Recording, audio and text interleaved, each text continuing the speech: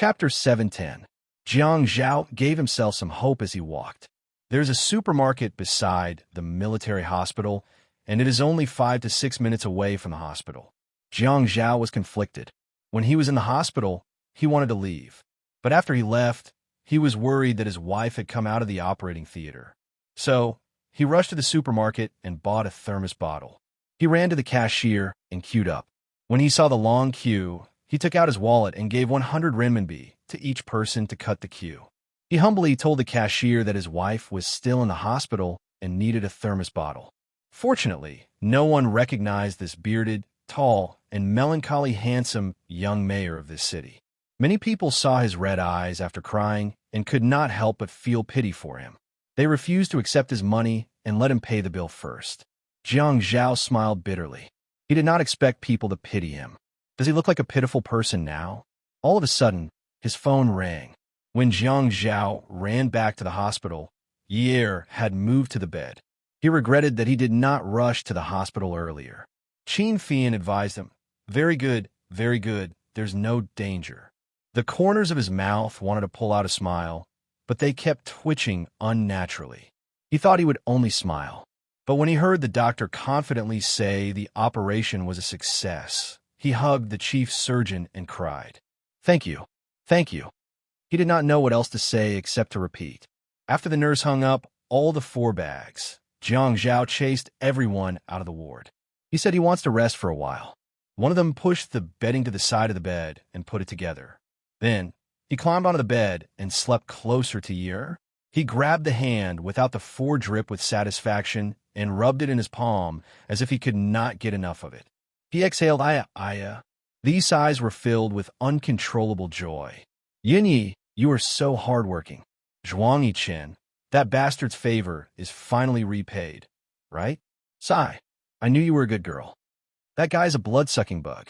If I don't return it to him this time, who knows how he will suck my blood dry in the future.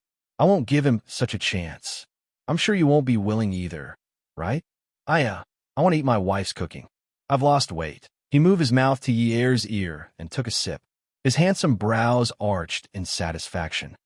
Let's not talk about it anymore. It'll definitely disturb you. Let's go to sleep. I'm so tired. It was already May, and the weather was starting to get hot. Jolie curled up beside the shoe cabinet. She felt uncomfortable all over. She was so uncomfortable that she wanted to scratch herself. She had already locked herself in her room for 2 days. She really wanted to control herself. However, her body was a little cold.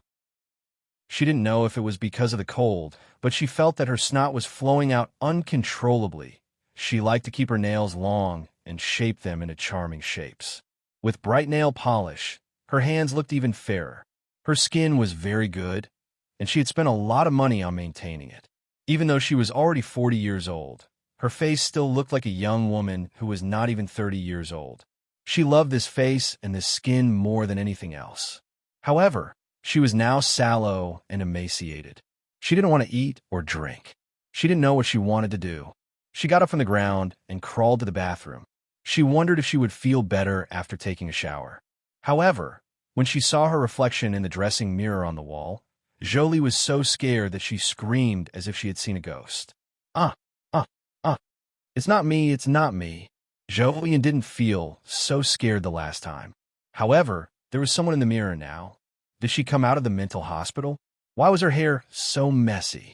Why were her eyes so deep and lifeless? Why were her clothes so dirty? What was even scarier was that her neck, the back of her hands, and the places that were not covered by her clothes were covered with blood-red scratches. She couldn't see her original appearance clearly. She hugged her own face.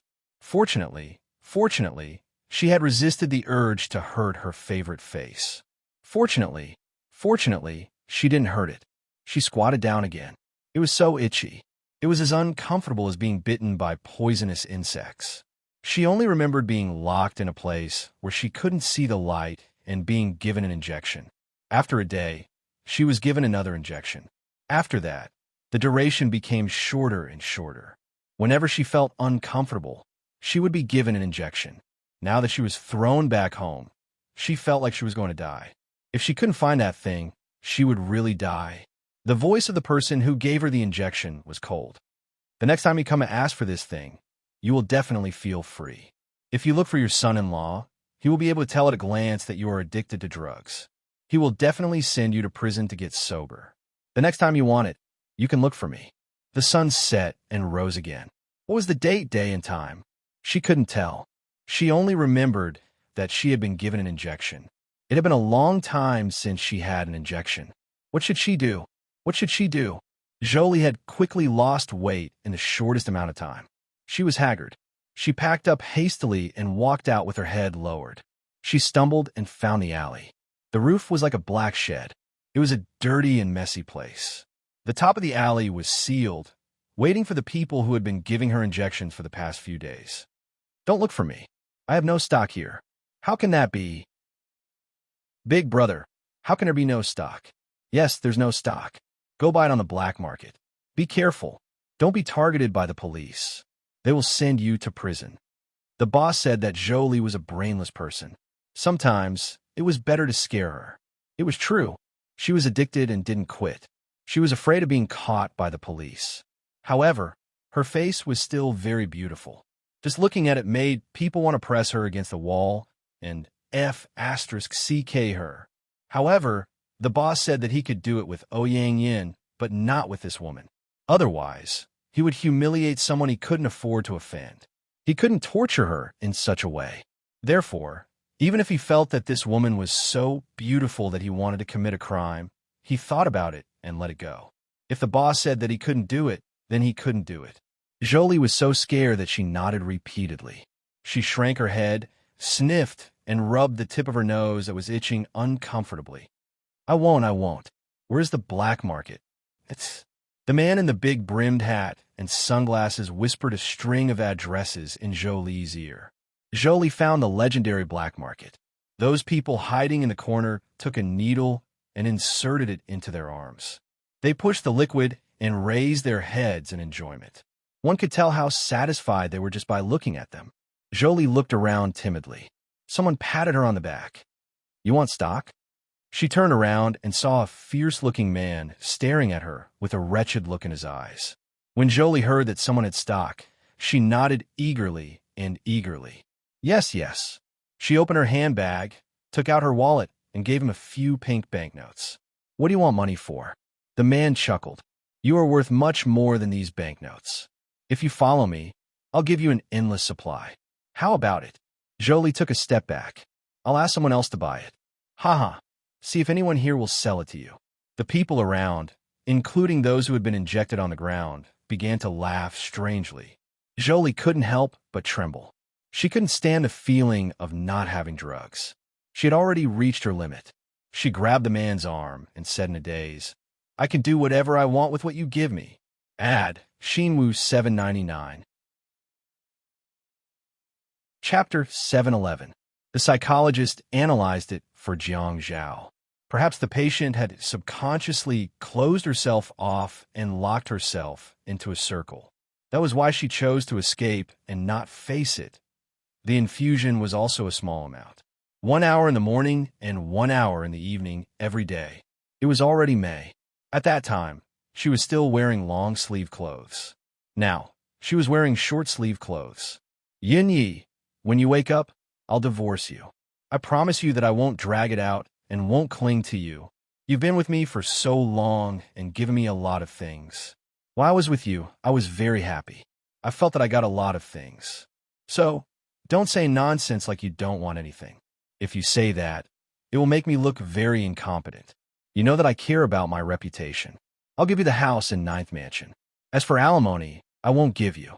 You can earn money now and support yourself. What do you think? Actually, I think you can still ask for some money. After all, if word gets out that I, Jiang Zhao, didn't even give alimony to my ex-wife after a divorce, it would be really embarrassing. Yin Yi, you'll let go after the divorce, right? You won't think that one is your husband and the other is your father, right? You won't hate the husband and think that the husband killed the father, and you won't feel inferior and think that the father dragged the husband down, right? You're only 20 years old. Why do you have to think so deeply? But I can't blame you. If it were me, I would also feel very uncomfortable. Okay, I'll do as you say. Let's get a divorce. I've already drafted the divorce agreement. I'm waiting for you to sign it. Jiang Zhao had actually thought it through a long time ago. In front of love and family, Yi was unwilling to choose. In her mind, love might be above everything, but it couldn't be above family. On the contrary, even if family was above everything, it couldn't be above love. In her heart, her father and husband were equally important. Jiang Zhao held the 2 divorce agreements that had been drafted in his hand. There were only a few lines of words, unlike many divorce papers that had several pages of densely packed requirement for the obligations of both parties. The house belonged to Yi and nothing else. Jiang Zhao's tone was indifferent as he slowly read the contents of the agreement. He read it again and again until the saliva in his mouth was dry. He took a sip of water and continued reading the boring divorce agreement. At night, the lights rippled in the night sea. Yi's floor was very high.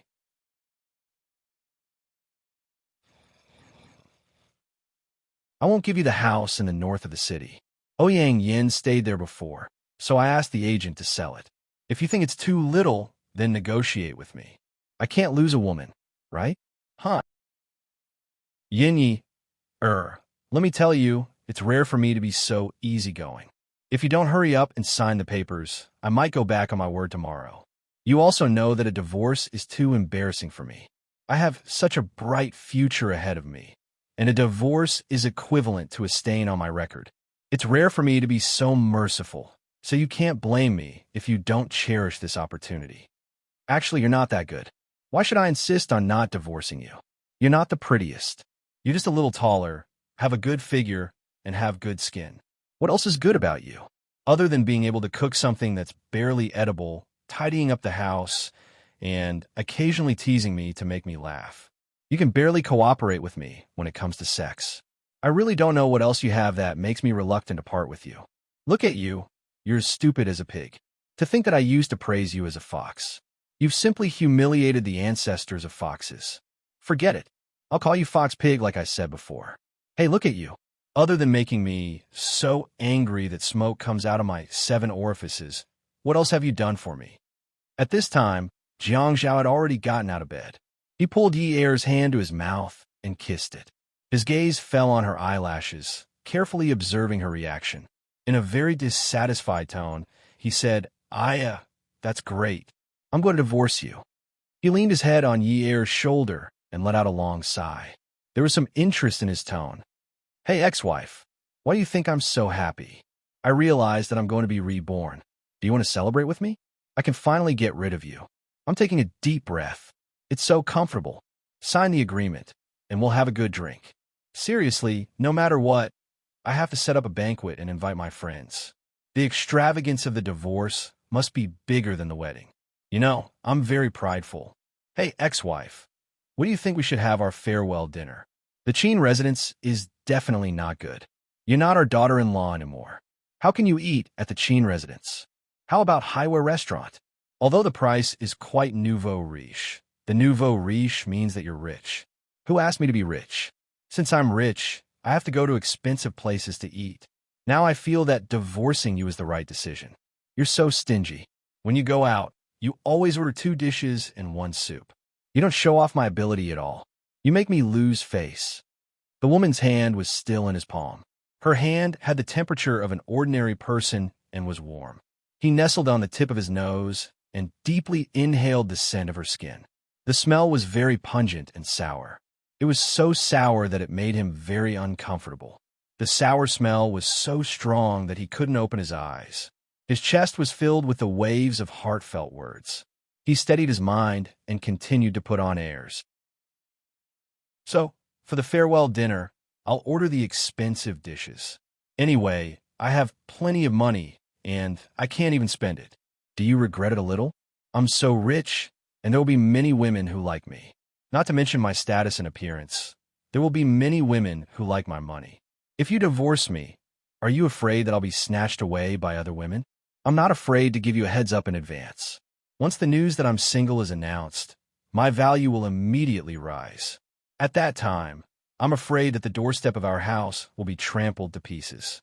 You know Tsang Ting Ting, right? Although she didn't pester me after that, I heard that she got engaged some time ago. But if she hears that I'm divorced, she will definitely run out from the engagement party to propose to me. Do you believe me?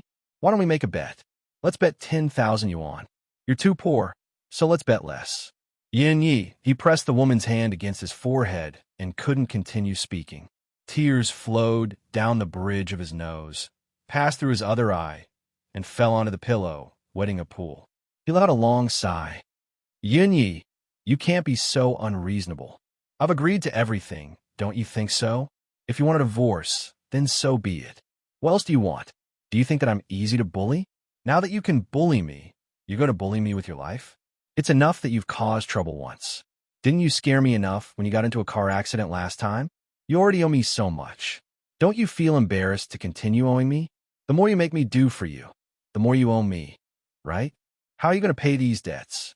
Hey, you must say that you took a bullet for me, so you've paid back what you should, right? Okay. I paid it all back, okay? We don't owe each other anything anymore. Really, Yin Yi, we don't owe each other anything anymore. You've paid back what I did for you in the past with your life. That's enough. Really, it's enough for anyone. You don't have to feel so inferior and think that you've always been the one who owes me. Really, you've paid back enough. We don't owe each other anything anymore. Do you feel better now? Jiang Zhao talked until very late. He could no longer lift his eyelids and finally fell asleep. The next morning, Jiang Zhao was awakened by the sound of running water. The bathroom. Jiang Zhao sat up abruptly. There was no one on the bed.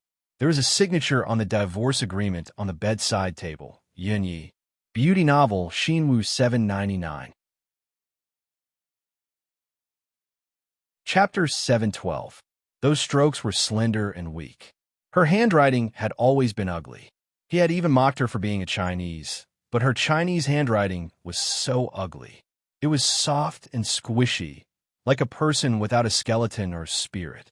She always said that everyone used computers these days, who wanted their handwriting to be so beautiful. But every time she saw some of his work notes, she couldn't help but exclaim in admiration, God, how many years have you practiced these words? How can you write so well? I like it so much. Jiang Zhao smiled. When he saw the divorce agreement at the top of the paper, his smile became even more bitter. She could actually hear it. She actually also felt that divorce was a way out. She actually didn't want to face their marriage in the future, even if she loved him so much that she could give up her life at the last minute. Perhaps what she needed more than just escape. What she needed more was time. The sound of water coming from the bathroom woke him up instantly. He quickly put on his slippers. When he ran to the bathroom, he pushed the door open and entered. She was bathing naked. The water from the shower was very small. She was washing very carefully, probably afraid that she would touch her back. Let me help you. She didn't feel embarrassed at all. She just turned her back to him and said calmly, Oh, okay. I don't know if the injury at the back is better. Is it because I can't touch water? A little. I'll wash the injury at the back for you. As for the upper part, wring a towel and wipe it later. This way it won't touch the wound. Yeah, I don't feel the pain from the wound anymore. Because it's been so long, it's almost healed. But after all, the injury is serious. Don't use too much force. Otherwise, the wound will still hurt. If it was in the past, Jiang Zhao would definitely not be able to resist pushing the woman who was bathing against the wall and making a big deal out of her. But now, he did not have the slightest desire to wash her. She also indifferently allowed his hand to gently scrub the skin on her back. The throbbing in their hearts was deeply hidden in the bottom of their hearts. Jiang Zhao was a little hesitant. His gaze fell on her back. It was so thin that her spine could be seen. He put his fingertips there and slowly stroked it. Yin Yi, can you not tell the family about the divorce? Okay. After seeing Yi Er agree, she smiled again. Yeah, you know that I'm very prideful. Then aren't we going to have a celebration?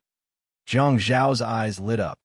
Huh, when I'm free, we'll have a breakup party. How about that? Yi Er, come. The night was so quiet that only the sounds of insects could be heard. This kind of silence was frightening. Jolie crouched in the grass behind the iron fence. It was already May. The mosquitoes were rampant, but she didn't feel any pain or itch at all. She let those things bite her. She kept remembering that person's instructions. Don't let the workers find out. After all, this kind of place where drugs are traded will definitely be reported. But this is the only place where it's not easy to be found out. When you find that everyone is asleep, open the metal door on the left side of the fence. Go in and wait. Imitate a bird's call, and someone will give you the drugs. There's a dog there. Don't be afraid. It's locked and won't hurt you. Jolie believed it again. So when she heard the sound of a dog barking, she wasn't afraid at all. But the nightmare that followed became a demon in her heart forever. The ferocity of the dog and the wind pulled Jolie back from the edge of addiction. Her arm was suddenly pulled, as if a steel nail was suddenly nailed into her arm. It was so painful that she wanted to die. Jolie couldn't take it anymore. She screamed in the wind, "Help!" She couldn't run. She could only hear more than one wild animal fiercely pulling at the metal chain.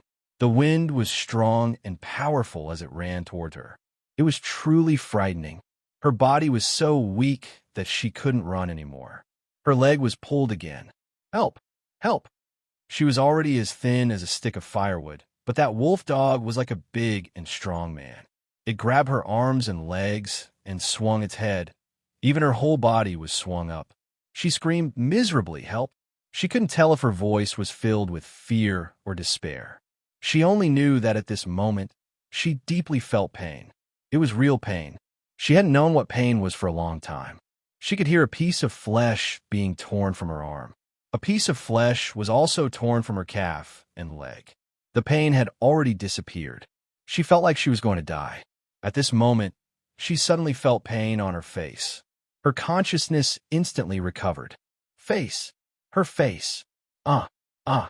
She suddenly reached out with her free hand to hit the head of the dog that was biting her face. She felt the fur on her face. She seemed to have hit its teeth. This was her bravest counterattack. Previously, she was afraid. But her face. The dog was angered. It bit down hard and shook its head. Rip. Feeling a piece of flesh being torn from the left side of her face, Jolie finally felt that she couldn't bear it anymore. Everything in front of her turned black. The lights were turned on. All the lights in the farmhouse were turned on one after another. The barking of the dogs and the cries for help were too intense. When the shop owner rushed out and saw the three wolves tearing apart a mass of flesh and blood, he was shocked. "Quick! She's dead." The dog couldn't resist this kind of meat. The owner rushed up with a stick and shouted. He used force and asked someone to throw a live chicken over to attract the dog's attention. The staff quickly dragged Jolie out of the fence. "Boss, she's still breathing. Quick, send her to the hospital. Give her an injection immediately." "Damn, she's going to die. Why did she come to the dog park in the middle of the night? Is there something wrong with her brain?" 2 days later, the night came on time. Zhuang Yichen was very dissatisfied with the result. He couldn't suppress his anger on the phone. Bastard. How could they send her to the hospital and save her? "Boss, the farmhouse is now afraid of getting into a lawsuit, so they have been paying for treatment. Moreover, this matter has caused quite a stir. There were many witnesses at that time, and some people even reported it to the TV station. They even made a special episode about the safety hazards of raising dogs. Do you think we should stop this matter?" "Stop. But when she's discharged, clean it up for me." Now that Jiang Zhao was going to take air out of the hospital, he couldn't leave this problem to Jiang Zhao. He had to deal with it. "Okay, Zhuang Yichen, do me a favor." A woman's voice came from upstairs. "Okay." Zhuang Yichen hung up the phone and walked upstairs to the walk-in closet. Xiaoya's cloakroom was very big, even bigger than the master bedroom. The clothes in the wardrobe in the master bedroom were all the clothes she usually wore. The cloakroom upstairs was filled with clothes that she made herself, or some expensive gowns that she bought. At this time, she was looking at the mirror and pulling at her chest, pouting. "What's wrong?" Zhuang Yichen had already entered the room. He saw Hua Zhe's back facing him. The seductive red dress made her snow-white skin look like jade. Looking at the style of the dress, the tube top, the slim waist, and the long skirt, he couldn't help but frown.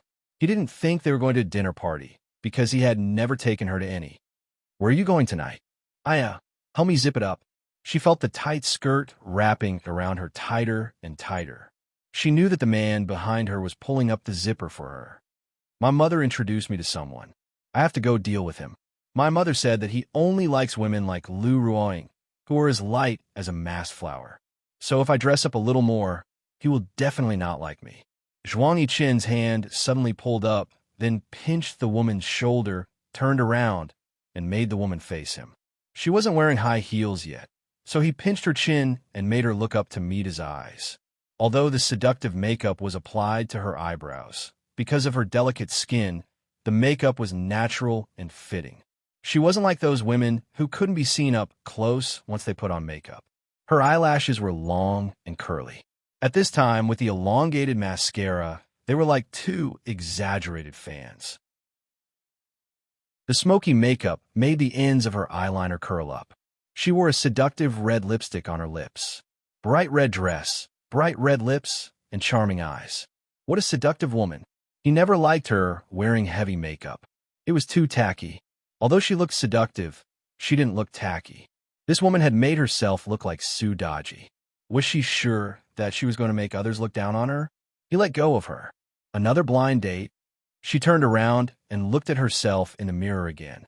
Then, she took out a diamond necklace from the jewelry box and wore it around her neck. She stretched her swan-like neck and touched the necklace around her neck to see if it matched. Yes. Do you want me to tell my mom that I'm not going? Zhuang Yichen frowned slightly again. What if I say no? Aren't you afraid that my mom will move in and stay here until she marries me off? You're only 25 years old. Why are you thinking about getting married so early? Do you think I want to get married? I don't lack men. My mom said that she needs a son-in-law. It's just a formality. You're so serious about dressing up just for a formality? Zhuang Yichen wanted to rub the makeup on her face. How am I serious? My mom said that that person likes women who are as plain as water. I did the opposite. Do you want me to dress up to suit that person's taste? Zhuang Yichen turned around and walked out of the room with an inexplicable anger. Xiaoya heard the sound of his footsteps slowly disappear up the stairs. Her shoulders slumped, and she felt a bitter taste in her mouth. What exactly did this man want? Zhang Zhao sneaked out of the hospital with Yi. Rather than saying that they were sneaking out, it was more accurate to say that they were in cahoots with the hospital. Yi could be discharged from the hospital, but Zhang Zhao told the doctor that they needed to observe him for a while longer. It was fine for a person who was unconscious to sleep in the hospital, but for a person who could move freely, it was a form of torture. Thus, Zhang Zhao naturally sneaked out of the hospital with Yi. Haiqing in May is really comfortable. It's not cold or hot, right? Zhang Zhao asked. Yes, the wind at night is really comfortable. Yi stretched out his arms comfortably and felt very comfortable walking on the road. Are you hungry? Let's go get something to eat. I want to eat sashimi, okay. Zhang Zhao did not dare to agree to this. It's cooked. Is that okay? How about spicy boiled fish? Zhang Zhao's mouth twitched. It seemed like she could not eat anything too spicy. Can you not add spicy? How about spicy fish? Was this woman deliberately going against him? How about steamed fish? Welfare, Xinwu 799. Chapter 713. Go to the most expensive place to eat. That way, you can show off your wealth. Order 2 servings, eat 1, and throw the other away? Sure, I also want to get rich. When are you going to treat me? Anytime. I won't go to that kind of place to treat you.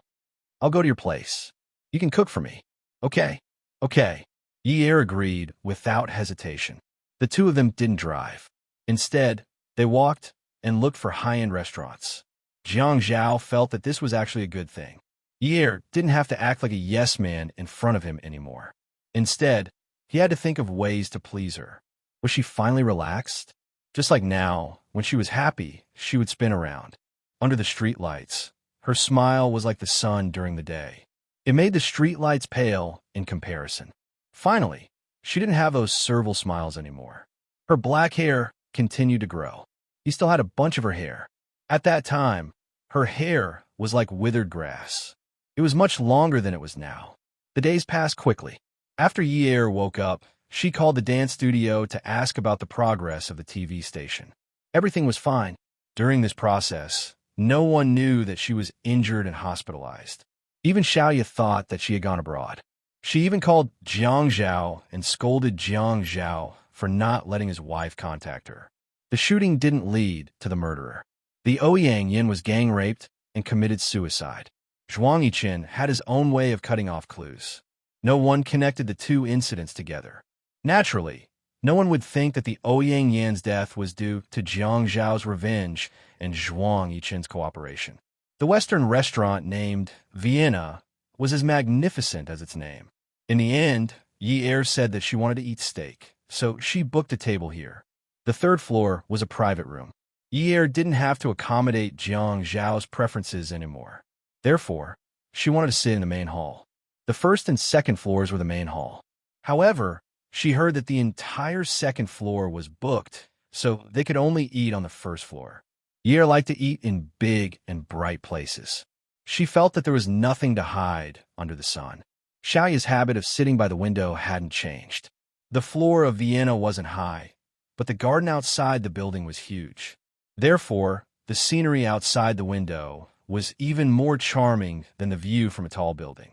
Especially in May, when the sky was full of flowers, it was hard for a woman not to love a flower house that symbolized romance. Although the entire second floor had been reserved, Yi Er could still smell the rose fragrance in the entire restaurant. It was a natural floral fragrance, not a mixture of spices. Someone whispered, "Wow, he's proposing. Do you know that?" So romantic. The second floor is filled with a sea of flowers and roses. Oh my God, what a huge diamond ring. The man is very handsome. Really, he's the young master of the Kong family. The woman is Xiaoya Qiu. She's that famous designer. They match so well. Xiaoya Qiu is dressed beautifully today. She's wearing a red gown, and her makeup is beautiful too. She matches the atmosphere today. Yi Er was splashing water on her face in the bathroom. She was shocked when she heard the discussion. She walked out of the bathroom in a hurry. She stepped on the thick carpet and walked quickly to Jiang Zhao. The second floor is booked by Kong Yun. He proposed to Xiaoya. Jiang Zhao sat opposite Yi Er.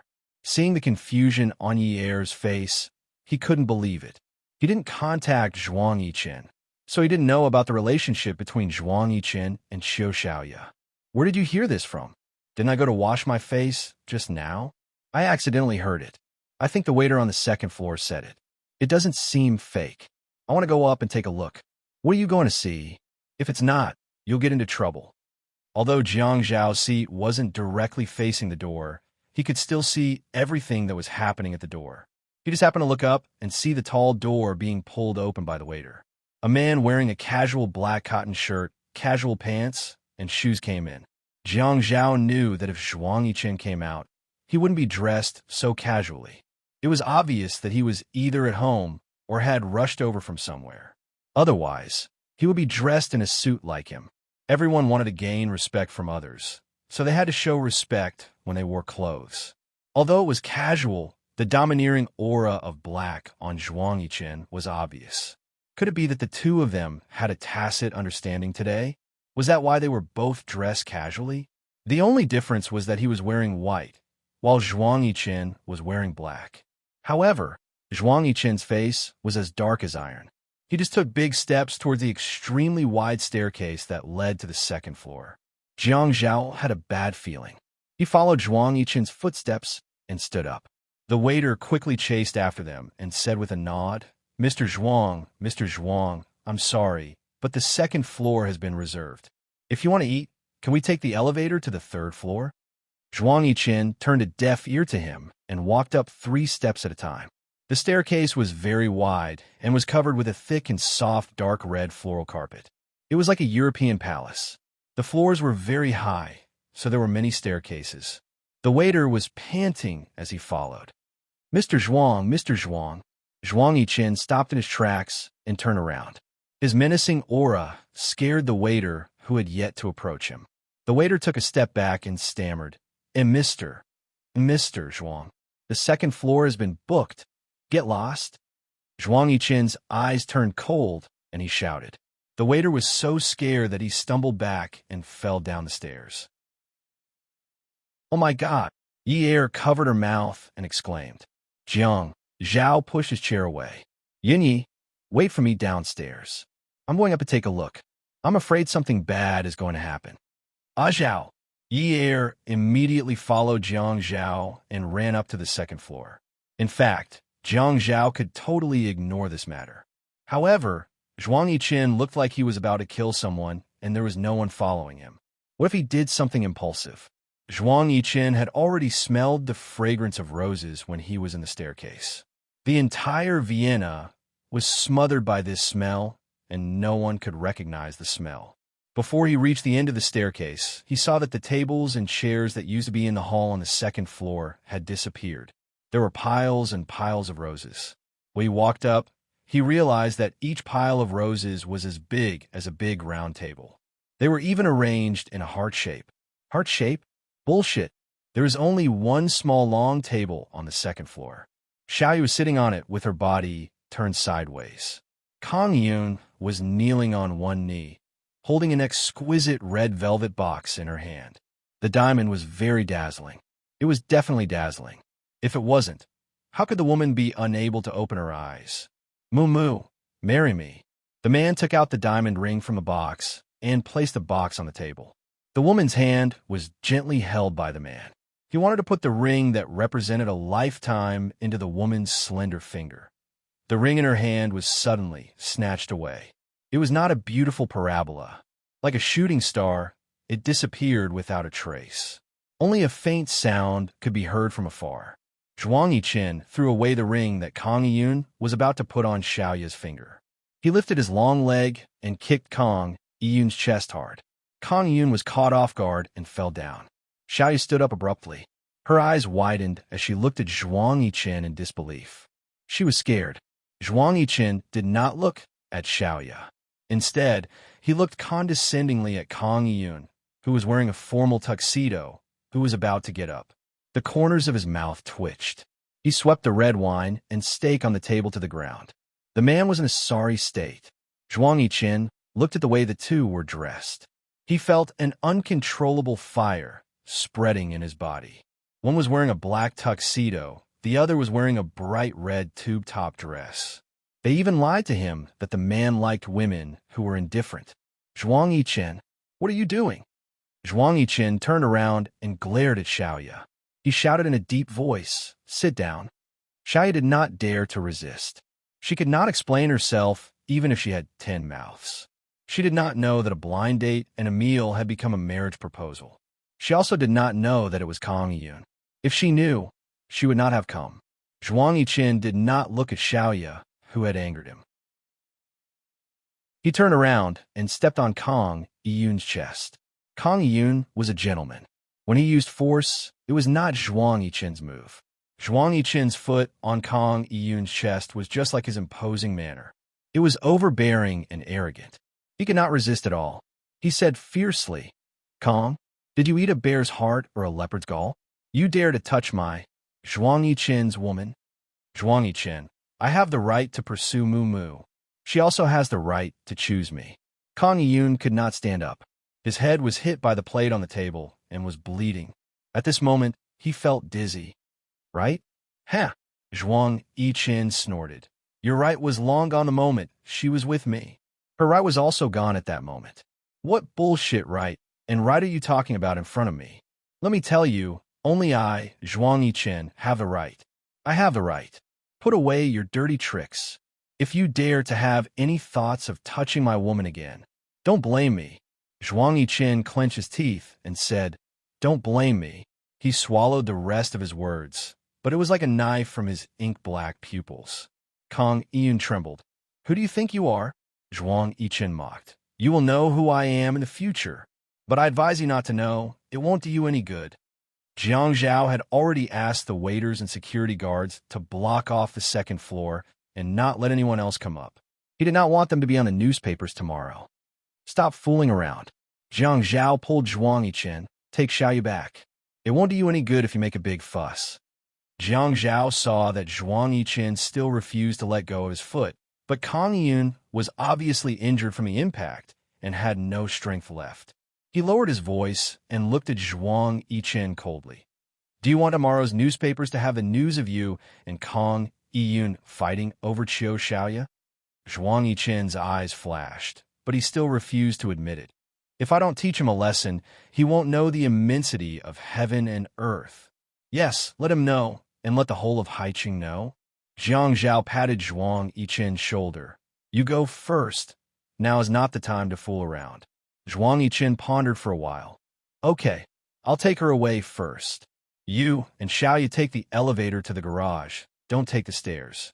Jiang Zhao then said to Yi, Yin Yi, go get our car and wait for them at the elevator in the underground garage in case they get photographed. Wait for me there. Yi nodded and quickly pressed the elevator button to leave first. Zhuang Yichen said stiffly, Thank you. He pulled Xiaoya away, but Xiaoya couldn't keep up with Zhuang Yichen's footsteps. Her high heels weren't suitable for running in such big strides, and the carpet on the floor was thick and soft. She felt that her heels were hooked and fell forward, crying out in pain, Ah! Kong Yin got up from the ground and was about to chase after Xiaoya when Jiang Zhao pulled him back. Young Master Kong, why don't you tidy up your appearance first? Kong Yun froze in shame. Zhuang Yichen saw that Xiaoya had already squatted down, and his steel-like eyes darkened. He picked up Xiaoya and held her more firmly in his arms, then strode towards the elevator. He said angrily, I'll teach you a lesson when we get back. Beauty Novel Songshu 566. Chapter 714. The four of them sat in Jiang Zhao's car. Yi and Jiang Zhao sat in the front, but at this moment, Xiaoya really wanted to switch seats with Yi. Zhuang Yichen didn't say a word the whole way, but his face was sullen. Jiang Zhao was the first to break the silence. Yichen, where did you go tonight? No, I was at home the whole time. Actually, he had been in Qingfeng Garden the whole time. His men were following Xiaoya, so he read some books to pass the time. He could have gone back to Ninth Mansion, but he couldn't help thinking about how she dressed up that night. He just had to find something to do in Qingfeng Garden. It wasn't too late, it was still very early. But when his men called, he was furious. Good Lord, he wasn't going on a normal blind date. He was going to accept a marriage proposal. The other party wasn't just anyone, it was Kong Yun. This woman was extraordinarily bold now. In the past, she wouldn't have dared to lie to him, but now she didn't even need to think of a script to lie. Why don't the four of us go to Highway Restaurant and find a private room for dinner? Jiang Zhao had originally brought Yi out for dinner, but the meal was ruined before they could finish. There's no need. Just send me back to Ninth Mansion. I've already eaten. I think she's eaten too. This she Zhuang Yichen was referring to as naturally Xiaoya. Xiaoya rubbed her stomach. She hadn't eaten yet. It was all wasted. Jiang Zhao had an idea. Okay, I'll go home with Yin Yi to eat. Get some food from the fridge. There was no food in the fridge, but there was a small supermarket in Ninth Mansion that sold daily vegetables. Although it didn't have a complete variety, it was still very fresh. Most importantly, he could get Yi to cook for him, and he could help out. Thinking of this, his hands that were holding the leather steering wheel felt exceptionally comfortable. He secretly turned his face to look at the woman beside him. She was also turning her head to look at him with a hint of dissatisfaction. He gave her an apologetic look. I'll have to trouble you then, Brother Zhao. Zhuang Yichen did not notice the flirtatious glances between the two people in the front row. He was not in a good mood, so his thanks were stiff and stiff. Jiang Zhao didn't care about it. He knew that Zhuang Yichen was probably so angry that his lungs were about to explode. Who didn't know that Zhuang Yichen was a very domineering person? It would be strange if he wasn't angry when something like this happened. Xiaoya was thrown into the room by Zhuang Yichen. As soon as Xiaoya took off her shoes, she was picked up by the waist and hung onto the man's waist. Then he walked into the room. Xiaoya's head and feet were hanging towards the ground. She felt her head was bleeding. Zhuang Yichen, what are you doing? He went straight to the bathroom and turned on the tap. As Xiaoya was placed on the ground, her head was pressed under the tap. Zhuang Yichen took a towel that was hung neatly on the rack to dry. He soaked it in water and rubbed Xiaoya's face. Xiaoya choked on a lot of water. The white porcelain basin filled up more and more, but her head was pressed down forcefully by Zhuang Yichen, so she couldn't get out of the water. She wanted to curse Zhuang Yichen, but when she opened her mouth, she drank a big mouthful of water. Zhuang Yichen lifted Xiaoya up and looked at her smudged face. But water couldn't wash away the makeup on her face. He was instantly furious. Xiaoya looked at Zhuang Yichen's eyes that were spitting fire. She felt a chill run down her spine. This man's violent tendencies were so obvious. How did she not notice it before? Her nose was still hurting. Zhuang Yichen, have you lost your mind? Zhuang Yichen didn't say anything to Xiaoya. He only held her down and didn't allow her to move. He pressed her against the sink and reached out to take his facial cleanser. He squeezed it out and rubbed it in his palms. Then, he rubbed it all over Xiaoya's face. My eyes. Zhuang Yichen rubbed the facial cleanser into Xiaoya's eyes. Zhuang Yichen knew that facial cleanser shouldn't enter the eyes, but he allowed Xiaoya to scream. When he was almost done, he pressed her into the white porcelain basin and rinsed her with the water from the tap. Xiaoya felt that she was being humiliated and bullied. This kind of man was simply a violent pervert. He didn't know how to respect people. From a moment he pushed her into the basin, he was no longer a gentleman. Xiaoya didn't scream anymore. She closed her eyes and allowed this man to humiliate her in any way he wanted. The woman's head was pulled out of the water. Zhuang Yichen saw that her face was white again. The fire in his eyes extinguished a little. He saw the resistance in Xiaoya's eyes, but he could choose to ignore it. He pinched the woman's chin and pulled it up. He bent down and kissed her. He wanted to taste if there was another man's taste in her mouth. But just as his tongue entered her mouth, it was bitten by the woman's teeth. He instinctively retracted his tongue. Zhuang Yichen frowned. In this luxurious bathroom, the two of them stood in front of the large sink. The orange light above them shone on Xiaoya's skin. Bite me. I'll bite you. The surging air in his chest pushed his chest up and down. Zhuang Yichen's gaze landed on Xiaoya's mouth. Then, he moved his gaze down to her chin. Her beautiful neck and beautiful collarbone. Necklace? Evening gown? The color of the flame-like evening gown was reflected in his eyes. It was like two clusters of burning fire. He let out a long sigh, gritted his teeth, and reached over to tear her dress. The air was filled with rip, rip sounds until there was no sound. Zhuang Yichen, you bastard. What do you take me for? I hate you. I hate you. Xiaoya felt like a disrespected prostitute at this moment. She squatted by the door and buried her head between her knees. Although she always knew that she relied on sleeping with men to get to where she was, she had never felt like a prostitute like this in the 4 years she had been with him. A prostitute who was bullied and humiliated by others. But she didn't cry. She hated women who cried so easily. Her heart was in so much pain that she couldn't shed any tears. There was a pile of red fabric on the floor. Xiaoya's bra was thrown to the ground. Her underwear was torn off, and her necklace was thrown away. She was completely naked. Zhuang Yichen kicked all the things on the floor that were an eyesore to him to the trash can. Then, he carried the naked Xiaoya out of the bathroom. He was very uncomfortable and depressed during the process. He threw Xiaoya into his pants and covered her body with a silk blanket. He pressed on top of her and said in a low voice, "Little demon Xiao, I didn't strip you naked because I wanted to do you. Don't test my patience time and time again. I told you last time, Kang Yin, stay away from him. What do you take me for? What do I take you for? I take you for my woman." Her body under the silk blanket trembled. Jiang Zhao's dinner was very sumptuous. There were 3 dishes and a soup. He hadn't eaten 2 bowls of rice in a long time. He was very satisfied with this meal. Jiang Zhao cleaned up the dishes and came out of the kitchen. Ye was eating honeydew melon. "Jiang Zhao, I think I should go back to the hospital tonight. The doctor is probably looking for me." Jiang Zhao pointed to his back. Ye threw the honeydew melon into his mouth and ran over to Jiang Zhao to untie the apron knot on his back and help him take it off. "It's okay. I just called. The doctor said that it's the same if you go tomorrow. I told him that you were out for so long and there were no other reactions." "Really?" "Yeah. Oh yeah. Miss Yin, remember not to tell anyone about our divorce." Ye nodded like a chick pecking rice. "Yeah, it's okay. Don't worry, Mr. Jiang. I'll keep it a secret." Jiang Zhao looked at Yi Er's smiling face. This woman's reaction was really disappointing. Was the divorce making her so happy? I don't believe you. I don't know who used to threaten me that she was a blabbermouth. Yi Er thought about the robbery that night. She had used all her means to make Jiang Zhao take her out of the alley. Isn't that just once in a while? We can't be like that all the time. I'll sleep in Si Jie's room. You sleep upstairs alone. I'll make some preparations in a few days and move out. Yi Er's heart ached. Okay, Jiang Zhao, thank you.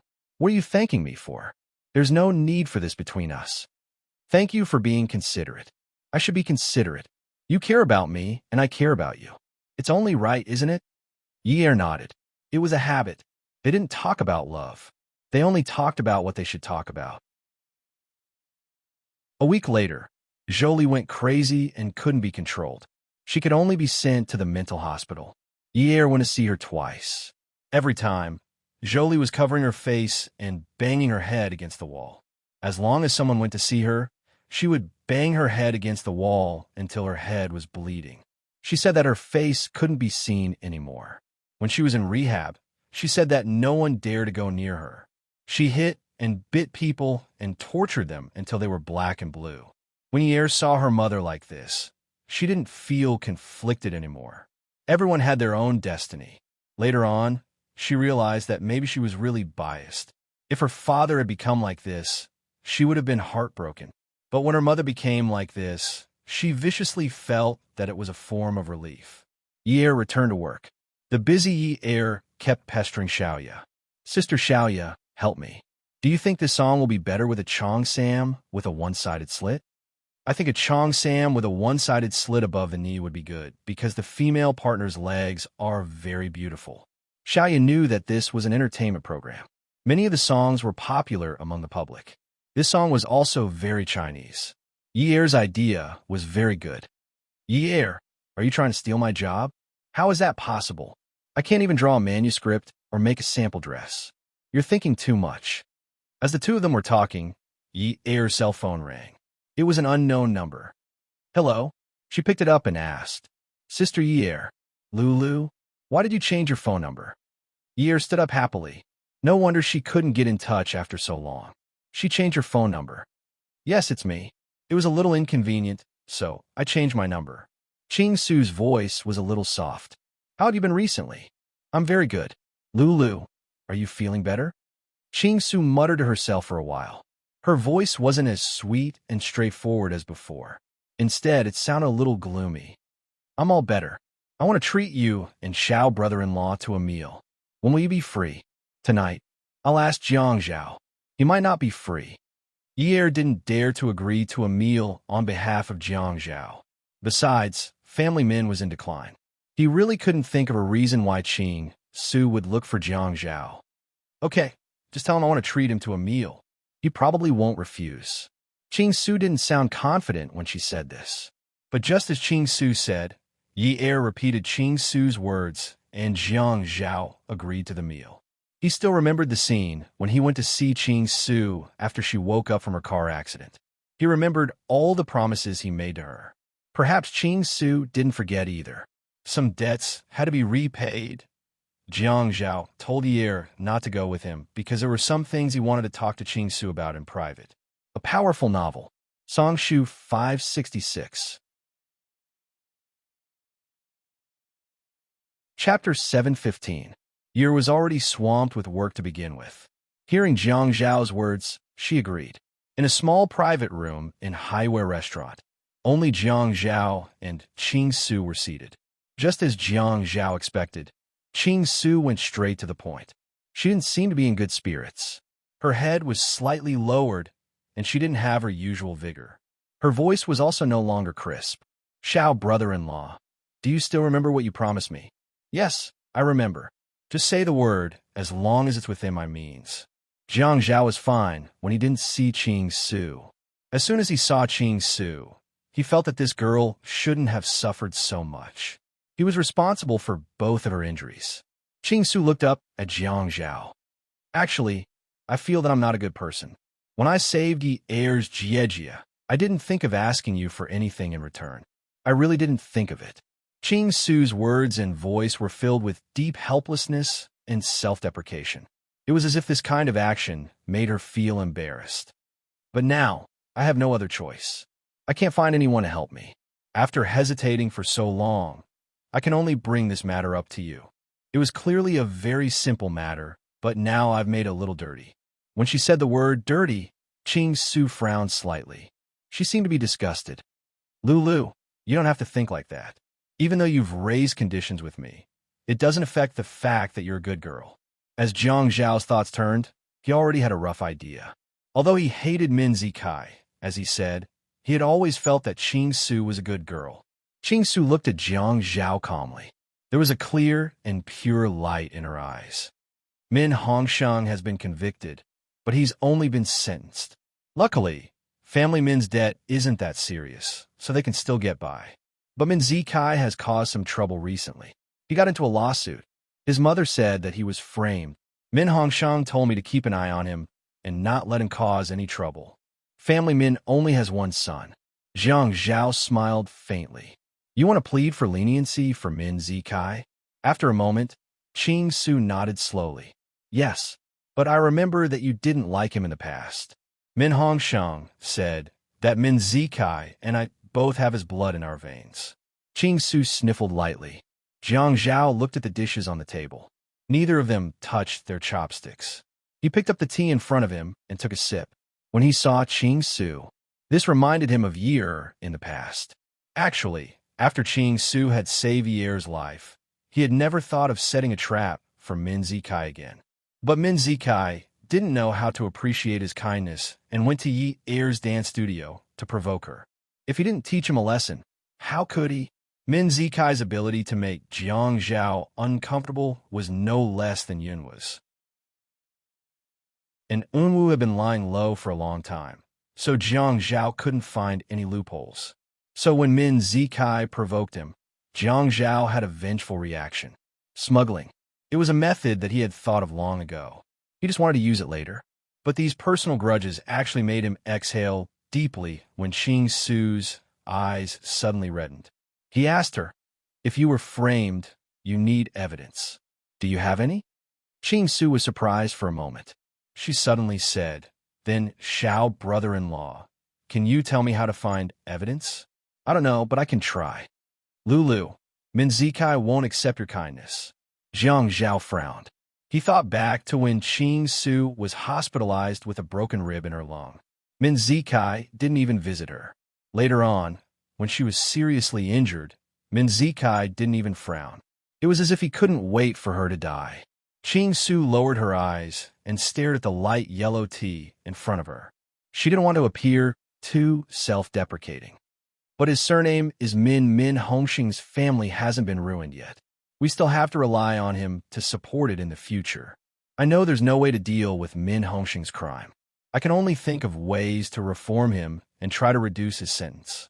But if Min Zikai also goes to jail, the family Min will really be finished. Min Hongsheng's life's work will be ruined. Jiang Zhao sighed softly.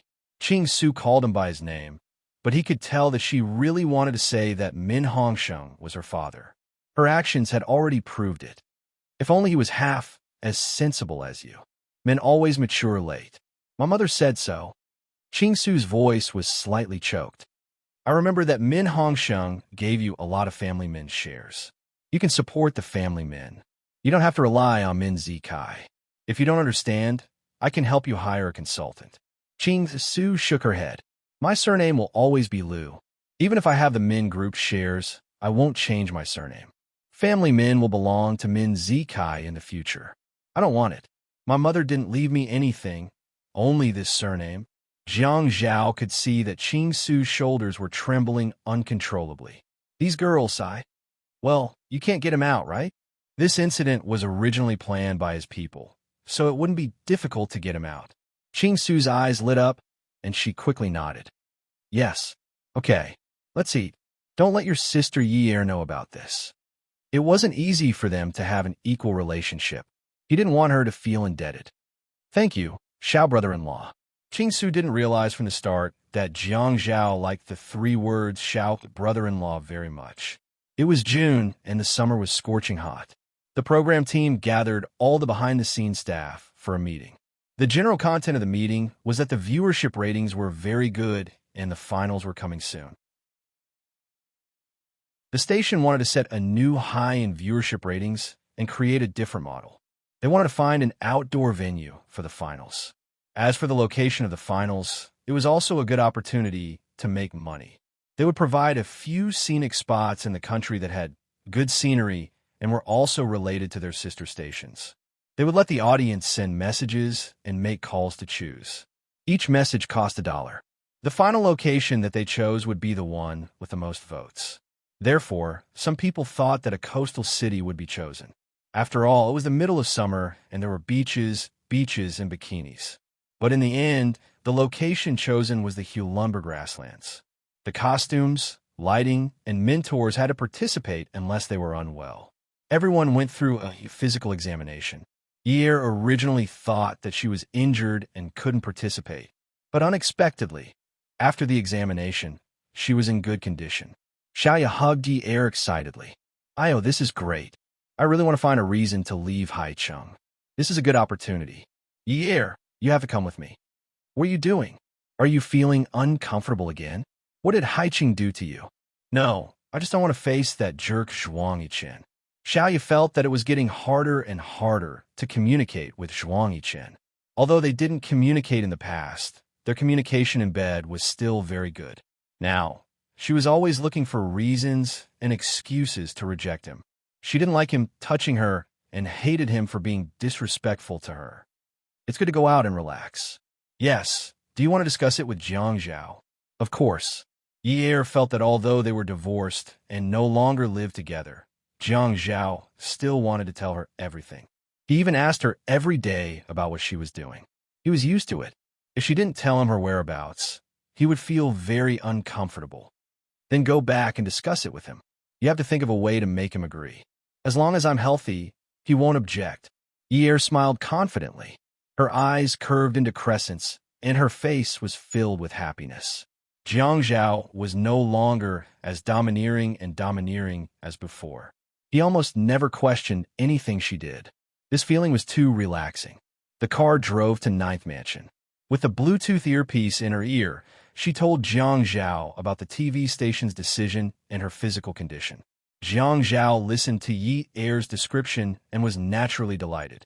"Great, you can still go out and have fun. Don't tire yourself out. I think after I'm done with my work, I'll go there on a business trip. Who knows, you might run into her." What kind of business trip was that?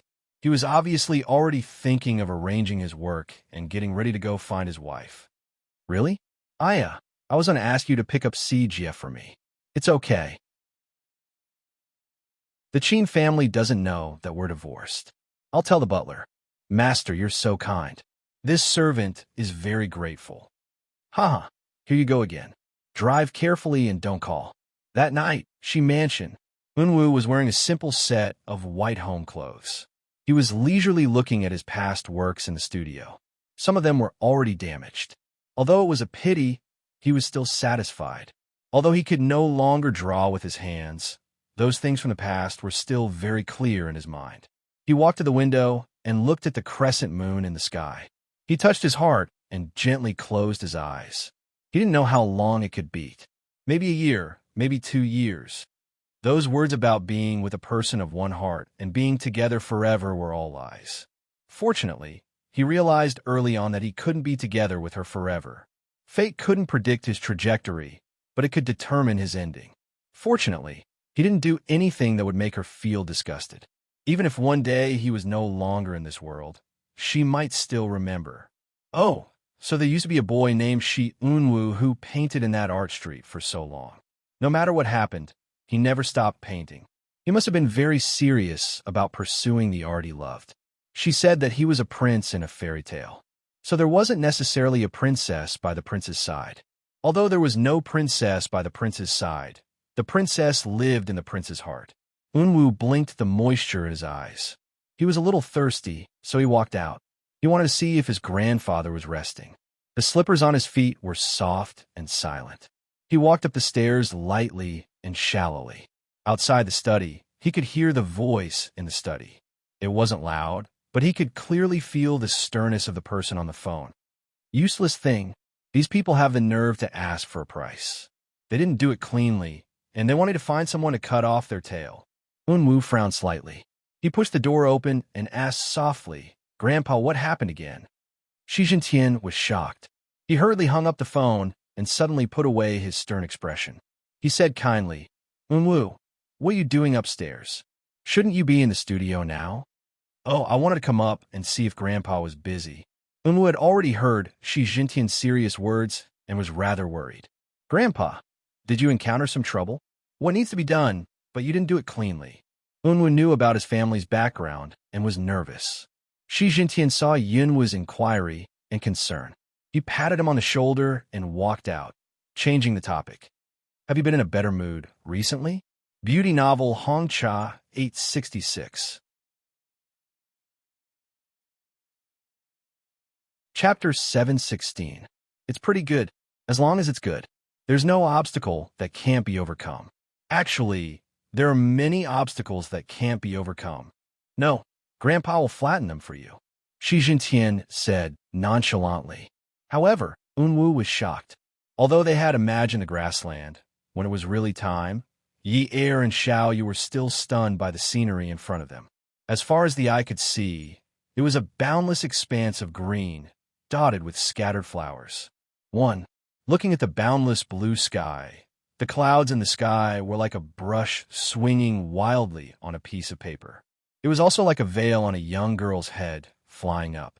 It was so transparent that only a faint white could be seen. The sky was so blue that even their hearts were clean.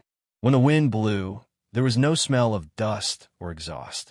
There was only the smell of grass and the fragrance of wildflowers. Xiaoya hugged Yi and rolled on the ground. Yi Er, I like it here. I like it very much. Sister Xiaoya, don't be crazy. Be more reserved. You're a great designer. There are many people in the production team. Xiaoya let go of Yi and lay on the ground. She rested her head on her hands and adjusted her sunglasses to block the sunlight. She looked at the sky. It's not the first day that the people of Haiqing know that I'm not reserved. Sai, why did the production team choose such a place? How can I be in the mood to film? Isn't Brother TV here? It's convenient. Look, when we arrived, the yurts and everything were already prepared. It's so convenient. The location was also chosen well. There's a water source here. Yi closed her eyes and told Xiaoya what she knew. Actually, Xiaoya also knew what she knew, but she couldn't find anything to say. She missed Jiang Zhao a little. He said that he would come here for a business trip. When was he coming? Hey, what are you thinking about? Xiaoya stretched out her leg and nudged Yi. Sister Xiaoya, do you miss Zhuang Yichen when you come to a place like this that has nothing to do with Haiqing? Xiaoya snorted and said, Why should I miss him? I can't wait to stay away from him. He's a psycho. Don't you know that? That damn psycho. Huh. The sunglasses on Yi Er's face blocked the dazzling sunlight and ultraviolet rays. Her eyes were closed under the sunglasses. She sighed softly and said, If what happened between you and Kang Yun that day happened to me, Jiang Zhao would also be so agitated that he would turn crazy. Yi didn't think that she was exaggerating. Back then, Jiang Zhao had made a lot of trouble. It was either in you or Min Zikai. He even bit her. He even fought. Was this something a 30-year-old man should do? He wasn't 18 years old. That wasn't my fault. He didn't even ask me what was going on. I didn't provoke him. I didn't know that Kang Yun was the one who asked me out. He even abused me when I went back. He hit you. That can't be. Were all men so scary? Could it be that Zhuang Yichen also bit people? Was this what they meant by birds of a feather flocking together? No. Anyway, he abused me. Psychological abuse. He didn't treat her as a human. Oof. Okay, let's go out and relax. Don't be angry. If I was angry at him, I would have been angered to death 100 times. Sister Xiaoya, you're the most magnanimous. Haha. Xiaoya felt that Yi had grown up. The way she spoke was much calmer than before. She always gave people a sense of calmness in the face of change. It was as if she had seen through everything. Rather than saying that she had matured, it was better to say that she was filled with a helpless sadness. Knowing about Yun Hongwei's death and Zhou Li's madness must have been a big blow to her, right? Yi Er, don't you and Jiang Zhao plan to have child? Yi Er's heart skipped a beat. What you said in the past was quite true. So, we basically have contraceptives. Let's have one. Jiang Zhao is a good person. He's not young anymore. He's good to you, and you have him in your heart. Why don't you want one? Xiaoyu was silent for a long time.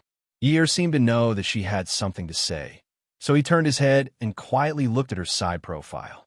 After a while, Xiaoyu said sadly, I don't want one because I'm not married. You're different from me. You have a child, so your family is complete. Marriage? But they were already divorced. But Yi Er continued to smile. Let's talk about it when we get back. Jiang Zhao said that if she wanted to remarry, she would tell him immediately. When they got back, she would tell him that she wanted to have a child. Because at this moment, she really missed him. It was as if there was only a big photo of a blue sky and white clouds above her head, and it was only the background of the photo. In front of it stood a tall and handsome man, looking at her with a smile. As she thought about it, she got up and started running. Xiaoyu sat up and shouted at Yi Er's back. Yin Er, what are you doing? I have a secret. I'm not telling you. Yi Er laughed and replied loudly as he ran. He did not turn around, but Xiaoyu heard him clearly and continued to lie down on the grass. Yi Er ran a little further away from Xiaoyu before slowing down. As he walked, he secretly smiled and bit his lip shyly, like a young girl who had fallen in love for the first time. She was wearing the uniform dark red uniform issued by the station. It was a loose, long-sleeve sportswear with waterproof material. As she walked, it made a rough sound as it rubbed against the fabric. In the past, she did not like to wear such clothes. They were ugly and the sound was unpleasant. But today, when she heard these sounds, she felt that they were like musical notes. The phone in her pocket was already a little hot from her grip. She took it out, placed it under her chin, and slowly walked on the grassland. The broken wildflowers under her feet also fluttered with the waves of the green grass in the wind, just like her mood. Her phone was already pressed against her teeth. As she laughed, she went from being silent to giggling. She pressed the button. It was 10 o'clock in the morning. It was still too early. He must be very busy at this time. It was very likely that he was still in a meeting at this time. If she called him now, it would definitely affect his work. How long did his meetings usually last? She had never asked before. She had to ask next time. She looked at the time from time to time. It should be done in 10 minutes. He had meetings every day. There shouldn't be that much to talk about, right? When she called, it was a long and tedious music. She heard a robotic female voice saying, "The number you have dialed is currently unavailable. Please try again later." Yi Er hung up. It seemed like he was really busy.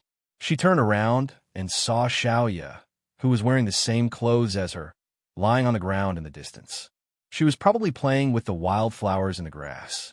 Forget it. I'll call him later. Yi slowly walked toward Xiaoyu, the faint sound of the wind gently caressing her skin. Her hair was tied up, and her ponytail was blown up by the wind. The ringtone of her phone started to sing cheerfully. Looking at the number jumping on the screen, Yi snickered and turned around. She picked up the call and said softly, "Hello." Zhao. Jiang Zhao was stunned. He was originally sitting on the chair, but he suddenly stood up. She often called him that, but her mood was clearly different from usual. He could even hear the adoration in her voice. Was it an illusion? Yin, what are you doing? What do you think? Yi lowered her head and kicked her heels with the tips of her feet. She heard the man on the other end of the phone exhale deeply. He pushed up the sunglasses on his face. At this moment, all the cells in his body were singing the song of yearning. Yi heard the man's breathing and could imagine that he must be surprised. She imagined him stopping in front of her. She tilted her head and clamped the phone on her shoulder. She reached her hand up to her eyes and seemed to be adjusting something. That was the position of the man's tie. She could help him adjust it and loosen it. She also helped him undo one of the buttons. Then, she stroked down the tie and caressed his chest to help him calm down. She leaned forward slightly, as if she was nearing his embrace. She softly said, Zhao, the grasslands here are so beautiful. The blue sky is so clear, the white clouds are so white, the air is so clear. Everything is so clean, as if there are no impurities. Ah Zhao, when I look at the sky, I see you smiling at me. You're so handsome. Yi Er's eyes stung and tears fell. Then she giggled and said, Ah Zhao, you're so handsome. You're so handsome that I miss you. Jiang Zhao held the phone, tugged at his tie, and unbuttoned it. His big hand stroked down the tie, caressing his heart, which was beating very fast. Although he knew that she always had him in her heart, he did not expect that she would call him and tell him this. If he had known, he would have sent her to that kind of place earlier, so that she could feel that he was handsome earlier and say that she missed him earlier. This woman was really annoying. When she spoke words of love, they were as delicate as strands of hair. She laid the groundwork for so long, but the last 3 words were the main point. This troublesome thing kept saying such sweet words for him. As he listened, he almost cried. When he opened his mouth, he realized that his voice was hoarse. Yunyi, I also miss you a lot. As he called out the woman's name, he flipped through the pile of documents on the table. He couldn't stay in Haicheng any longer. He had to hurry and fly over. Yi held the phone and looked up at the sky. Xiaoya's words echoed in her ears. She said shyly, Ah Zhao, when I go back this time, let's have a child. Okay. Jiang Zhao slumped back into his chair. He could have said those 2 words heavily, but he said them softly and weakly. The strong waves in his heart had already made him unable to make a sound. He raised his hand to cover his face, and his palm was wet and slippery. Jiang Zhao calmly ran over and started discussing how to reduce his workload. It wasn't like the past, when he had to participate in many things. It was also very tiring to arrange the transfer of work. Fortunately, many of the work could be arranged in the name of training. Jiang Zhao started to make arrangements. However, he had to attend a work meeting with the municipal committee for the next 2 days and couldn't leave. He could only book the plane ticket for the 3rd day. The green and blue grasslands always made people want to see cows and sheep in the wind, as well as those galloping horses. When participating in the competition, the station also had to record some of the local customs of the grasslands and let the popular contestants do some interesting things for publicity. This was also a request made by Brother Station. They didn't forget to spread the local culture at all times. Attention, Xinwu 799.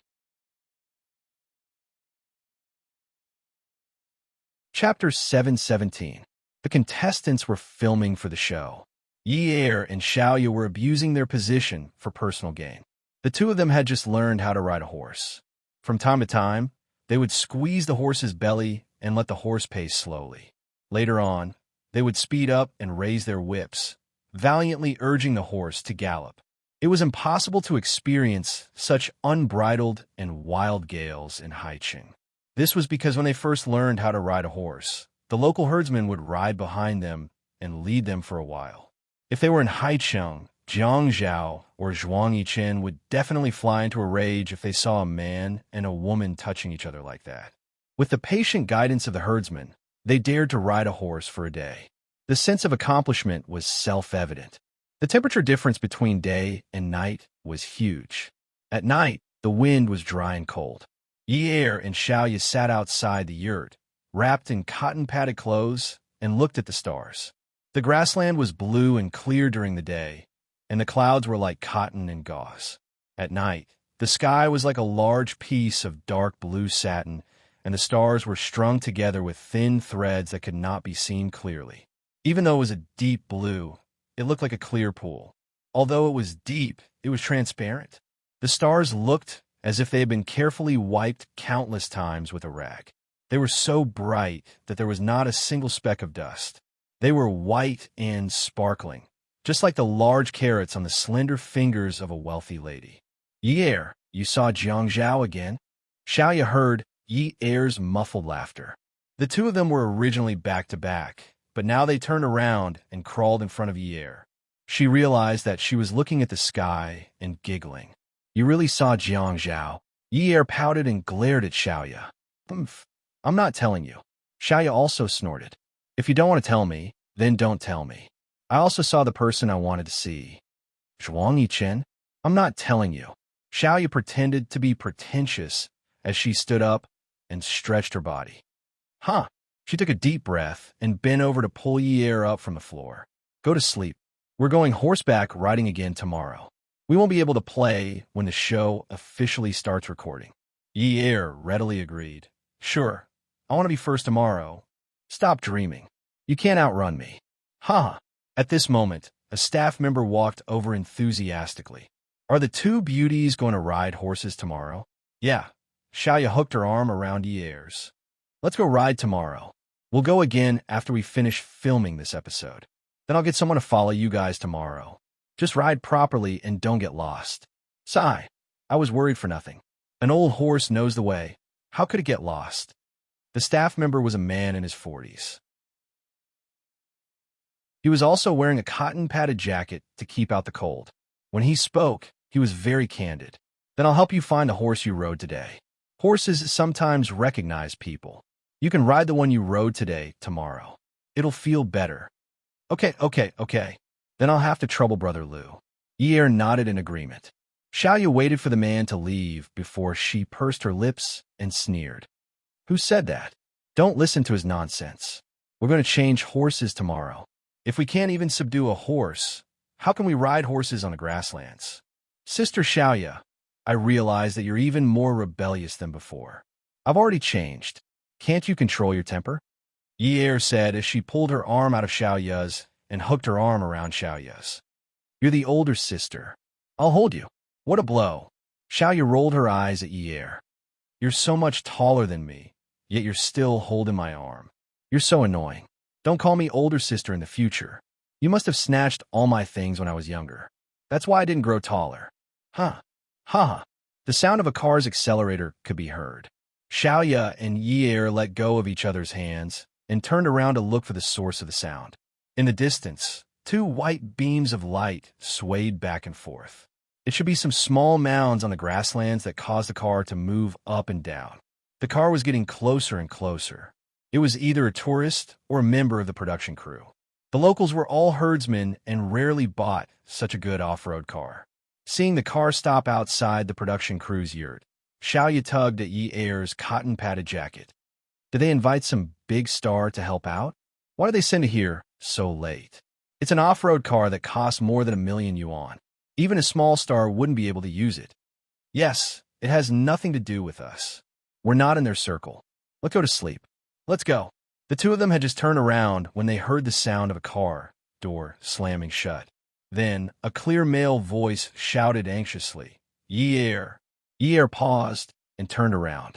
The yurt was still lit and the headlights of the off-road car were still on. Unwu chased after Yi-Er in a hurry. Yi-Er couldn't help but be stunned. Unwu. Before Unwu could run to Yi-Er, the woman in the driver's seat also got out of the car. She took a coat and ran over to put it on Unwu. Unwu put on the coat and turned around to say gently to Anin, go look for Director Liu and ask him to arrange a place for you to stay. I'll go look for you later. Oh, Anin nodded without any resistance. Then don't take too long. Go. Anin didn't look at anyone else and turn around. Unwu, why are you here? Yi-Er saw that Unwu was travel-worn and his gaze was no longer as clear as before. She thought that this boy's gaze would never change, but at this moment, she saw the uneasiness and pain in his eyes. Unwu, Yi-Er, how have you been these 2 days? Unwu carefully sized up Yi-Er. Suddenly, he seemed to realize that he had lost his composure and scratched his head with a smile. And I wanted to come to the grasslands to play. I happen to know that the TV station's production team is here. I wanted to save some trouble and save myself the trouble of setting up a tent, so I came to look for her. Yi-Er didn't know why, but he felt relieved. He smiled and said, You're here to play? Isn't that great? We're going horseback riding tomorrow. Asking him to come along. Okay. Unwu agreed without a second thought. Xiaoya pulled on Yi-Er's sleeves. You guys talk, I'm going to bed. I need to wake up early for the horseback riding tomorrow. Unwu didn't disturb Yi-Er too much. He only told her to go horseback riding tomorrow, go to bed early, stay in the yurt at night, and go find him. When he was at Sea City, Unwu had already contacted the producer of the show. He said that She Empire would be the main sponsor for the next competition, so naturally, the producer treated Unwu differently. The small yurt was already prepared. After Unwoo walked in, and had already prepared a cup of warm water. She passed the cup to Unwoo while her other hand opened to reveal a pile of red and white pills. She passed them to him. "Brother, you take these." Unwoo accepted the pills and then poured into his palm. He tilted his head back and popped them into his mouth. He gulped down a large mouthful of water, and then accepted the cup and placed it on the small table. Then she went to prepare some water for Unwoo to wash his face. Unwoo called after her, and then stood still and turned around. Yinwoo's jacket was a loose winter jacket. It was casual and had a large pocket. He pulled out a business card from the pocket and passed it to and then drive the car to the airport and contact this person. "I bought you a ticket. Leave as soon as possible." And Anne's heart squeezed and her eyes reddened. She looked at the business card in the young man's hand and shook her head. She mumbled, "Why?" And then, "Don't cry. Listen to me." Unwoo pulled Anne's hand and placed the business card in her hand.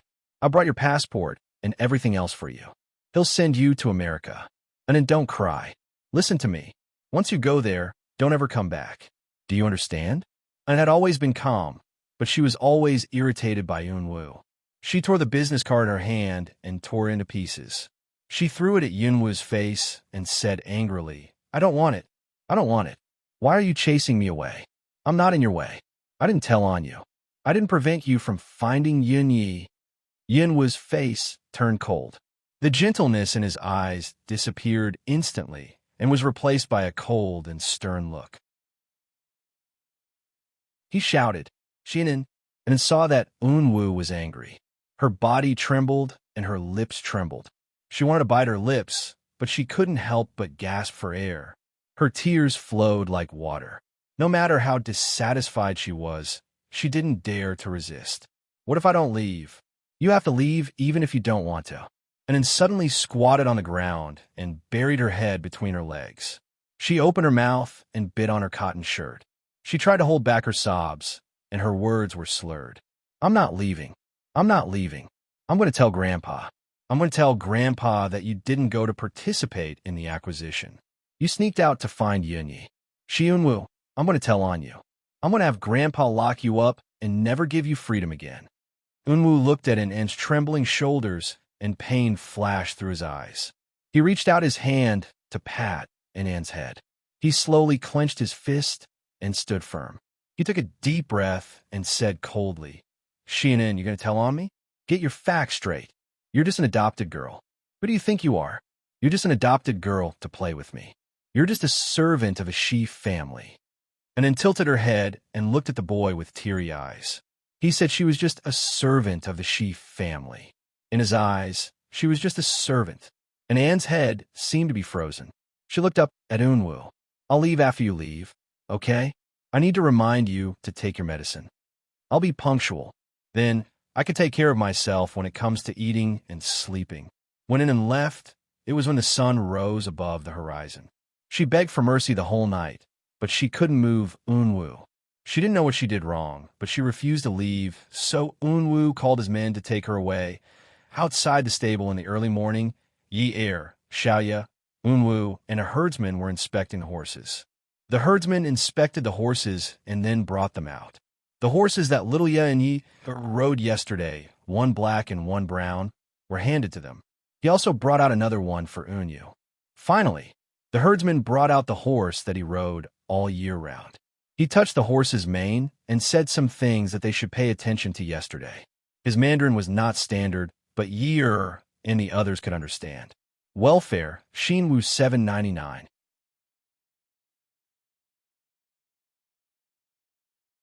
Chapter 718. Unwoo, tugging on the reins, he said, "Yi Er, why don't you go back to High City? The temperature difference in the grasslands is so big. Ainen can't take it anymore," and left. "Ainen is a child, but I'm not." Yi Er hung a water bottle on his saddle and looked at his leather boots. Thinking about how cool he looked when he was riding a horse, he couldn't help but laugh. You can only ride a horse at the racetrack in High City. The air there isn't as good as here. Unwoo looked around and sighed. Isn't it the same wherever you ride a horse? Yi Er had already prepared the food and drinks. She pulled on the reins and turned around with a smile to look at Unwoo, who had already packed up. He was still the same young man, but why did he look so serious? Such an expression shouldn't have appeared on his face. He should have a smile on his face like the morning sun, and not such a turbid expression. Eunwoo, aren't you going to look for Ainen? A strange look flashed across Yunwoo's eyes. He nimbly got on the horse, stepped on the stirrups, and sat on the saddle. His movements were fluid and smooth. He smiled and said, I want to ride a horse on the grasslands too. To Yi, Eunwoo was a gentle young man.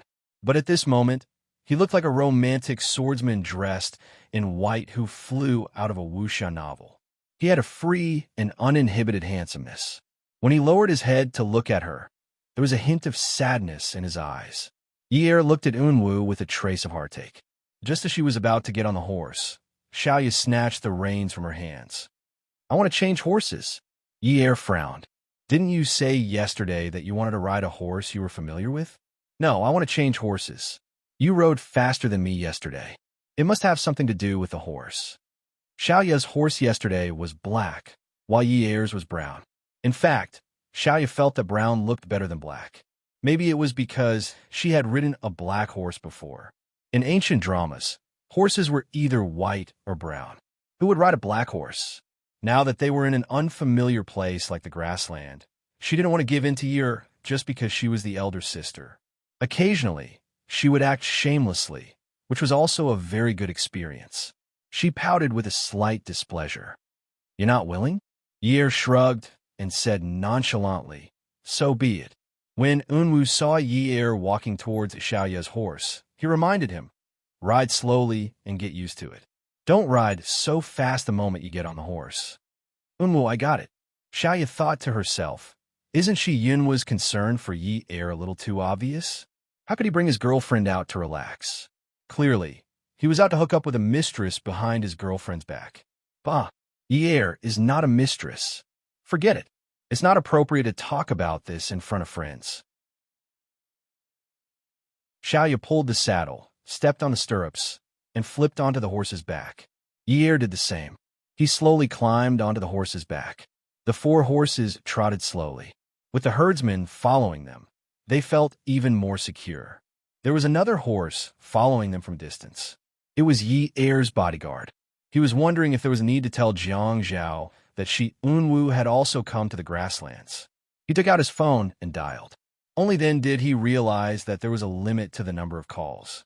Following behind the 4-man team, the bodyguards got even closer. The horses began to trot and gallop. One after another, they cheered, "Giddy up! Giddy up!" Their voices resounded through the clouds.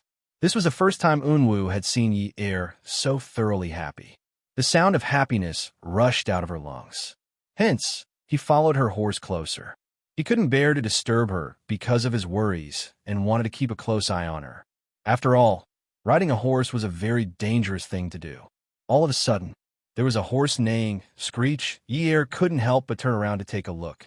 He saw the bodyguard's horse raise its front hooves in the air and let out a long neigh. Then it began to gallop wildly. The bodyguard was a tough and burly man. He was tossed around on the horse's back and nearly fell off it. When the herdsman saw this, he quickly urged his horse over. He shouted anxiously in Mandarin, "Don't kick the horse's stomach. Don't hit it." The bodyguard did as he was told, but the horse continued to gallop wildly. Suddenly, it galloped wildly in another direction. The herdsman raised his whip and urged his horse to chase after it. Xiaoya and Yi also quickly followed, afraid that something bad would happen. But after running for a short distance, little Yi's horse suddenly went crazy. It raised its head to the sky and neighed. Then, it let out a blood-curdling scream. Little Yi was so scared that her face turned pale.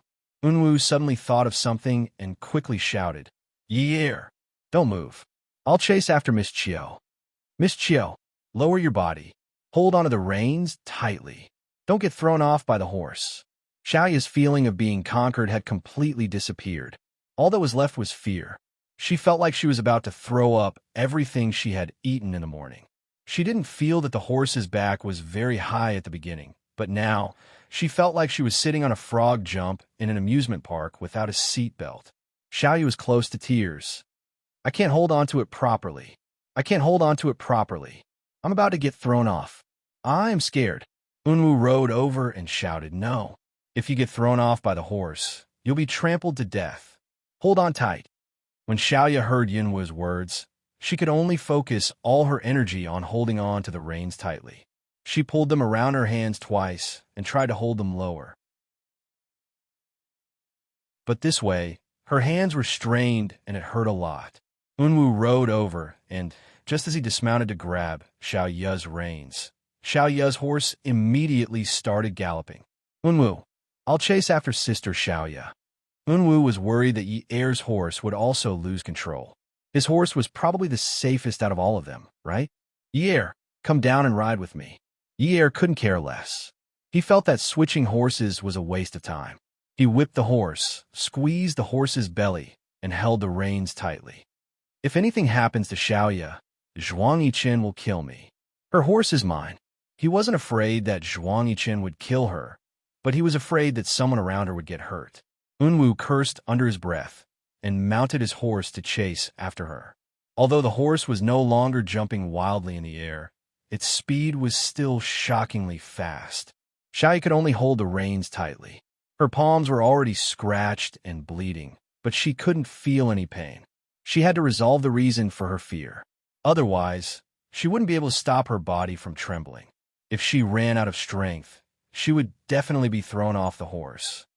"Zhuang Yichen." Xiaoya almost blurted it out.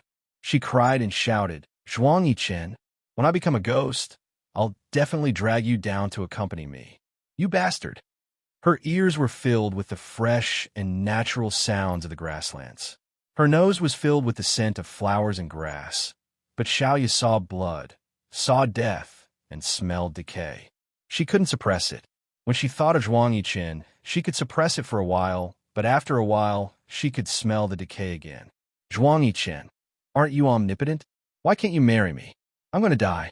I'm still an unmarried woman before I die. Where will I put my face if you keep shouting?" Xiaoya cursed in her heart over and over again until she felt the horse suddenly stop. Her entire body was thrown forward due to inertia. When she saw the horse in front of her sink, Xiaoya was shocked. The swamp. She didn't dare to use force. She knew that the more she struggled, the faster she would sink, just like the horse in front of her. It was such a tall horse, but now, only its head was still outside.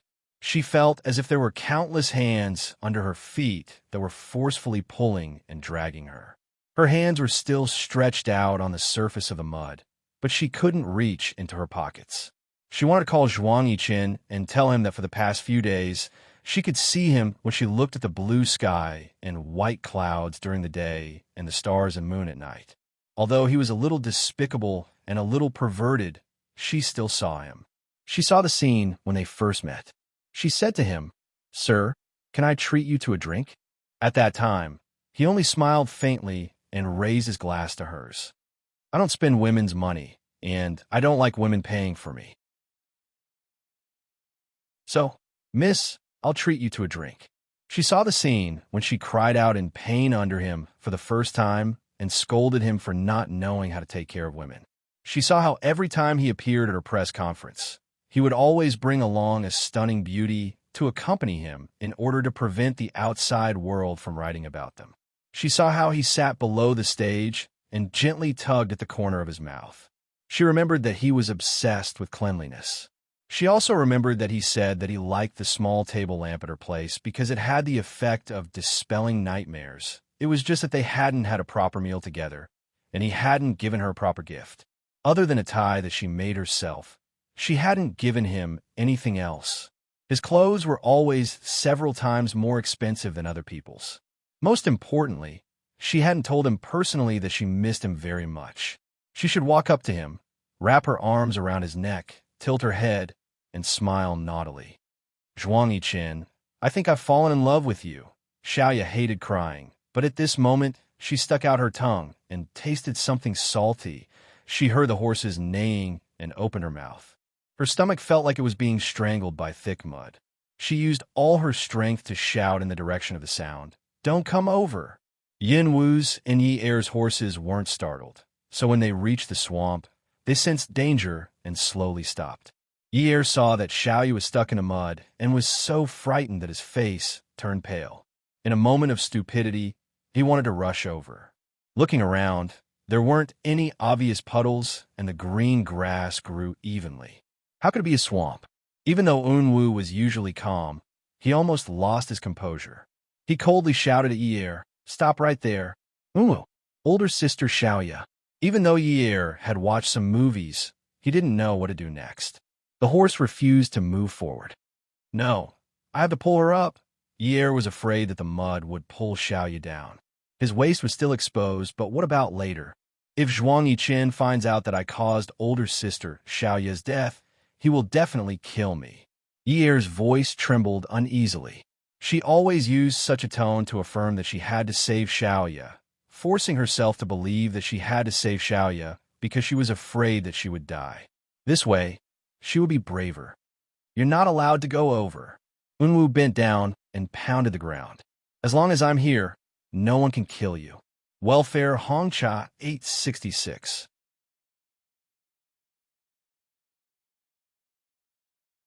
Chapter 719. Stay where you are and don't move. I'll go over and think of something. Unwu removed the reins from Yi's horse and reminded her, "Yi, be good and stay here. Don't distract me and don't move at all. Do you understand?" She looked at Unwu, at this boy who was about her age.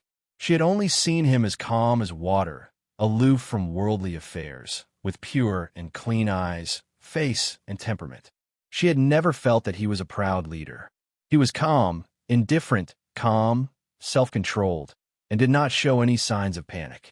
He gave people an endless sense of security just by looking at him. Yi nodded hesitantly. Looking at Unwu like this, she had already forgotten what kind of voice that immortal-like youth had sounded like in the early mornings, afternoons, and dusks of the art street.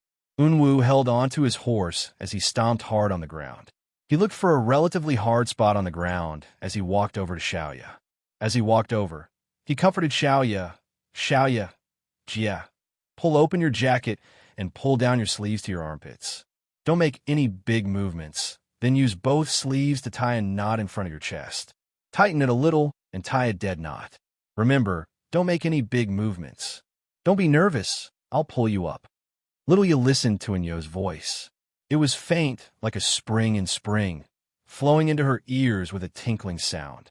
It was as if a beam of pale, yellow morning light had suddenly lit up in the darkness.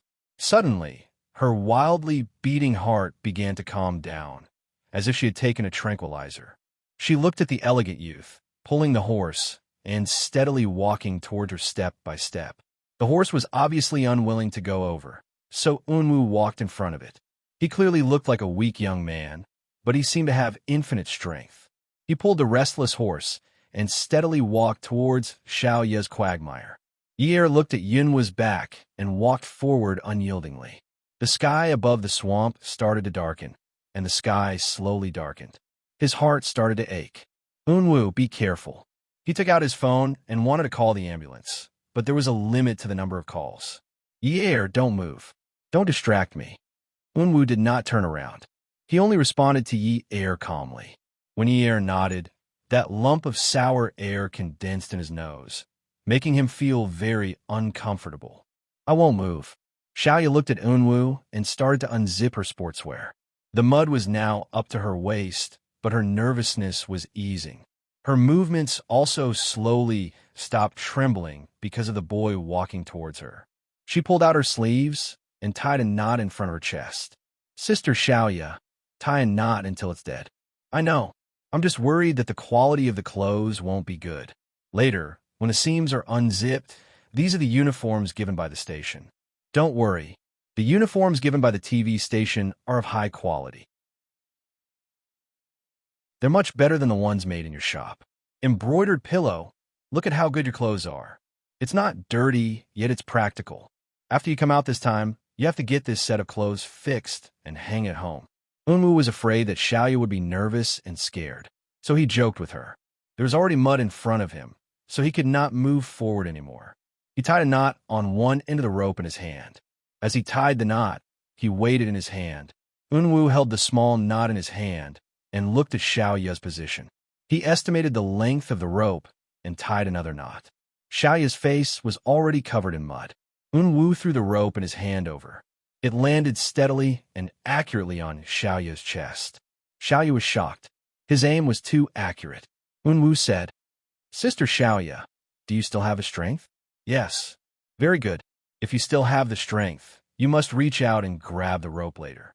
Don't let your face be buried in the mud. I'm afraid you'll suffocate. Don't move it carelessly. I'm afraid you'll break a bone. Listen to me now. Thread the rope through the fixed sleeve in front of your chest." "Okay." Xiaoya followed Yunwu's instructions and threaded the rope through the looped sleeve in front of her chest. "Sister Xiaoya, tie a knot. Tie another dead knot. You'll definitely kill me." "Okay." Xiaoya tied another knot. She tugged at it to make sure it wouldn't budge. Then she said, "Unwu, I'm done." The mud was already up to her chest. Xiaoya felt that it wasn't difficult to breathe. Unwu had already turned around and tied the other end of the rope to the reins of his horse. Then he pulled the horse in the direction he came from. Unwu looked at Xiaoya as he shouted, "Ye ear, don't move." "Unwu, I'm not moving." "I didn't move. I didn't. You don't have to worry about me." Stood where she was, and the horse beside her was also breathing heavily. It seemed to be unable to suppress its impatience. The more restless the horse was, the more terrified Yer was, and the more dangerous she felt. She couldn't help but sniffle. Every time Unwu told her not to move, she would feel the sour smell in her nose become more and more pungent. Even if she was a block of wood, she should know that with Unwu and Xiaoya's friendship, he would never risk his life for Xiaoya. All those things that she didn't want to understand on a normal day. At this moment, she understood everything. Unwu patted the horse as he spoke to Xiaoya. "Sister Xiaoya, hold on to the rope and rest your head on your arm. You must not bury your head in the mud. You're wearing boots. If you feel that you can't move anymore, straighten your feet. That way, you can take off your shoes and reduce the resistance." The horse neighed. It seemed to be a little slippery. Unwu didn't dare to pat the horse too hard to make it move faster. He was afraid that they might accidentally run into another swamp. Xiaoya's body was uncomfortable from being pulled. The rope was pulled taut. When she rested her head on her arm, she lifted it up with just a little bit of strength. Her chest was already pressed against the swamp, but she felt that her legs were about to break from the pull. Fortunately, her clothes were wrapped around her armpits. They were wide and soft. If she used a rope, she would have died from the pain. "Unwu, you're so smart. You're also very smart.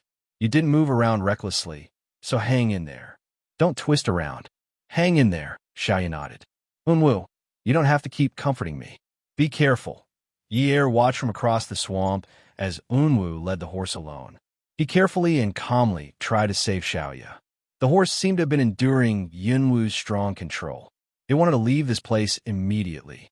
The horses of the grasslands seemed to have a strong will in their bones. Just as Xiaoya was dragged out of the swamp, Unwu released the reins that restrained Xiaoya. The horse suddenly felt relaxed and lifted its front hooves. It raised its head and neighed. "Unwu! Unwu!" Ye followed the path Unwu took to find Xiaoya and ran over. "Unwu!" Xiaoya was also shocked. "Unwu!" Unwu was kicked into the swamp by the horse and lay on his back. He heaved a sigh of relief. Fortunately, he was not lying on his stomach. But when he heard Yeer's voice, he panicked. "Yeer, I told you to stay where you are." Yeer remembered the path Unwu took because her eyes never relaxed. She walked to Xiaoya's side and knelt on the wet ground. She hurriedly untied the knot on Xiaoya's chest. She could not say a word, and her teeth chattered as she struggled. Xiaoya looked at the knot on her chest. She saw Yeer's hands on her chest shaking as she untied the knot. She watched as the water droplets fell on Yeer's hands. Then she pried Yeer's hands away and untied the knot herself. She was a clothing designer and knew a lot about fabrics and ropes. She twisted the rope until it became a tight fried dough twist and began to untangle it inch by inch. The sky was getting darker. Yeer snatched the rope from Xiaoya's hands and walked to where the horse was standing. She imitated Unwu and tied a knot on one end of the rope. No matter how much Unwu scolded her, she could not hear him. She weighed the knot in her hand and felt that it was heavier. Then she threw it at Unwu. It was crooked, and she threw it again. Unwu was a little far from her. Yi was so anxious that she cried.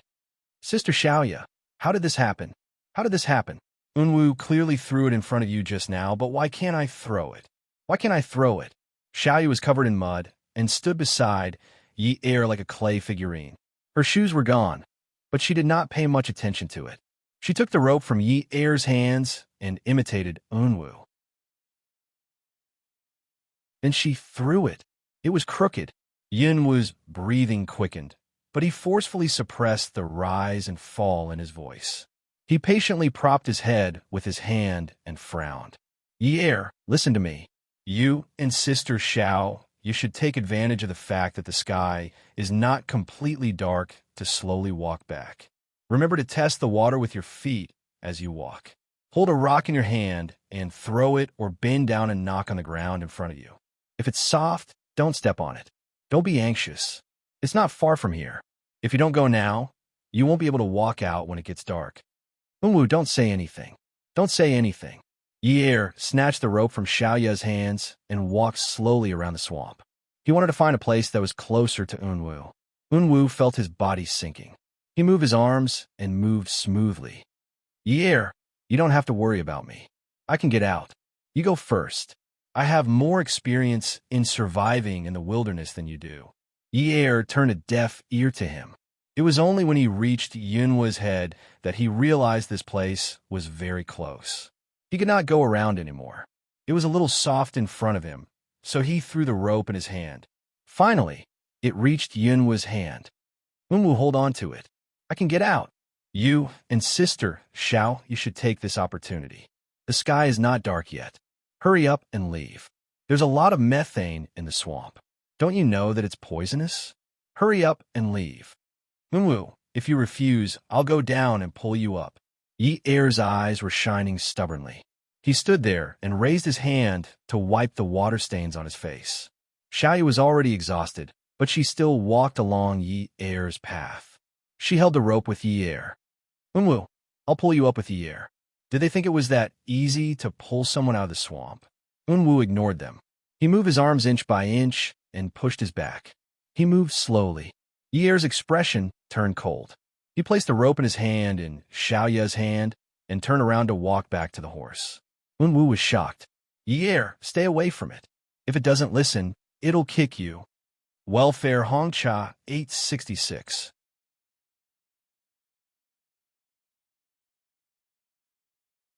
Chapter 720.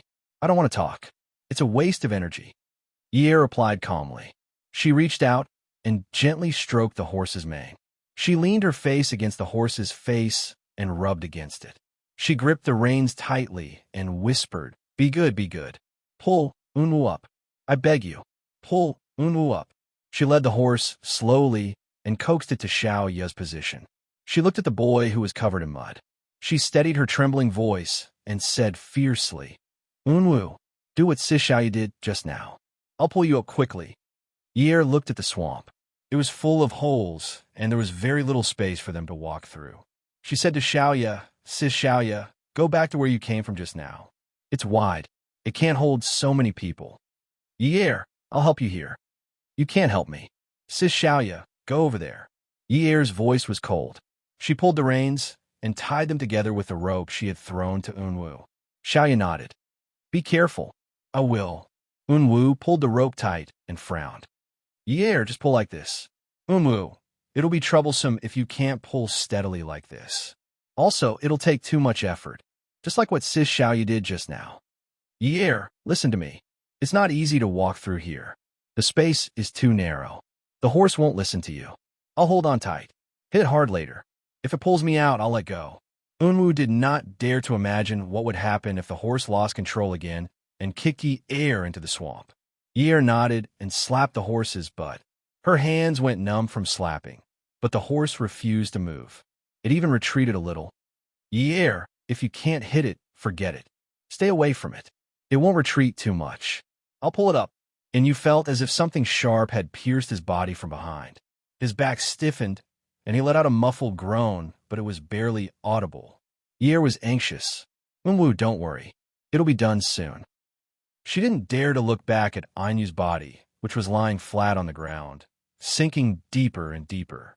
She could only sniff at Ainu, causing large drops of sparkling and translucent tears to fall. Yer reached into her pocket and found a bunch of keys with a small Swiss Army knife attached to it. It was only 5 or 6 centimeters long, but it cost nearly 2,000 yuan.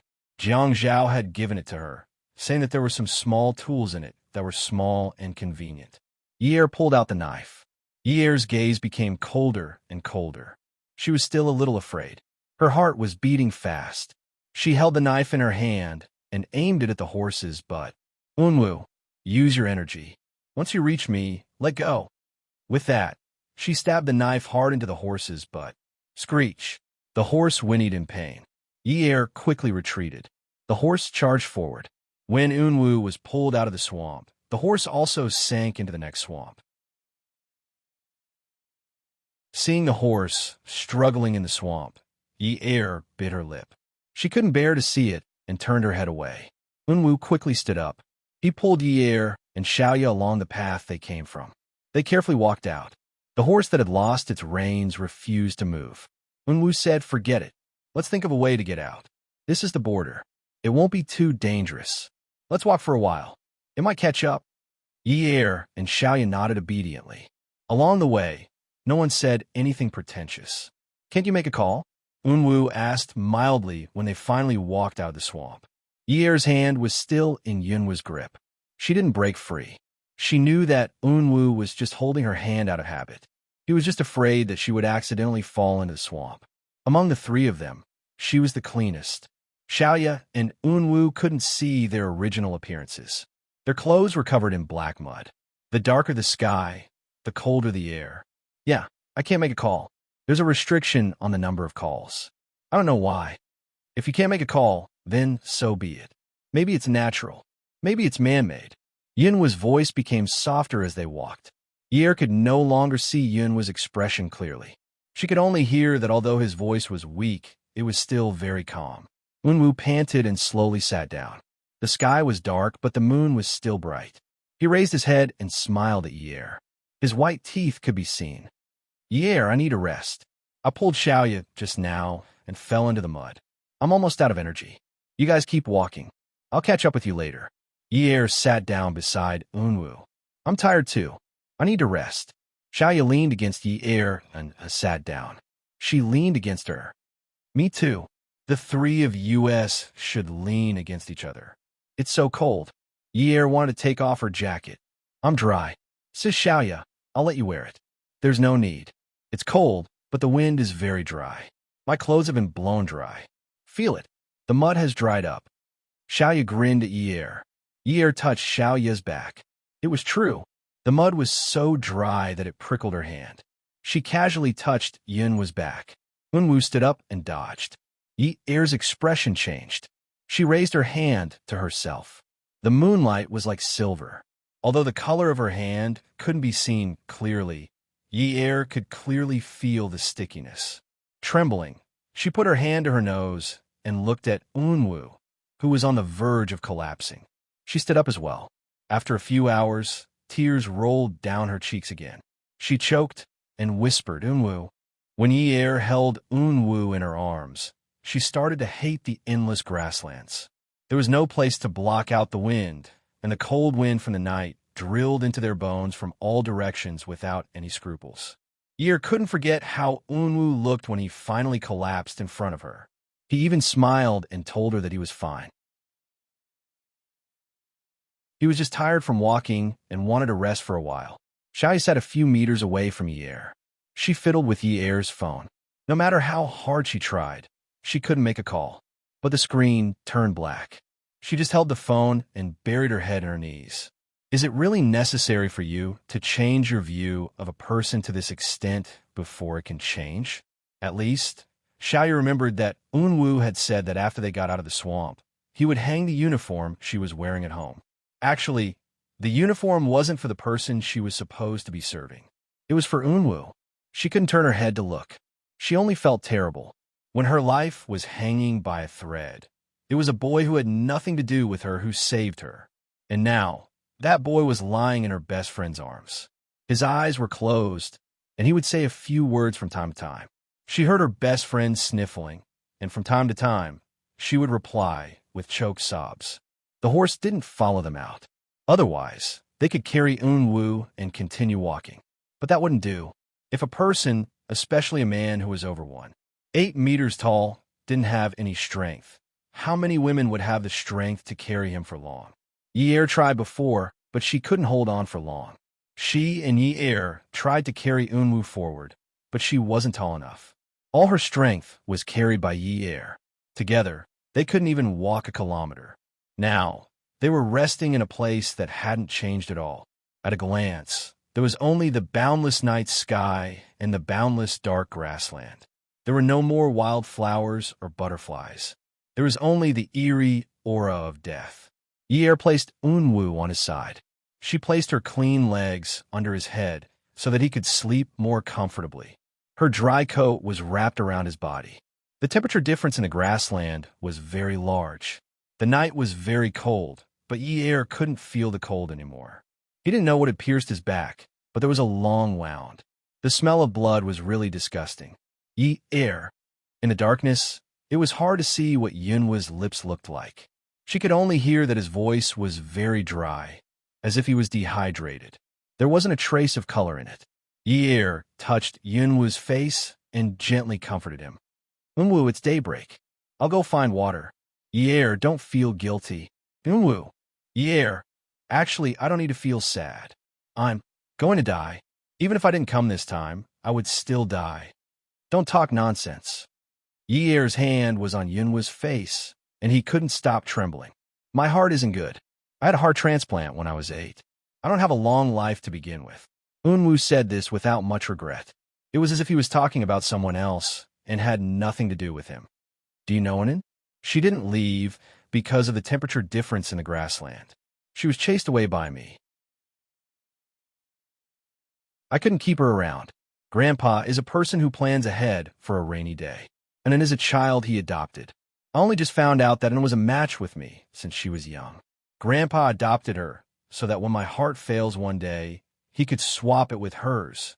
Even though it was night and there were only the stars and moonlight, Yi-er felt like he was looking at a mirror in front of him. His eyes were wide open in shock. Anin grew up with me. She's my little sister. How could I do that? If one day I have to sacrifice my little sister to survive, I can't do it. Furthermore, the surgery might not be a 100% success rate. If I don't live, Anin won't live either.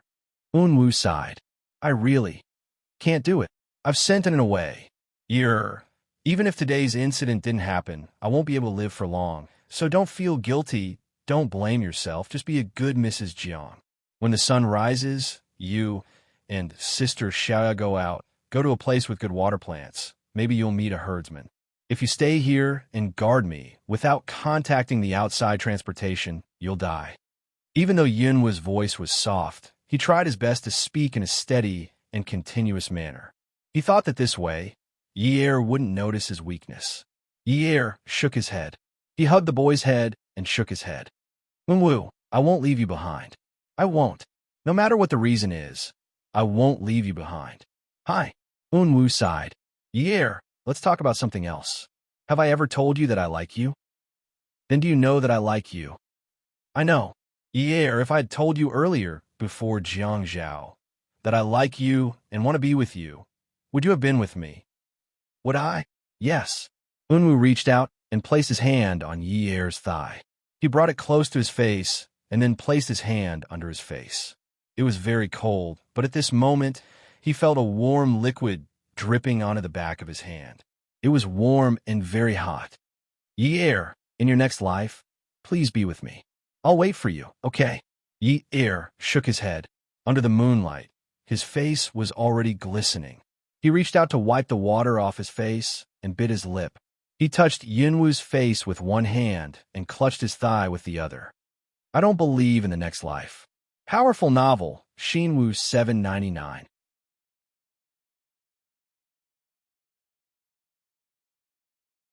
Chapter 721.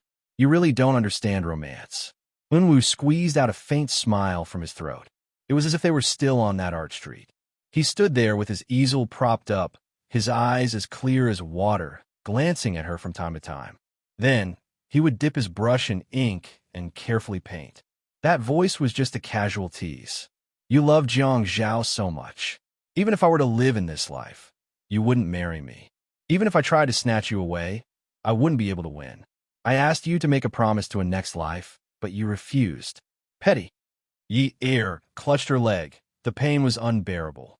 Unwoo, I don't believe in a next life. Believe in it. Let me have some thoughts. At least give me some hope. There was a kind of voice as lonely as snow. There was a kind of waiting as lonely as snow, as white as the sky, with a hint of desolation. Yi Er shamelessly realized that her heart was hurting. Other than Jiang Zhao, she was hurting for another man. Her tears were like diamonds shining under the moonlight, sprinkling on the boy's face. Unwoo let out a long sigh. His breath was getting weaker and weaker. So what if I believe in a next life? Yi Er held Yunwoo's hand tightly, as if trying to hold on to his weak breath. Unwoo, I believe in you. Unwoo chuckled softly, with a trace of satisfaction. He had been lying on her leg with his back facing her, but this moment he turned his head, opened his eyes, and looked at Yi Er.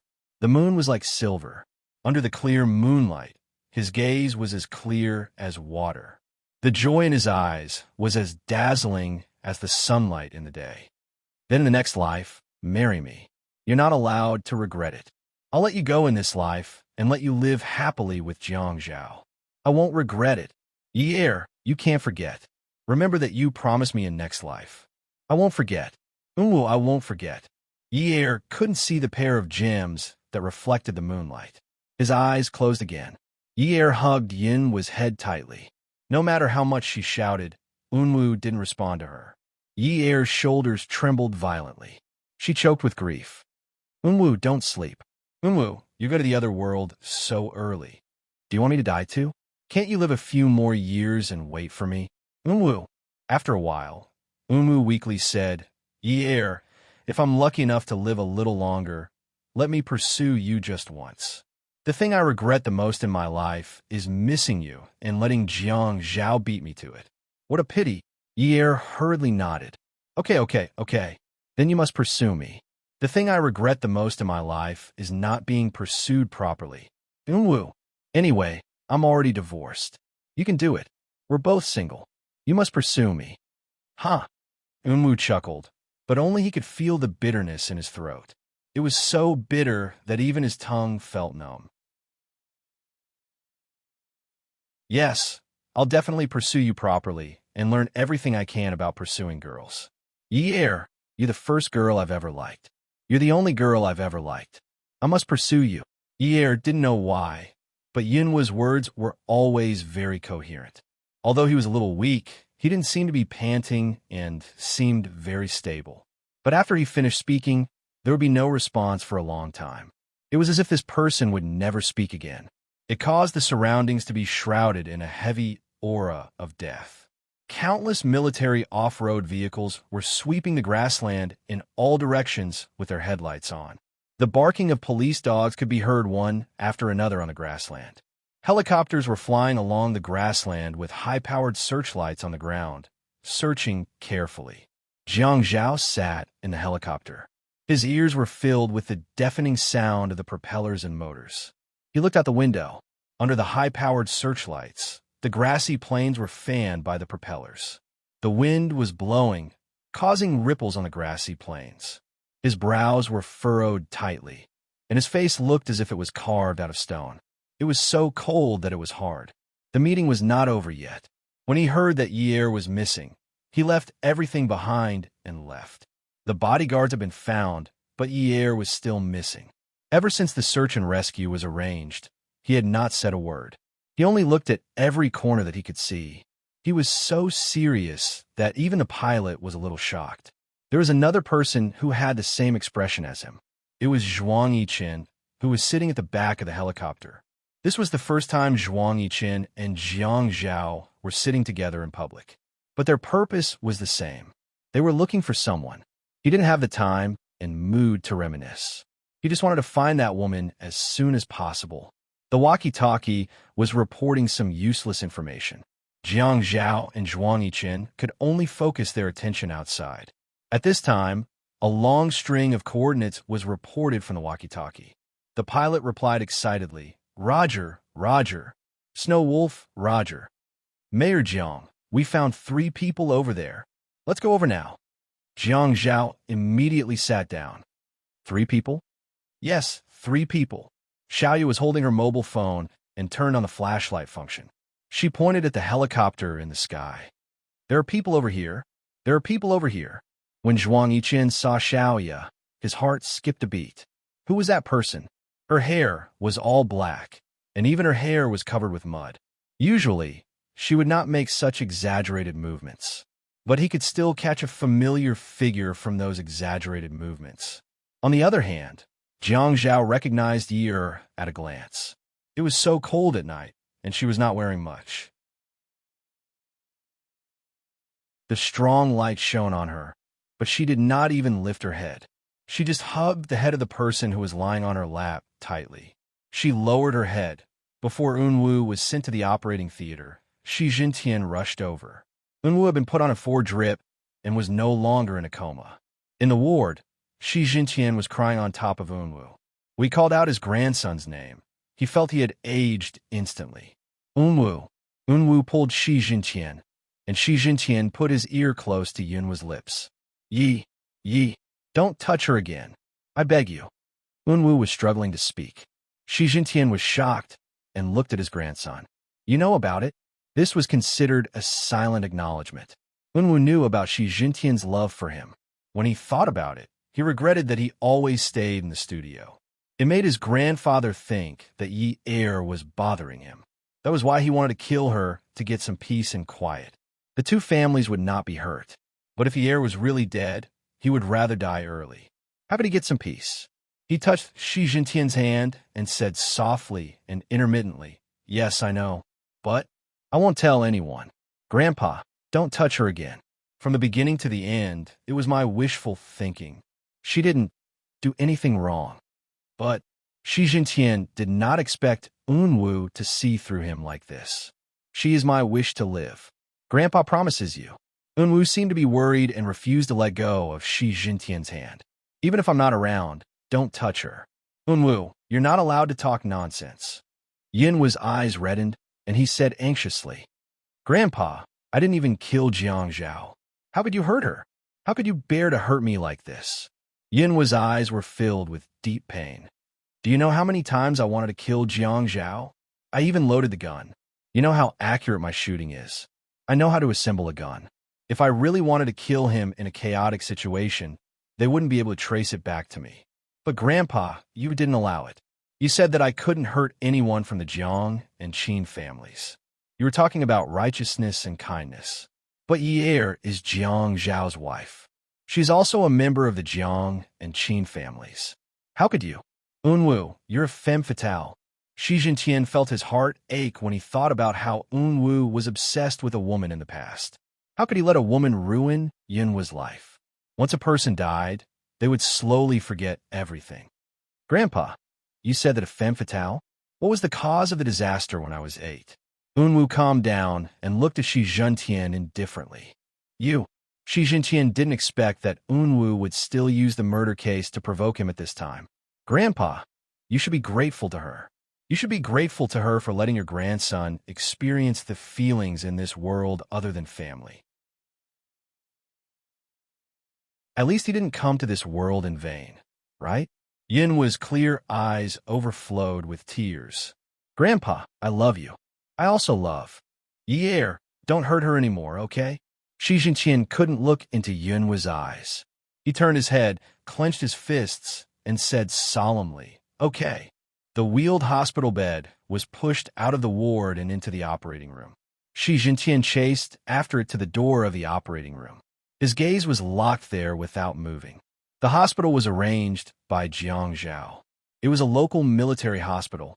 Outside the window, the sky was filled with stars, but he wasn't in the mood to enjoy them. Xiaoyu had suffered some cuts in the swamp. Now, she was lying on a hospital bed, clean and clean.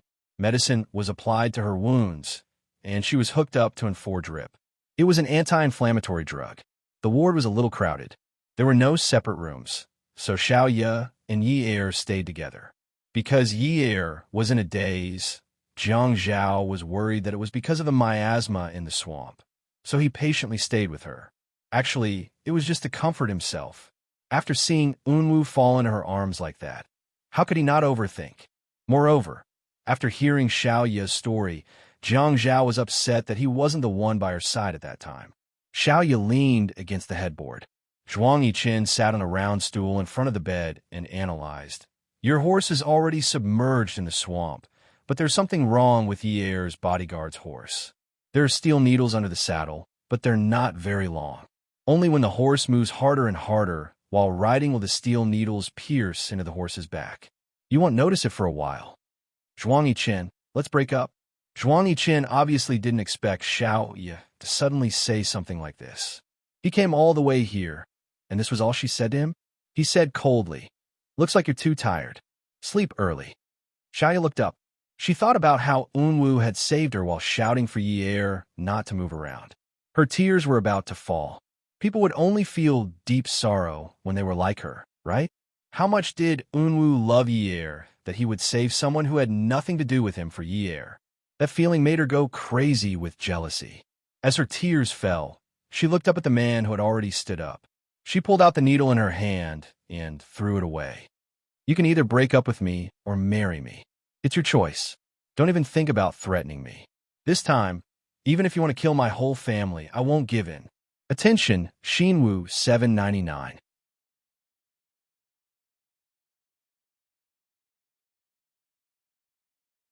Chapter 722. Jiang Zhao heard the argument behind him and turned around. He happened to see Zhuang Yiqin's flat back swaying slightly. Nonsense.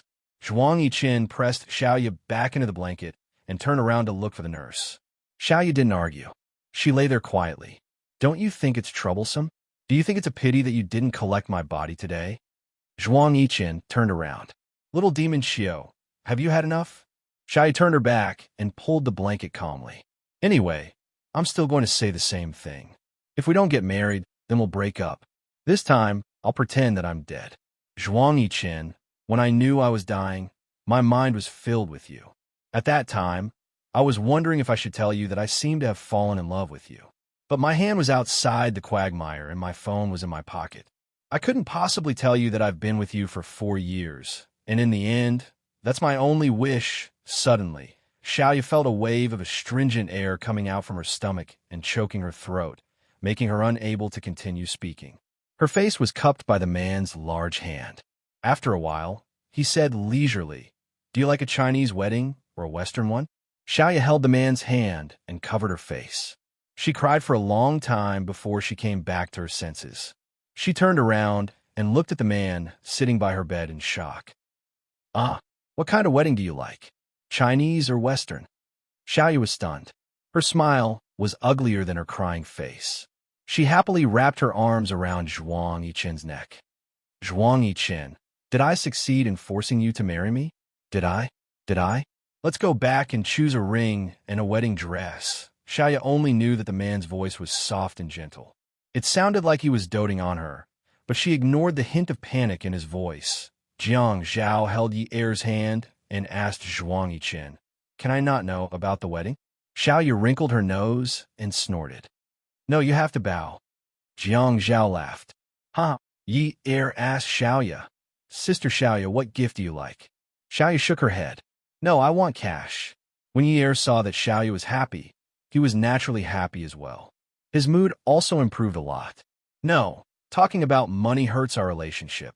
When Jiang Zhao saw the smile on Yi Er's face, he relaxed a little. Xiao Ye hugged Zhuang Yiqin's waist and leaned into his embrace as she looked at Yi Er. She was so proud that it seemed like she was showing off. Talking about relationships hurts money.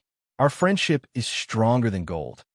Zhuang Yiqin pushed Xiao Ye away and said coldly, No matter how strong it is, you have to take the anti-inflammatory medicine. It's over. When Xiao Ye saw that Zhuang Yiqin had gone out to call the doctor again, she muttered, He really doesn't understand romance at all. but her eyes were filled with endless happiness. Unwoo woke up a few hours after he came out of the operating room. When the sun rose, he asked his grandfather and the servants to buy chocolate-flavored popcorn. In the afternoon, he got out of bed and took the popcorn that the servants bought from the cinema to eat in Xiaoya's place. Coincidentally, Jiang Zhao was there. Unwoo acted as though he didn't see him. He walked to the other side of the bed and handed the popcorn to Yi. His clear eyes held a gentle smile. It's chocolate-flavored. I don't know if it's the same as the ones he used to eat. Zhuang Yichen frowned. Jiang Zhao reached out to take the popcorn and placed it on the bedside table. It was one thing to be grateful to Unwoo for keeping Yi safe, but the nature of a love rival didn't change. He said to Yi, even though you're not injured, the miasma in the swamp is poisonous. You should be careful and not eat anything carelessly. Popcorn is very explosive. Unwoo didn't seem to care about Jiang Zhao. He only looked at Yi intently. Yi thought about the promise she made to Unwoo. She thought about the words he said, and the pain in her heart still lingered. She sat up in bed and put on her shoes. She stood beside Unwoo. Unwoo, thank you. It must be delicious. Her voice choked. She remembered that one time she brought popcorn to the art street and treated him to it. Try it. It's chocolate-flavored. It's not bad. Men don't like to eat things like that. What? Nowadays, young men and women all like to eat things like that. They eat it when they watch movies to kill time. She opened the packaging and ate it herself. It turned out that he remembered it after that one time. Jiang Zhao suddenly felt a stone pressed down on his heart. He had never known that Yi liked to eat things like that. He had never known. Seeing Jiang Zhao stand up, Unwoo smiled. He actually didn't want Jiang Zhao to misunderstand. It was just that there were some things that he wanted to do in the past, but couldn't. He wanted to fulfill some of his wishes. He was a little selfish, but he had already made himself magnanimous enough. You rest. I'll go rest too. When Jiang Zhao saw Unwoo leave the room, he didn't say anything and followed him out. Yi was afraid that Jiang Zhao would do something stupid again, but when she went out, she saw that Jiang Zhao and Unwoo were clearly heading in different directions. When Jiang Zhao returned, Yi found out that Jiang Zhao had gone to get discharged. On the plane, just as Yi was about to speak, the silent Jiang Zhao interrupted her. Yinyi, don't even think about falling in love with someone else. Zhao, I promised Unwoo that he would pursue me. Yinyi, you're really something? Jiang Zhao glanced sideways and saw Yi looking at him with tears in her eyes. His heart ached. You've only been separated from me for a few days. Zhao, listen to me. I don't want to listen. Unwoo is going to die soon. Yi reached out to cover her face. She was afraid that she would lose her composure, but she still felt unbearable grief. He only had one wish. Jiang Zhao looked up. He wasn't wearing a shirt or suit, so he thought that his tie was strangling his neck. When he reached out to pull it off, he realized that he wasn't on a business trip. He was only wearing a simple t-shirt. Don't try to fool me with this. Yi pressed her palm against her forehead and rubbed it. He had a heart transplant when he was 8 years old. He's going to die soon. When I checked his breathing, he was almost out of breath. After thinking for a long time, Jiang Zhao couldn't calm down when he heard the heartache in the woman's voice beside him. At a time like this, he had actually lost to Shi Unwoo. Just because he was healthy, Shi Unwoo was going to die? I can give him other things in return for protecting you, but I don't agree to this. He only wants to pursue me. I won't do anything to let you down. Jiang Zhao looked at Yi. How was she asking for his opinion? She was clearly forcing him. Her attitude was so unyielding. He reached out to pinch her chin and pointed his index finger at her heart. Then what about your heart? Does your heart belong to me 100%? Yi's eyes suddenly flashed. She avoided his piercing gaze. My heart won't change, Zhao. From the beginning to the end, I've only ever loved one man, and that's you. In the past, now, and in the future. Jiang Zhao released his hand and smiled sadly. Yinyi, you're so straightforward and sure. Are you trying to convince me or yourself? Yi refused to back down. She said that she would never go back on her word to Unwoo. Never. Because of Yin Hongwei's matter, Jiang Zhao didn't dare to recklessly get close to him. They still lived separately. It wasn't until Enyu returned to Haicheng and began to take on the responsibility of sending to work that Jiang Zhao finally couldn't sit still anymore. He directly moved into Zhuang Yichen's house and chased Zhuang Yichen out of Ninth Mansion. Yeah, I realize that the sky is a little gray today, but when I thought of seeing you again, the sky in my heart suddenly turned blue. I wish you happiness. Yi-Er opened the door.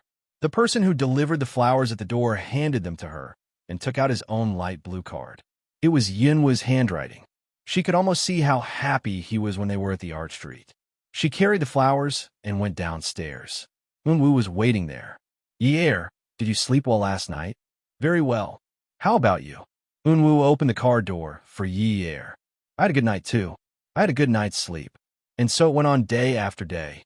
Yi-Er, when I went to discuss the bid yesterday, I saw a girl in their company's HR department with hair that looked like yours.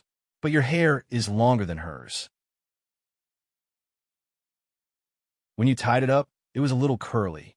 Later on, I realized that it wasn't that similar.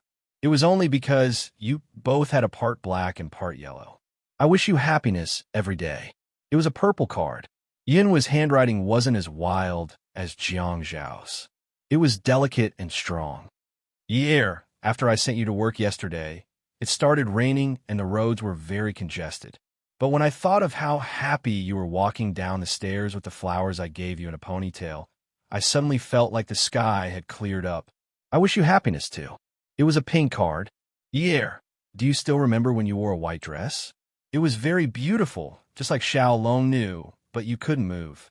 When you stood still, you looked like Xiao Long knew, but when you moved, you looked like Huang Rong. Tell me, am I right? I think you're really cute like this. Sigh, I really like this side of you. It was a card that was half white and half bright red. The bright red half was obviously drawn on by Yinwu himself. After an entire week, Jiang Zhao couldn't tolerate this anymore.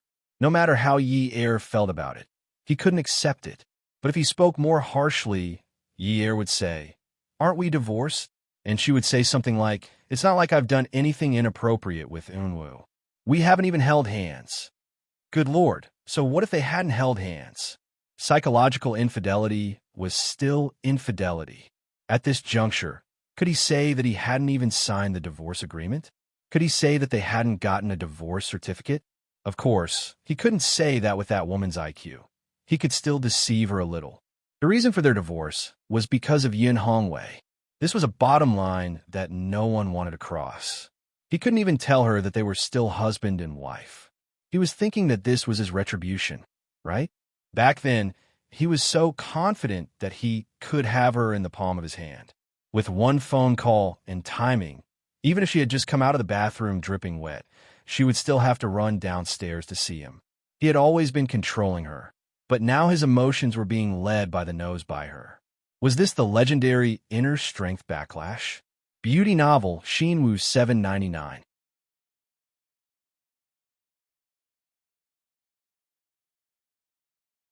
Chapter 723. It was a Sunday morning, and the sun was shining brightly. The white Maserati opened up, and there was a huge bouquet of purple and gold roses in the back seat. It was very beautiful, and the bouquet was stuck in the back seat. A smaller girl would probably drown in it if she held it in her arms. Such a rare flower was obviously flown in from abroad. It was very difficult to cultivate, and the production was very low. Such a huge bouquet was worth millions. The boy who was driving smiled casually. His features were delicate and pretty. His handsome and elegant temperament attracted the hearts of the young girls on the road. It was a flight. The car drove into Ninth Mansion. Today, Jiang Zhao did not generously let Yi do as she pleased. Instead, he waited downstairs early in the morning. Good heavens, didn't he ask the florist to send flowers today? Such a huge bouquet would crush someone to death. Jiang Zhao walked over.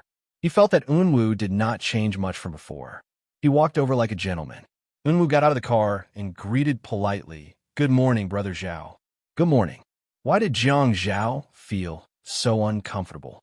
Was he the one who went to look for Shi Yunwu? Shi Yunwu was more generous than him? Oh, the mistress wanted to enter the house. "Why are you here so early?" Yunwu took out the flowers from the back seat. The bouquet was too big and blocked his chest. It looked very heavy. However, the boy was so beautiful that he looked like a peach blossom. I'm here to deliver flowers to Yi'er. Jiang Zhao spat in his heart. Bah, that's my wife. UF Aster's king, make it sound like she's the real deal. If it wasn't for the fact that this was not the time to quarrel with his wife, he would have chopped you up. Oh, I'll just bring it home for her. You spent a lot. Jiang Zhao emphasized the words, bring it home. He took the flowers from Unwu like a gentleman and looked at Unwu meaningfully. She Unwu, what trick are you playing? Unwu shrugged innocently. Then I'll have to trouble you, Zhao bro. Then she turned around and got into the car. She looked at Jiang Zhao with a smile in her pure eyes. I'll ask Yi'er later if he likes it. Jiang Zhao almost vomited blood. Mother asterisk her. That was his wife, and he still had to bring flowers upstairs for his mistress. His mistress was much more magnanimous than him. F asterisk CK. In Jiang Zhao's mind, he had never used so many vulgarities before. However, during this period of time, he had used the most vulgarities. Suppression. Suppression. Just as he turned around and went upstairs, his phone rang. It was Zhuang Yichen. Hello, Brother Zhao. How long are you going to stay in my house? What's wrong? I can stay as long as I want. Jiang Zhao thought about it. That's not right. What he said was too ominous. Stay for a few more days. How many days is a few days? 2 days or the 9 heavens? I'm buying it for you. What are you shouting for? I'm not short of money, so why should I sell it to you? You're not short of houses, so why do you care how long I stay? Xiaoya likes to stay at 9th Mansion. Then get Xiaoya to come over and stay with Yi'er. She could help him keep an eye on his enemies. Zhuang Yichen was stunned for a moment. What kind of bro was this? If Xiaoya went over to stay with Yi'er, then where would he stay? You, Jiang Zhao said confidently. That's right. What about you? Zhuang Yichen was annoyed. You're going too far. Jiang Zhao laughed. You're being ridiculous. Zhuang Yichen scolded again. You're being unreasonable. Jiang Zhao said, haha, you're making trouble out of nothing. Zhuang Yichen was infuriated by Jiang Zhao. Who's making trouble out of nothing? Jiang Zhao was in a bad mood because of Unwu. Of course, he wouldn't let go of the chance to anger Zhuang Yichen to death. Of course it's you. You said that you'd let me stay in the house, and now you want to take it back. What kind of logic is that? You're making trouble out of nothing. If that's not making trouble out of nothing, then what is it? Zhuang Yichen had only wanted to call Jiang Zhao to discuss the matter. Xiaoya kept grumbling that she was going to get married, but she was still living in her own house. She felt that her status hadn't improved since she couldn't stay in her husband's house. She even said that living in Qingfeng Garden was making her intestines knot. Living here made her feel like she was an outsider. He said that they should move back to the suburbs, but she said that he usually stayed at 9th Mansion and that she liked living there too. Seeing that Xiaoya was drawing a blueprint and saying that she wanted to design a wedding dress for him, Zhuang Yichen made up his mind and started arguing again. The house is mine. I don't want to let you stay in it. What's wrong? Jiang Zhao laughed out loud. Hugging a large bouquet of flowers, he shook his head. Hearing that Zhuang Yichen was angry made him feel a little better. I want to stay. What's wrong with you? Chase me away if you dare. Xiaoya snatched the phone and said to Jiang Zhao, why are you arguing so early in the morning? Are you guys gay? You're like a married couple, and you're even bickering? Xiaoya had become his wife, and her tone was arrogant. In the past, she wouldn't have dared to snatch Zhuang Yichen's phone to talk to Jiang Zhao. No matter how bold she looked, she was still afraid of Zhuang Yichen. But now that she was going to be Mrs. Zhuang, she should have some dignity, shouldn't she? Zhuang Yichen pulled Xiaoya into his arms and bit her ear.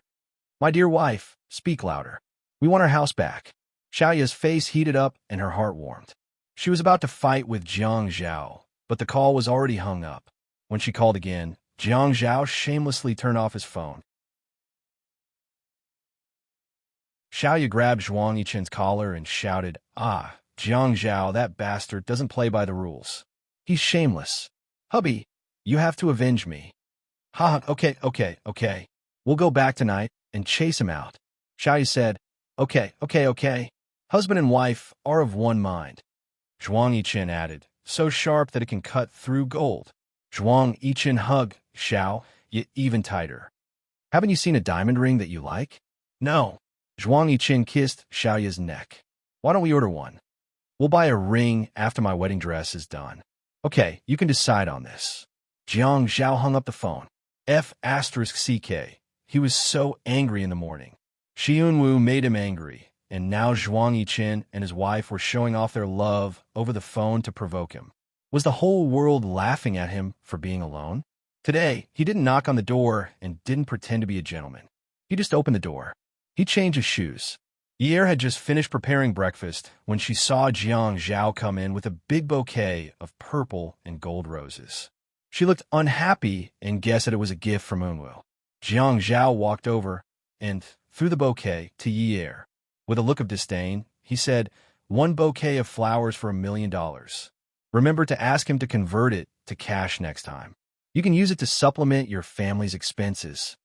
After saying that, he sat down at the dining table like the male owner of the house. He picked up a bowl of porridge and started eating calmly. Yi'er put the flowers on the tea machine in the living room and sent a message to Unwu, saying that she liked them very much and that the flowers were very beautiful.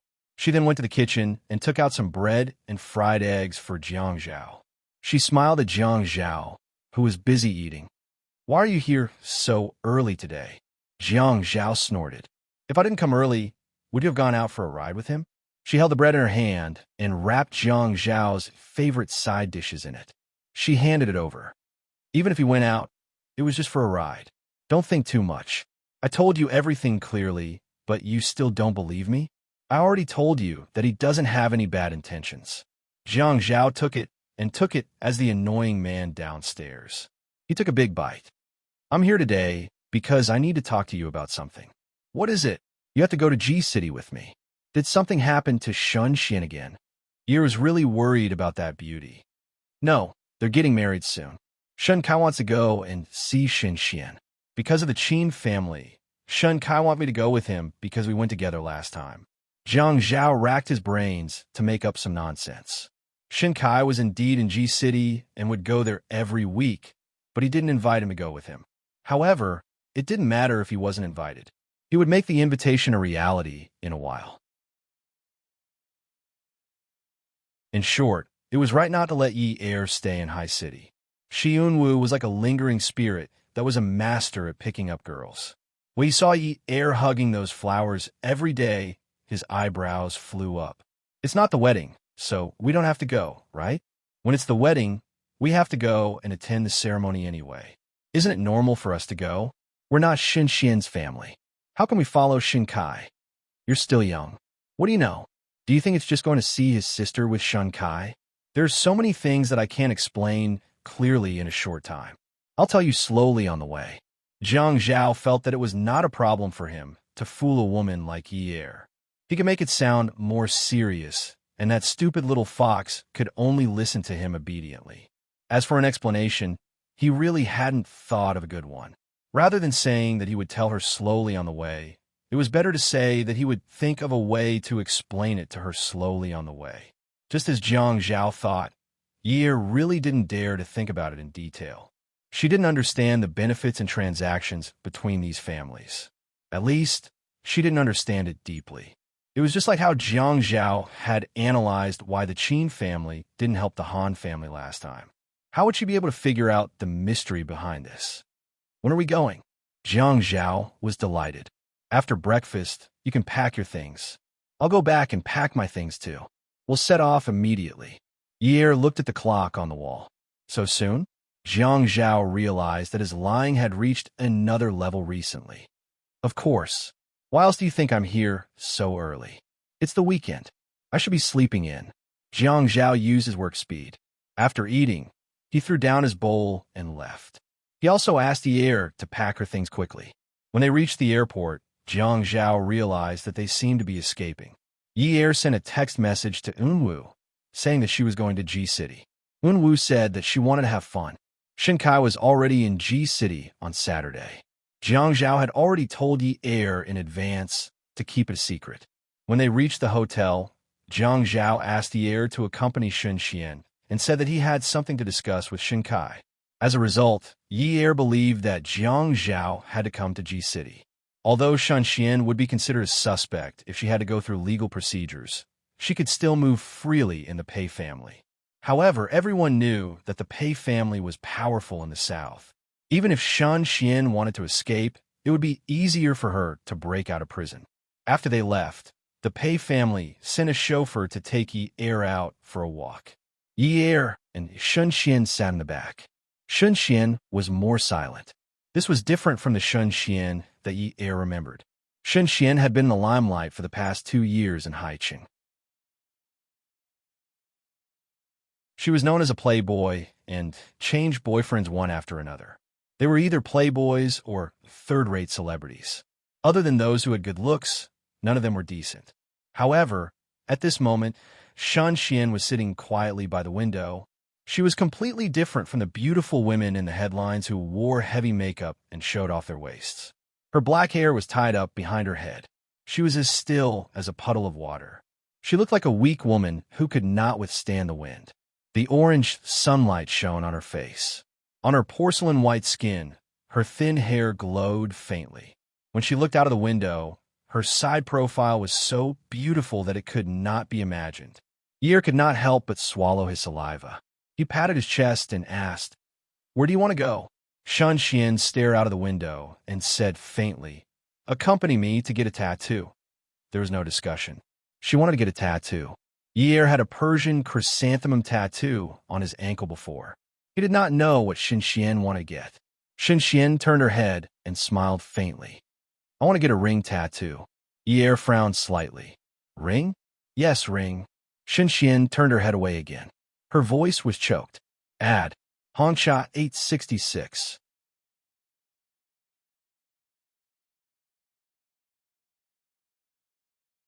Chapter 724. In the tattoo parlor, a delicate and white hand lay in the hands of the tattoo artist as he drew the image that Shun Xian wanted. It was an ordinary ring. The ring was decorated with a single or 2 connected pieces of yezi. Yi Er asked, "What does this represent?" Shin Xian looked at Yi Er and smiled. A 4-leaf clover. 1 piece of yezi is a prayer. 2 pieces of yezi is hope. She prayed that the man who was beaten into a vegetative state by her would wake up. She hoped that he would be the same as before he fell down. Yi Er didn't ask any more questions. She already understood. Knowing that the 10 fingers were connected to the heart, Shan Xian still wanted the tattoo to be deeper. Yi Er was a little sad on the day that she accompanied Shin Xian. She didn't know Shan Xian well, but she could tell that even if Shan Xian smiled at her, it was very forced. Hence, Yi Er didn't say anything after that. She felt that she was a little redundant by Shan Xian's side. On the contrary, Shan Xian had to squeeze out a smile from time to time in order to accommodate her. Yi Er remembered that Paley said that they could go and look at the rings. If they liked them, they could buy them. Yi Er asked if they wanted to look at the rings. Shin Xian said that she already had a ring. Shin Xian raised her hand and looked at the sky. Her eyes were sharp. Even from the corner of her eyes, one could feel her determination. It was as if she was determined to cut off all paths of retreat for herself. Looking at the ring tattooed on her ring finger, Shun Xian said solemnly, "My ring will never be taken off in this lifetime unless I chop off my hand." Yi Er was stunned on the spot. Shun Xian's words tugged at her heart. That night, they had dinner at Pei Li's house. Pei Li wanted Jiang Zhao to stay in the house, but Jiang Zhao refused and took Yi Er back to the hotel. Still in the car, Yi Er's phone rang. She opened her handbag. It was a call from Moonwoo. Yi Er picked it up. "Moonwoo." Jiang Zhao's eyes darkened. "Yi Er, when are you coming back?" It had been less than a day, and he was exhausted. He wanted to go back and sleep. Jiang Zhao was a little thick-skinned. He stuck his face close to Yi Er's phone and listened to the call. "Xinyo, that fellow, he just wouldn't give up. Grandpa is taking me abroad for heart surgery the day after tomorrow. There will be a ball tomorrow night, and he wants to invite you." Yi Er was overjoyed. "Have you found a suitable heart?" "Yes, I found it." "Yes." Yi said, "Yes, tomorrow. I'll definitely be there." Yi Er hung up the phone, and her eyes curved into crescents. When Jiang Zhao heard the contents of the phone call, his nerve endings started to spew fire. Yin Yi, I've let you do as you please for so long. You've had enough. You're having a good time, two-timing, aren't you? Yi put the phone back into her handbag. I'm not. I told you before that Unwu is just my friend. You're the only one who didn't believe me. Is there a need to be like this for friends? When Zhuang Yiqin was in trouble, didn't you also act quickly? How can it be the same? You and she Unwu are the opposite sex. How can it be different? There are people of the same sex who are together. I didn't even suspect that there was something going on between you and Zhuang Yiqin. Besides, we're still divorced. Jiang Zhao felt suffocated by Yi Er's words. He really wanted to take a hammer and knock her out. In Yunwu's art studio at the Shi residence in Haicheng, Unwu sat in front of his desk. There was a stack of letters and envelopes on the table. He folded the letters and put them into different envelopes one by one. At this moment, Shi Jintian walked in with a glass of warm water in one hand and a small white medicine box in the other. His eyes were full of heartache. Unwu, take the medicine. Yunwu's face was a little pale. Grandpa, didn't we go to America around this time last year? And I was there too. We even took some photos together. Where are they? Why are you looking for that? I want to send a photo of me and into Yi Er when the time comes. If he was no longer around, if he had ever lived in her heart, wouldn't it be better for her to give him her blessings? Shi Jintian's eyes were slightly red. He handed the water and medicine to Unwu. After watching Unwu take the medicine in front of him, he said, "It's in my study. I'll get it for you later. After your operation, Grandpa will snatch Yunyi away from you and tie her to you for the rest of your life." Grandpa! Upon hearing Shi Jintian's words, Unwu panicked. Grandpa, regardless of whether the operation is a success or not, I won't be coming back. You can't disturb her. What do you mean by whether it's a success or not? It must be a success. Yes, it must be a success. But don't go looking for trouble with Yi. She has her own life. Unwu was so anxious that his face turned even paler. He clutched his chest and was about to slide down. Shi Jintian hurriedly helped Unwu up. Hurry up and rest early. I promise you, okay? The next day, it was nighttime. The Shi family in the south had invited all of High City's big shots to a banquet. There were many young masters in Mississippi. At the ball, Jiang Zhao clinked glasses with Qin Fian. Looking at the palace-like banquet, Qin Fian teased, "Brother, you're so generous." It's just a civilized dance. Jiang Zhao gritted his teeth as he watched his wife being held around the waist by another man. The bow tie around his neck felt a little tight. He reached out to pull it. Stop pulling it. Even if you don't wear such a small bow tie, you'll still feel uncomfortable. After Qin Fian said that, he looked at Jiang Zhao's jealous eyes. He couldn't help but burst out laughing. Jiang Zhao kept looking at Yi Er and Unwu. The steps and rhythm of the waltz turned a boy into a man. They didn't even talk much. They just danced to the music. They had never danced together before. So how come they didn't step on each other's toes? Was this the legendary tacit understanding? He suddenly remembered Qin Fian's advice. Dancing was the easiest way to develop tacit understanding. *M in it. As soon as he stepped out, the music stopped. He walked to Yi Er and Unwu. They were about to speak when Jiang Zhao pulled Yi Er out of Yunwu's arms with a seemingly gentle smile. Unwu let go and looked at Jiang Zhao's actions with a smile in his eyes. He bowed slightly to Yi Er in a very gentlemanly manner to express his gratitude. Yi Er felt a little awkward as she was dragged out by Jiang Zhao. Unwu looked at Yi Er's obedient manner. He scratched his head and laughed. Since Jiang Zhao cared so much about her, she would definitely be happy in the future. Yi Er was pushed into the car, pulled out of the car, pulled up the stairs, and pushed into the house. Yi Er remembered Yunwu's words when he brought her to the dance floor. Why don't you provoke Jiang Zhao a little? You'll definitely like the way he looks when he's jealous of you. A girl should make the man she likes nervous for her. Only then can she satisfy her vanity, right? How'd you know? In order to pursue you, I did a lot of research. Yunwu's smile was pure and clean. At this moment, She looked at Jiang Zhao's ashen face and thought about Yunwu's words. Something warmed her heart, but she didn't show it. As soon as the door closed, the man pressed against her. When his lips touched hers, there was still a wisp of wine fragrance. The force of his grinding on her lips was hurried and heavy, and the breath coming out of his nose was also heavy. Occasionally, he would take a deep breath, as if he was panting. The hand that lifted her skirt didn't touch her legs like before. Instead, it went straight for Les's sexy underwear and pulled it off. She looked up at him and saw his eyes tighten. There was a dangerous glint in his eyes. The corners of his lips curled up into a naughty smile. Looks like I should satisfy you properly, lest you go around seducing men all day long. Seducing men, don't you think so, my vixen wife? There was an uncontrollable impulse in her body, and her eyes were already rippling with the spring breeze. She skillfully lifted her leg and hooked it around his tight waist, and seductively reached out to unbutton his shirt. She smiled coquettishly and said, "Thank you, Lord Hubby, for your consideration." Hearing the woman call him that, Jiang Zhao's heart skipped a beat. Looking at her watery eyes that were shrouded in love, he couldn't believe why she called him that. He grabbed her hand that was unbuttoning his shirt and asked slowly in a low voice, "Who's your husband?" Yi supported her waist and rubbed against Jiang Zhao's body. Her voice was charming. "Isn't it you?"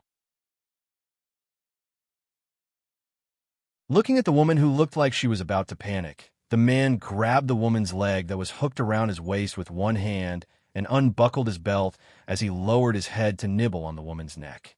The tip of his tongue circled under her sensitive earlobe, and then he used his teeth to scrape her earlobe. He said hoarsely, "Are you only saying that because you want it now?" The woman's hand touched the man's checkered abs and felt as if she had been scalded. All the way down, the desire there had already risen. Looking at its aggressive appearance, one could tell how much that thing wanted to do. "Ah, Zhao, haven't we not gone to get a divorce certificate yet?" Jiang Zhao looked at the woman with a sly smile and gritted his teeth. "You 1,000-year-old fox." Right now, he wanted nothing more than to press her to the ground and kill her. To think that he had always thought that he had hidden it well. It turned out that she had always known that they were not divorced. Knowing that they were not divorced, she still allowed him to live outside and even let other men pursue her. She even separated from him, causing him to not even know what meat tasted like. This bastard. All the firewood and fire were piled together, just like the man and woman piled together. "Hubby, I was wrong. Please forgive me. Then you'll have to serve me well today." After rounds of competition, the television program came to an end. Xiaoya and Yi were packing up their belongings. Xiaoya had her assistant around, so she was very free. She patted Yi's back. "I can't bear to part with them." "Yeah, me too. I think I have some feelings for them. Next time, if there's an opportunity like this, you must call me." Xiaoya shrugged. This time, she helped Yi with the clothes. Although the money was not much, she was very happy. In the past, Zhuang Yichen had helped her with everything. But this time, it was considered her own business, right? The next time you walk the runway, you can do something special. I'll get my dancers to walk the runway. You can dance the tango for an evening gown show. Xiaoya hugged Yi and kissed her on the cheek. "Good idea, Yi. You're getting more and more business-minded, haha." The two of them were now living in the 9th mansion. When they had competitions, they would be at the same place, so they always went out together and went home together. The culprit had not been caught, and there was no news at all. Jiang Zhao never dared to let his guard down. The bodyguards were still following them, so Yi did not dare to say anything. After saying goodbye to Xiaoya, they prepared to go home. Attention, Songshu 566.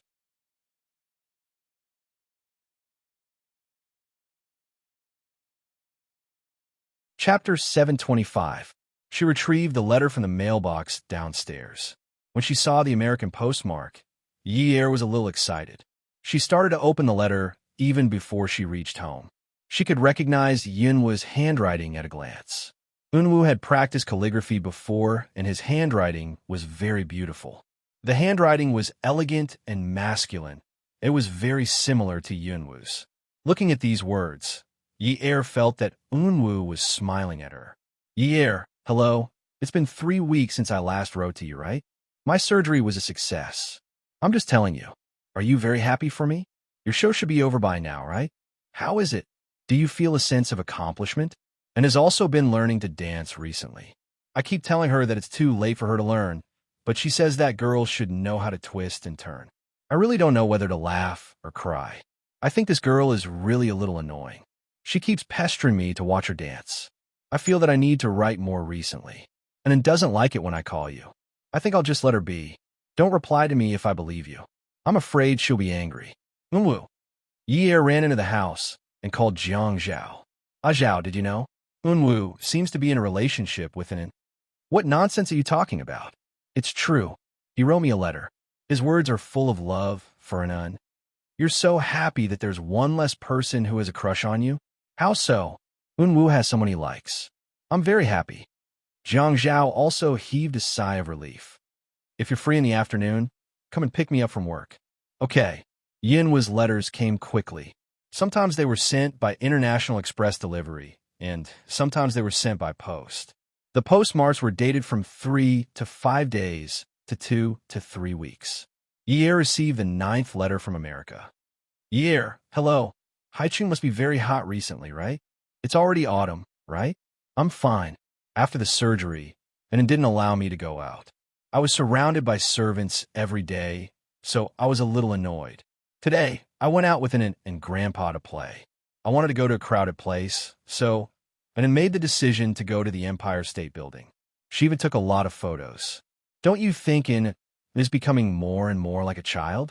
After coming to America, she was much happier. Grandpa liked her more and more now. She was actually a good girl, right? I'm going to sleep. A young and mature girl, like you should learn more from the current. Sleep early. We'll grow old quickly. Unwoo. Ye looked at the 3 of them in the photo. Shi Jintian stood in the middle, while Unwoo and stood beside him. And Anne's smile was indeed a lot wider than when she was in Haicheng. Was it because she felt happy now? Ye looked at the photo and felt a pang in her heart. She didn't know why, but she started to cry. Silly. Shouldn't Unwoo be happy now that he's happy?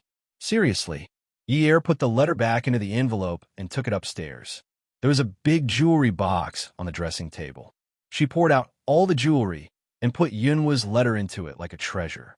Ye, Grandpa said that he still likes the sky in Canada and that there are fewer people. It's more suitable for him to live here when he's old, so he's taking over all the businesses in the country. We won't be going back in the future. And it has been getting more and more petty recently. Yesterday, I just mentioned that I wanted to write to you, and she got into a big fight with me. I think it's better that I don't write to you anymore. Her temper is getting worse and worse. Sigh. I actually didn't dare to tell Anne that I made a promise to you in our next lives. I was afraid she'd be angry. Yeah, although I won't write to you anymore, I still wish you happiness and that you'll always be beautiful, just like when I first met you. Unwoo. Sure enough, from then on, Ye did not receive any more letters from Unwoo. She looked at the jewelry box that was not full a few times and felt that something was missing. There were a total of 13 letters in the jewelry box. Only the first Unwoo said, Ye, it's my first time in America. I miss you very much. After that, it was always an long and in short at that time in a foreign country at the Seattle Lakeside Cemetery in America. There was an old man. Although he did not look thin and weak, he had a head of white hair. The girl standing beside him was dressed in plain black. She was holding orange flowers in her hands. Her expression was blank, but her cold eyes were filled with tears. There was a photo on the tombstone. The boy's eyes were pure and clean. The corners of his mouth were only slightly curved, but it was as if he was instantly bathed in sunlight.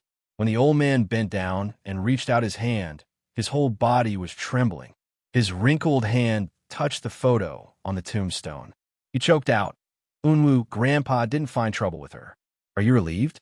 It was just that this old man's choked voice made the girl who originally looked like a girl burst into tears. She still remembered how heartless Unwoo was when he chased her away. But he did that only to protect her. If she had known earlier that there was no suitable heart, even if she had to die, she would have been willing to exchange her life for his. How was she going to live alone in the future? Shi Jintian sat on the ground, hugged the tombstone, and kowtowed to it. Tears fell drop by drop. What fell was his heart's blood. He had read every letter that Unwu had written to Yi Er, every sentence. According to his grandson's request and time, he had sent the letters from America one by one. He still remembered that his grandson had snuggled in his arms and quietly talked to him for the entire night. In this life, Unwu had never said so much. Ever since he changed his heart at the age of 8, he had never said so much. Grandpa, let me tell you, back then, I went there to draw because I wanted to see Yi Er. Sigh, at that time, I didn't know that feeling was like. I was so slow, too slow. I've seen many of her expressions. Happy, sad, sly, disappointed, hopeless, hopeful. In short, I've seen many of them. Grandpa, I didn't know that being able to see a person's emotions was because of excessive attention, and excessive attention was because I liked her too much. I like her too much. Grandpa, in the past 20 years, the happiest time of my life was when I was drawing on that street. And when I came back from the grasslands, I wrote her cards and sent her flowers every day. Sigh. I still remember that she pitied me and thought that I was a poor artist who couldn't afford the rent. She gave me the money to pay the rent so that I could live a better life. She said that boys mature later and can still grow up at 18 to 19 years old. Sigh. She didn't even know my name back then, and she actually gave me money randomly. Grandpa, since I was young, you taught me to be wary of people and not to trust anyone casually because anyone around you could harm you. But at that time, I really believed her. I believed that she was a kind girl, that she wasn't sent by my enemies to harm me. She was purely afraid that I would suffer. Grandpa, I really believed that she was actually very kind. I'm thinking that at that time, she probably liked me a little because I felt that she wasn't someone who was very compassionate. She was actually very greedy and stingy. Grandpa, I think that at that time, she probably liked me a little, right? That day, Shi Jintian had been holding Unwu in his arms the whole time. Unwu was lying on his chest, and the clothes on his chest were extremely wet and sticky. All that was left were Yunwu's tears. He hugged Yunwu's head and said, "Good grandson, Grandpa believes that Yi Er liked you back then. It's just that at that time, you guys didn't understand." Unwu sighed softly and said, "Sigh. Luckily, I didn't understand." Luckily, the old man hugging the tombstone sat there until sunset. Then he slowly looked up and said, "Anan, you should learn to manage the business. Don't forget that your surname is also Shi." Anan nodded heavily. Okay. The setting sun stretched the silhouettes of the old man and the young girl in the cemetery, cutting into a lonely silhouette.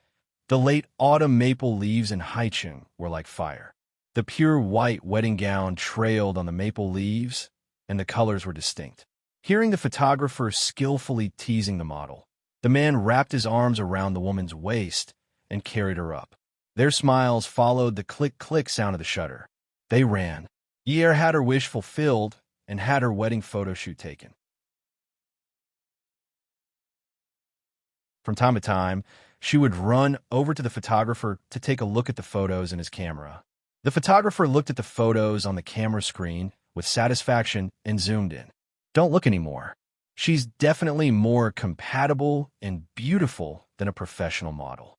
Yi Er blushed for a moment and turned to look at Jiang Zhao.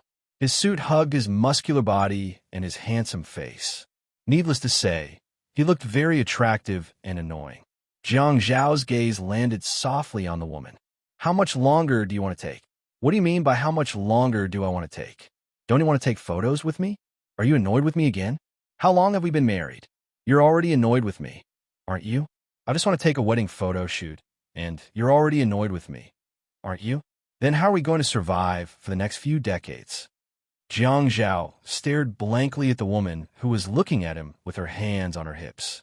In the end, he hugged her waist and kissed her on the cheek. The smell of affection was so overwhelming. "I think the night view in Haicheng is not bad. Why don't we take a night shot? Dawn is not bad either. Why don't we take a dawn shot?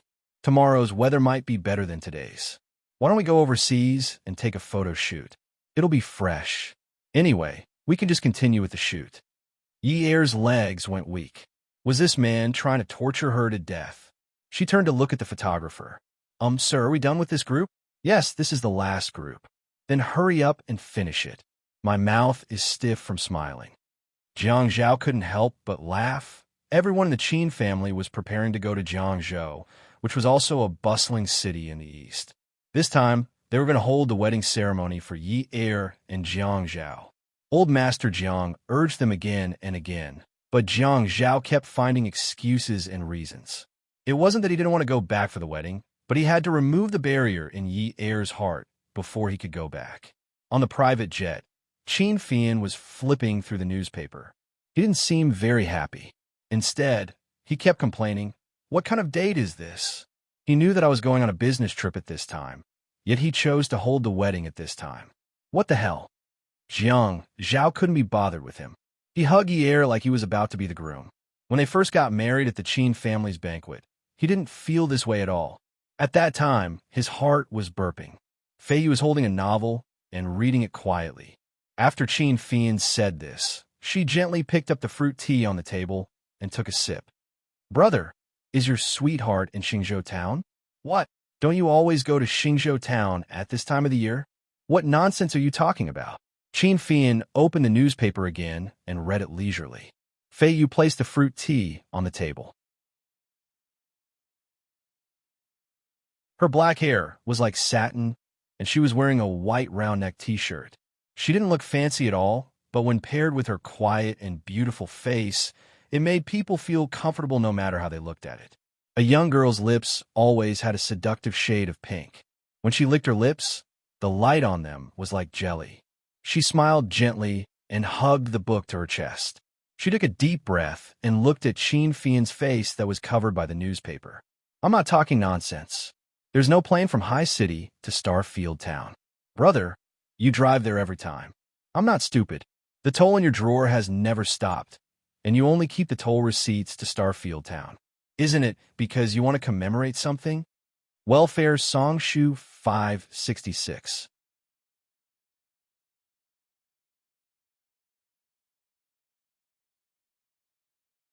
Chapter 726. Qin. Fei. Yu. Qin Fian threw the newspaper aside and stood up to grab Fei Yu. "You damned thing. How dare you rummage through my drawer?" Fei Yu jumped up and ran towards Jiang Zhao. Yi Er quickly got out of Jiang Zhao's arms and hid in Jiang Zhao's embrace. Jiang Zhao circled Fei Yu and glared at Qin Fian. "How old are you? Do you still want to hit Fei Yu in front of so many people?" As soon as he said that, Qin Rongfang's face darkened. He sat on the wide seat and slapped the armrest. "How dare you hit your sister? Try touching a single strand of her hair. If you dare to touch a single strand of her hair, I'll throw you out of the plane today." Qin Fian felt wronged. What was going on? It is clearly not his fault. That little girl had a pure appearance and actually did things like peeping into his privacy. Now, these people were actually helping her. This was too much. With Jiang Zhao's protection, Fei Yu sat on Jiang Zhao's lap and did not get off. She hugged Jiang Zhao's neck and looked at Qin Fian with a little grievance. "Brother's words are really interesting. You've rummaged through my drawer a lot and peeked at the love letters other boys wrote to me. I was just returning the favor." Qin Fian saw that Fei Yu had found a backer. Now he recognized the girl's true nature. "Good for you, Qin Fei Yu. If I hadn't dealt with those crooked things of yours, would your grades be so good now? That's really funny. Boys, chasing me is crooked? Then is it proper for you to like men?" Great, this fire burned Qin Fian again. Especially at Jiang Zhao's wedding. How could Qin Rongfang not be anxious? "Qin Fian, you still have the face to talk about your sister. Go sit in your own seat." Qin Fian looked around. Some people were smiling at him maliciously. Why did they feel like they had fallen into a trap? Just as he sat down and prepared to ignore the outside world and focus on reading the tabloids, Fei Yu's gentle and soft young girl's voice faintly drifted over. "I don't know if Big Brother wants to buy land in Starfield Town. Looking at the toll receipts, there are at least dozens of them. He goes there at least a few times a year. What kind of big project is that? Why hasn't it been settled yet?" Qin Fian shook open the newspaper and said indifferently, "Qin Fei Yu, be careful. There will be snakes all over the floor when you sleep tonight." Fei Yu was so scared that his face turned white. He was so scared that tears came out of his eyes. I. Hearing Fei Yu's frightened voice, Qin Fian had just chuckled twice when his calf was suddenly hit by a stick. Seeing that it was Qin Rongfang walking over, he picked up the stick and hit his leg. You clearly know that your sister is timid, yet you still scare her. If you scare her again, she'll be afraid of strangers in the future. She's timid? Come on, I can't see that all. Bam! Another hit. Although it wasn't heavy, it still represented Qin Rongfang's attitude. Ye took out a handkerchief to wipe Fei Yu's tears. It's okay. Your brother is just scaring you. He wouldn't do such a thing. Thinking of the house full of snakes, Fei Yu was so immersed that goosebumps appeared all over her body. Zhao Gij and Sister Yun are the best. My brother is a bastard. This group of people was Jiang Zhao, Yi Qin Fian, Fei Yu, and Qin Rongfang. Other than the servants, there were a total of 5 people. Because the others had not arranged things properly, they were a step late. It was quite lively along the way. At the airport exit, the first time Yi saw Jiang Zhao's younger brother, Jiang Feng, he was shocked by his enthusiasm. He was 186 centimeters tall. Although he was dressed fashionably, he was definitely not childish. His buzz-cut hair gave him a unique personality. The smile on his handsome face was always a little mischievous. When he opened his arms to hug them, it was as if there was a burst of youth burning in him. Jiang Feng had only returned to the country for less than a month. Yi thought that handsome men were used to being unrestrained overseas. But later on, Jiang Zhao told her that Jiang Feng had always been like this. Only then did Yi understand the saying. The dragon has 9 sons, each with his own merits. His uncle's son, Jiang Rui, who was the eldest son of the Jiang family, brought his wife and son Jiang Mian to the airport to pick them up. Yi carried Dianmian in his arms. Sister, Dianmian is pressing down again. Don't carry him. Let him walk on his own. Once this bad boy touches a beauty, he refuses to get off the bed. He's so annoying. I'm not annoying. Little Dianmian is so cute. And he is so cute. Dianmian cupped Yi's face with his chubby hands and kissed him. Gosh, sister, look at how passionate Dianmian is. Jiang Zhao leaned over to Yi's ear. Honey, don't be envious. If we work harder in bed at night, we can make one too. Yi's face flushed red as though it was on fire. Jiang Zhao had his own house in Jiang District. He had told Jiang Feng in advance to help him get someone to tidy it up. Hence, the Qin family stayed in Jiang Zhao's small villa instead of staying in a hotel. It was very lively. Usually, even in Haicheng, it was impossible for a family to stay in one house like this. Qin Rongfang was very happy. On the first day, the Qin family and the Qin family had dinner together. They almost stayed up all night because men always had endless things to talk about. It was the same on the second day. On the third day, they felt that it was too boring. That night, Yi and Fei Yu both wanted to go to the beach to play. They didn't want to trouble Jiang Zhao and Qin Fian, so they discussed with Jiang Zhao and Qin Fian that they would drive there. Qin Rongfang wasn't interested in the beach. Moreover, his schedule was very fixed. He didn't want to go with the youngsters. The waves crashed against the rocks. Wave after wave, they retreated and came back again. Fei Yu pulled Yi and asked, Why is there no barbecue at the beach? What did you see that there must be barbecue at the beach? Fei Yu was a little disappointed. I saw it on the internet. I thought it would be very interesting. The waves retreated and came back again. Yi and Fei Yu looked over. There was a white thing that didn't seem to be retreating. Was it a rock? How could a rock be white? Even a shell couldn't be that big. A person. A dead person. There was actually a dead person lying on the beach. Brother. Jiang Zhao. Fei Yu and Yi took a few steps back and screamed. Jiang Zhao and Qin Fian were shocked by the two women's voices. They were originally chatting about some business and the latest situation at a distance from the two women. At this moment, they rushed toward the two women like 2 arrows. Jiang Zhao and Qin Fian didn't seem to be afraid of the dead body. Jiang Zhao moved Yi and Fei Yu further away and observed quietly. Another row of waves came and hit the dead body. The waves retreated again. He lifted his trousers with both hands and squatted down. Chin Fian also squatted down. He turned on the flashlight function of his mobile phone and shone it at the dead body lying on the beach. Under the bright light, they could finally see clearly. The white t-shirt was rolled up by the waves, and the waist was exposed. There was a large area of bruises. It looked very thin. Pulling the shirt up a little, the entire back was covered with bruises and bruises caused by heavy blows. The arms, the back of the neck, and the places with wounds had been soaked white, and the wounds were swollen. Fei had never seen a dead person before. This was the first time she saw a back covered with bruises. She was so scared that her eyes were about to fall out. Yi air covered Fei-Yu's eyes. Fei-Yu couldn't help but look. Call the police. It's probably a murder. Jiang Zhao shook his head. Chin Fian flipped the body over and curiously put his finger on a face that was also covered with bruises. He put his finger to the nostrils. Brother, it's still breathing. Hearing this, Fei-Yu ran over and bent down to grab Chin Fian's clothes. Brother, if it's still breathing, hurry and send it to the hospital. If we send it to the police, they'll just do it casually. When the time comes, it'll definitely die. It's not a man to not save someone. Chin Fian tilted his head and glared at Fei-Yu. The sea breeze blew Fei-Yu's black hair up like a veil floating in the wind. You haven't learned anything from Grandpa. That's not how you should be a Buddhist.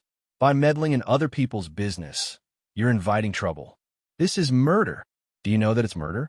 Look at Grandpa. I'm kind and charitable, but have I ever casually saved someone who was about to be murdered? Fei-Yu tugged at Jiang Zhao again.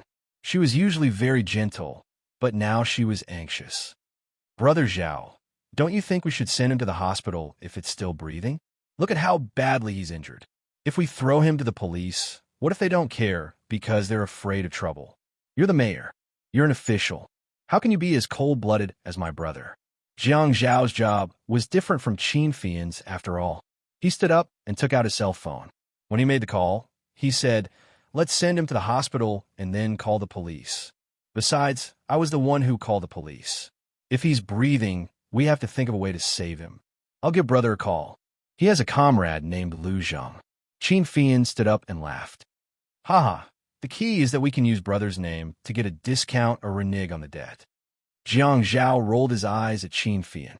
You don't have to constantly remind me that you're an unscrupulous businessman. Although Fei-Yu wanted to save him, she didn't dare to go over and take a look. She just held Ye's hand and was still a little scared. It didn't affect anything because of the rescue. After the patient was sent to the hospital, no one cared about him anymore. The Jiang family's second grandson was getting married. Old Master Jiang personally made a phone call and held a banquet. The Jiang family was a famous family in the East. They had a strong political background and strong commercial capital. Old Master Jiang was highly respected in the entire East. Those who could be invited by him were naturally important figures. For a time, all the important figures in the East gathered in Jiang District. Those who didn't receive an invitation but only heard the news also came uninvited. The five-star hotel under Jiang Zhao's name had already emptied all the rooms near the hotel for a week when Jiang Zhao decided to hold the banquet. They didn't accept any reservations and made proper arrangements for all the guests. Everything was taken care of. On the contrary, Jiang Zhao and Yi had nothing to do other than try on their own gowns. Jiang Zhao and Xiang Wan were drinking tea and letting Xiang Wan take Yi out shopping. How is it? Brother is very generous this time, isn't he? I won't take a single cent from you. Jiang Zhao didn't thank him. Instead, he became even more aggressive. Hey, but you still have to give me a red packet. Red packet? Last time when you held your engagement in Haicheng, I gave you a big red packet. A bank card worth 1 million yuan. This fellow wants to snatch my money again? You said it's an engagement. This time it's my wedding. Isn't it still a wedding? Jiang Zhao sipped his tea lazily and explained slowly, there are silver weddings and golden weddings. An engagement and a grand wedding are different. Why? Eldest young master. You're the famous eldest young master in Jiang District. How can you bear to give your younger brother a red packet? Jiang Rui smiled coquettishly. Eldest young master is called by others, not by family members.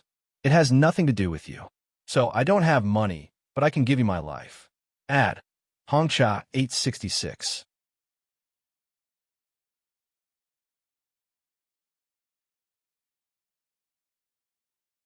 Chapter 727. Jiang Zhao leaned over, but there was no one around. Still, he deliberately looked around. Brother, I remember very clearly what you gave Su Ling in the past, and where you want to eat. Also, I remember that because Su Ling liked the lake crabs in High City, you called me early and asked me to order them, keep them in ice, and fly them over to you from High City as soon as possible. Jiang Zhao sighed. Although I know that you and sister-in-law are in love now, look at how bored she is. I'm bored too. I really want to chat with her. Sister-in-law trusts you. She definitely won't let her imagination run wild. Just treat it as if nothing happened and talk about the past to relieve her boredom. Jiang Zhao glared at Jiang Rui. Why are you so insidious? Aren't you afraid of retribution for doing something so immoral on your wedding day? Jiang retorted. Jiang Zhao shrugged. Anyway, it won't kill you. Look at you. It's as if you want to eat me. Jiang Rui said, It's 100,000 this time. It's a dream if you want another million. Brother, there's a policy in High City recently. It's about hotels. It's a support for 7-star hotels. Jiang Zhao paused. Jiang Rui spat at Jiang Zhao. Vampire. 1 million. Deal. Thanks, brother. I'm going to pick up my wife. Enjoy your tea. Jiang Zhao stood up happily. He didn't care about Jiang Rui's 1 million red packet. For him, 1 million was just a number. It was mainly because he missed the fun of fighting with Jiang Rui since childhood. He looked forward to Jiang Rui coming back to bite him in 2 days. Then he would fight back. Just thinking about it made him happy. When Jiang Zhao walked out and closed the door, Jiang Rui held the teacup and laughed 2 days later. Jiang Zhao received a call from Lu Zheng, informing him that the patient had woken up. However, he refused to speak when questioned by the police. There was no problem with his vocal cords, so the police wanted him to go over and ask him in detail about the situation. Jiang Zhao and Ye were very busy. Tomorrow was the wedding banquet. Although they had nothing to do, just the things they had to prepare were enough to give them a headache. Therefore, Qin Fian brought Fei Yu to Lu Zheng's hospital. The condition of the ward was very good, as Jiang Zhao was the one who informed him that he had to think of a way to save the patient. He might be useful to Jiang Zhao's political future in the future. Therefore, Lu Zheng arranged for a high-class VIP ward. The boy looked to be around 17 to 18 years old. He was wearing a hospital gown. He was clearly the victim, and there were bruises on his face. His hair was messy, but he didn't look disheveled at all. Instead, he had an indescribable air of nobility. He propped himself up with a pillow behind him and stared coldly at the wall.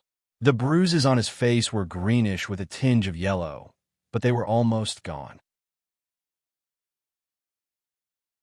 Qin Fian and Fei Yu propped themselves up on stools and sat at the end of the bed. The policeman held a pen and asked when the parties involved were awake. Mr. Qin, what was the situation when you discovered the victim? We were walking by the beach. It was my sister and sister-in-law who discovered him first. Please describe the situation in detail. It was the same as what I told you the last time. He was lying on the beach with many injuries on his body. At that time, we wanted to call the police because we were worried that someone might have murdered him. But you didn't call the police immediately. Huh. Qin Fian looked at the serious policeman in amusement. How boring. What was he doing here? He was asking meaningless questions. He asked the same questions the last time, and now he was asking again. My sister said that she was still angry and wanted to save him first. She was worried that if we called the police, those who could live would be tortured to death. Therefore, we were more assured that we would pay for sending him to the hospital. My sister said that we couldn't leave him in the lurch. The policeman's expression changed. Fei Yu tugged at the corner of Qin Fian's clothes and said timidly, Brother, if you say that, what if they take revenge on me? After all, we're in Jiang District and we're not familiar with the place. With the old master of the Jiang family and the eldest young master of Jiang District backing you up, what are you afraid of? Although we're only in-laws with the Jiang family, we're still legal citizens. We've done a good deed. Why should we be afraid of the police's revenge? Fei Yu, you shouldn't think of the police like that. After Qin Fian finished speaking, he raised his eyebrows and glanced at the policeman who was about to explode. Sure enough, when he heard that he was in-laws with the Jiang family, the policeman immediately became quiet. When he took the statement, the seriousness on his face lessened. Mr. Qin is right. How is that possible? Fei Yu said, oh. Then he leaned closer to Qin Fian. After the incident on the plane, Qin Fian wanted to pinch Fei Yu. This guy was really a tyrant at home. Once he was outside, he was afraid of strangers. Now he knew that his brother was reliable. Heartless little thing. The policeman looked at the boy who was sitting there motionlessly. The injuries on your body were found to be caused by a blunt object. Do you still remember the scene at that time? The boy didn't turn to look at the policeman. Instead, he stared at the wall and looked at Fei Yu. Although his eyes were as cold as before, they didn't blink. Fei Yu kept leaning on Qin Fian's side. But no matter what the policeman said, the boy sitting on the bed didn't speak. Where are you from? What's your name? Who's in your family? What a headache. You don't even say a word. Where should I send you? Should I send you to the reception center? Fei Yu raised his head at this time. The boy's gaze softened, revealing an undisguised sadness and pity. His eyes lowered as if he was begging. The boy's hand that was currently on an 4-drip was placed on the thin blanket, his 10 fingers slender and beautiful. The contours of his face looked like they had been carved and scraped by a thin razor. If it weren't for the bruises on his face, how beautiful would he be? Fei Yu swallowed. Brother, why don't we take him back? It's not like there's one more person to eat anyway, right? He's also homeless. When he remembers, we'll find the police. The policeman immediately wanted to throw away a burden. That's the best. Qin Fian stood up. No.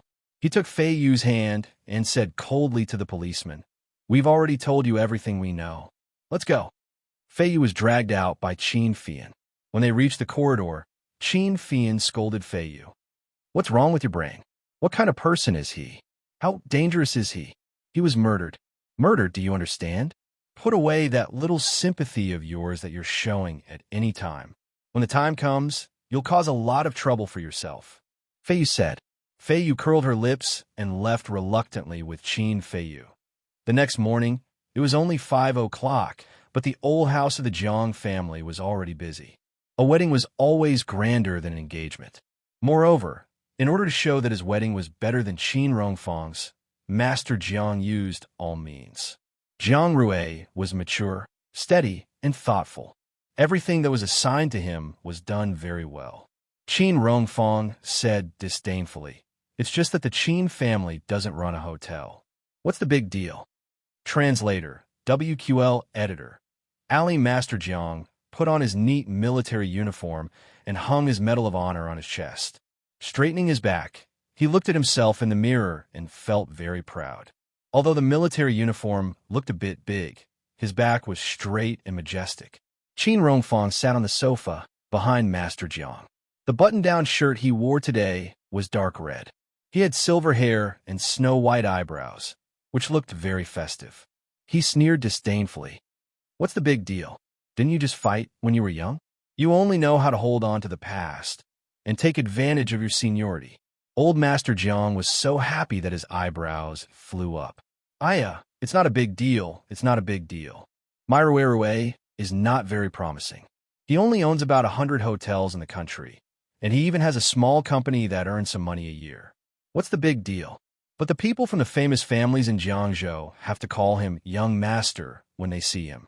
Some people who are older than him have to call him that. Oh, it's really not a big deal. Our Zhao Zhao is not a big deal either. He became the mayor at a young age. In the future, he entered the provincial party committee and the central government. Oh, the position of the Jiang family in the east can't be more stable. When Qin Rongfang heard Master Jiang talking about Jiang Zhao, he was so anxious that he stood up and said loudly, Zhao Zhao was brought up by me. It has nothing to do with you. His surname is Zero Jiang. I can't help it. I really can't do you a favor. The Jiang family has a family tree. If Zhao Zhao has a child in the future, his surname will be Zero Jiang. Do you know that? Qin Rongfang was so anxious that he was trembling. This old fart only knew how to use this matter to rebuke him.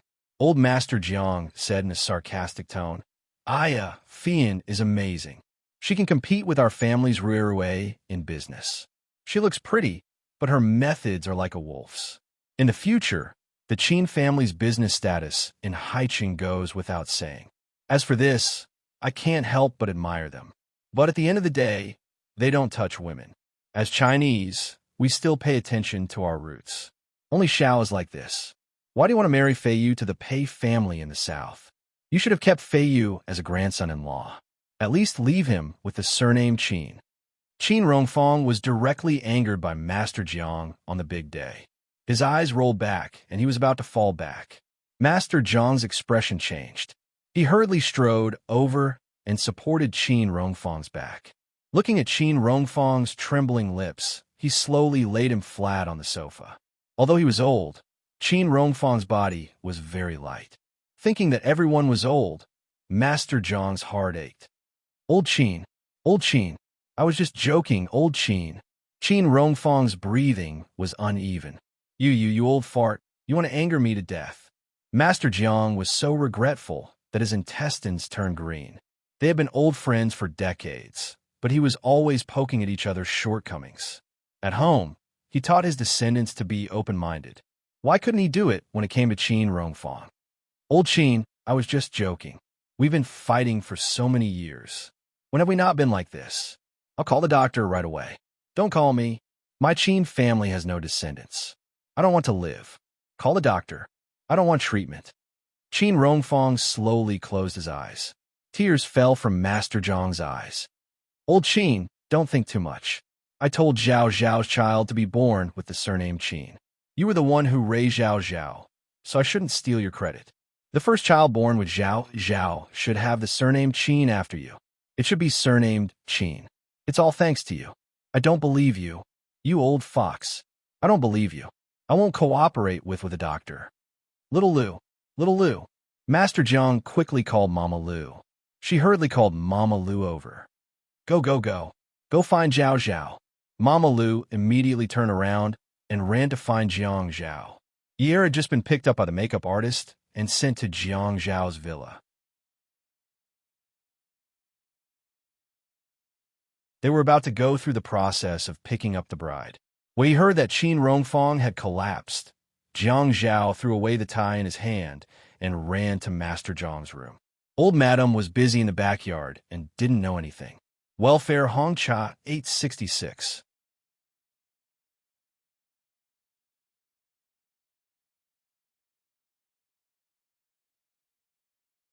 Chapter 728. The moment Jiang Zhao entered the old master's room, he saw the old man lying on the sofa. His grandfather was wiping his tears. Jiang Zhao's heart trembled. Grandpa!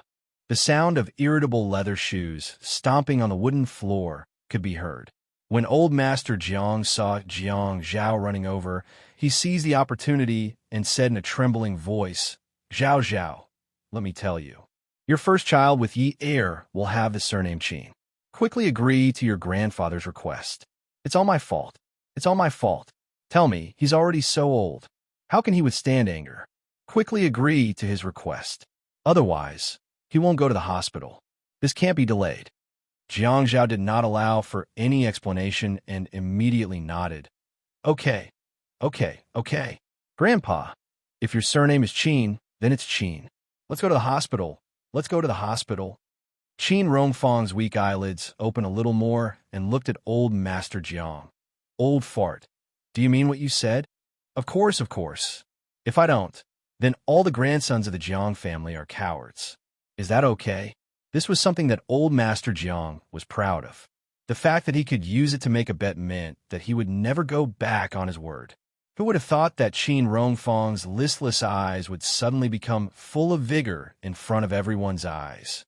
Then, he slowly sat up and patted his clothes. Since we've already agreed, then let's get ready. Although there are many people today, we can't make any trouble. Old Master Jiang Zhao, and the servants who had rushed over in a panic were dumbfounded and confused. What did it mean to be disrespectful as an old man? This was it. Old Master Jiang was so angry that his face turned green. He stood up and pointed at Qin Rongfang, who was still sitting there leisurely. He almost vomited blood. Qin Rongfang, you old fart, you're disrespectful as an old man. Qin Rongfang's face was glowing.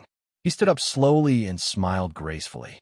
He grabbed old Master Jiang's hand and said with emotion, "Old Jiang, you're so literary. The idiom disrespectful as an old man is engraved on my forehead. But there's also an idiom that all's fair in war. Didn't you use to fight in the army? Those badges on your chest must have been bought from a street stall."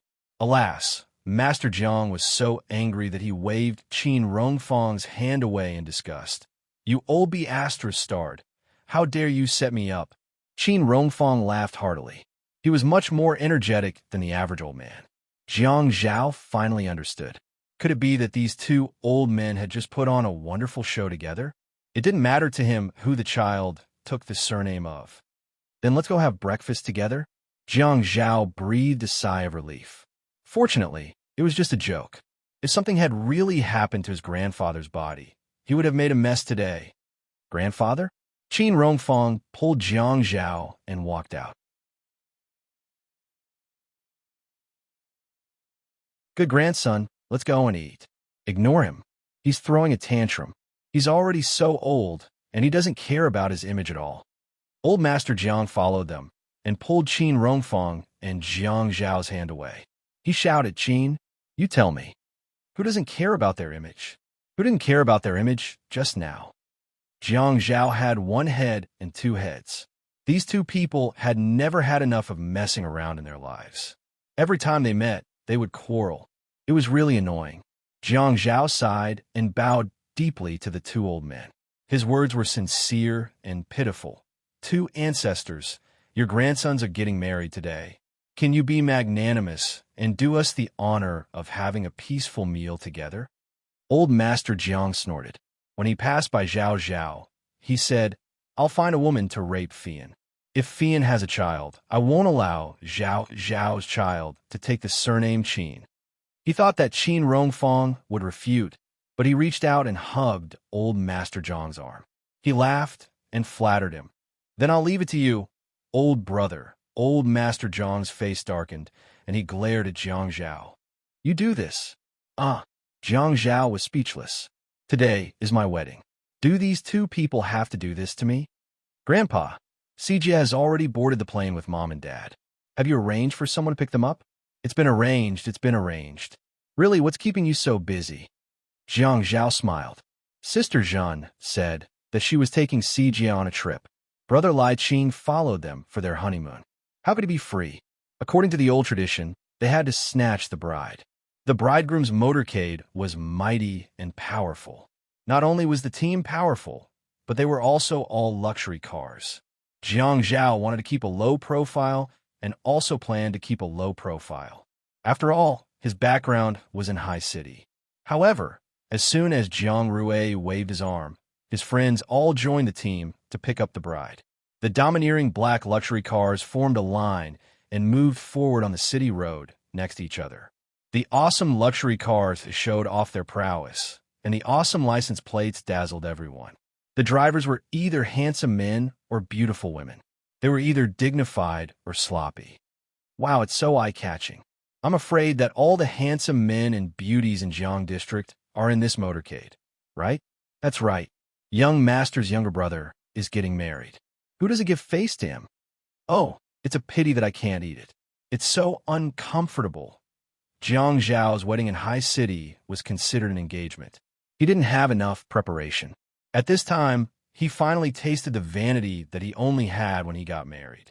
I finally got married. Just as he was thinking happily, his phone rang. Bridesmaid? Yes, the bridesmaid arrived at Xia Qian in the middle of the night. "Hello, Qian Qian." Jiang Zhao. What's wrong?" No. I'm afraid that this wedding won't happen. Xia Qian, if you dare to speak nonsense today, I won't give your brother-in-law any face. He was furious. This Xiaqian was really stupid. It was his wedding day, and she was making a fuss about not getting married. No, no, we really can't get married. Get lost. Jiang Zhao was really angry. He put the phone away and pressed the button to hang up. After 2 seconds, the phone rang again. The veins on Jiang Zhao's forehead were throbbing. As the best man, Qin Fian nudged Jiang Zhao. Brother, answer it. Jiang Zhao picked up. Xiaqian, I'll change you immediately. Jiang Zhao, Yi can't take it anymore. She's vomiting on the bed and can't get up. She can't even drink water now. Her throat is bleeding. What should we do? Jiang Zhao tightened his grip on the phone. He anxiously tugged at his bow tie and said to the driver, Don't set up a formation. Stick it in when you see a gap. Hurry up. He turned around and asked Xia Qian impatiently, What did you say? She's vomiting so badly? Xia Qian was so anxious that she stomped her feet. It's true. Her face is white. I said to send her to the hospital, and they said to feed her some saline and positive energy solution. It's probably because there are too many people in the house. They said it's not auspicious to send her to the hospital. What should we do? Jiang Zhao slammed his large palm on the dashboard in front of him. Why are you so stupid? Of course we should send her to the hospital. But I've never been married. Why should I be worried about auspiciousness? I don't know. Those people seem to be very experienced. Aye. Jiang Zhao called his grandfather. When the traffic light turned green, he wanted to open the car door and leave. He was so anxious that his insides were on fire. Grandpa, hurry up and call a few of the old maids at home and send Yi to the hospital. She's already vomiting. Who cares if it's auspicious or not? Grandpa, Lu held the phone and immediately comforted him. Zhao, don't be anxious. Grandpa will call the doctors here. Don't be anxious. You're already an adult. Jiang Zhao kept urging the driver to hurry up and complained, How can I not be anxious? This is my wife, not someone else's wife. If it were someone else's wife, I wouldn't be anxious either. Grandpa Lu was still angry in the morning. When he heard his usually filial grandson talking incoherently, he suppressed his anger. Okay. Grandpa will call the military vehicles to send the alarm over. It'll be quick. Grandpa will hang up now. Yi got up very early that day. Grandma Lu reminded her to get up early, as she would be very tired. She wanted to prepare some food for the newlyweds. She looked at the glutinous rice balls, dumplings, wontons, porridge, bread, and cakes. She didn't want to eat any of them. Nanny Lu kept persuading her not to eat. She would be too tired if she didn't eat. The last time Jiang Rue got married, Xiangwen was already exhausted. Yi ate some porridge and didn't want to eat any dishes. She endured it when she was putting on makeup. She endured it when she was in the car. When they arrived at Jiang Zhao's villa, she endured it when Nanny Lu talked about the rules of Jiang District. In the end, she couldn't stand it anymore. She vomited all the food. She vomited so much that her throat seemed to have grown something. She couldn't spit anything out. Even swallowing her saliva hurt her throat. When Jiang Zhao arrived, the doctor was measuring Yi-er's blood pressure.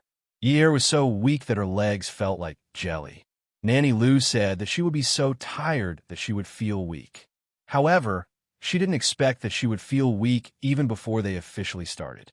Jiang Zhao pushed the doctor away and carried Yi-er, who had already put on the wedding veil. Let's go to the hospital. Put her down. The doctor immediately stopped him. Jiang Zhao could only put Yi-er on the bed. The doctor asked carefully, What did you eat this morning? Porridge. When Yi-er thought of porridge, she began to retch again. She vomited so much that her eyes rolled back. At this time, there was nothing left to vomit. The pain in her throat was unbearable. She vomited until it tore and some blood streaks came out. Jiang Zhao looked at his grandfather's doctor, who was so calm.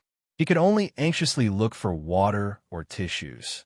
There was nothing he could do. Xia Qian asked everyone to leave the room. She wanted to get some fresh air. Jiang Zhao and Yi-er had eaten together in the morning. The food in the Jiang family couldn't be unclean. Everyone was fine. He frowned and said to the doctor, Everyone ate together. She's the only one who vomited.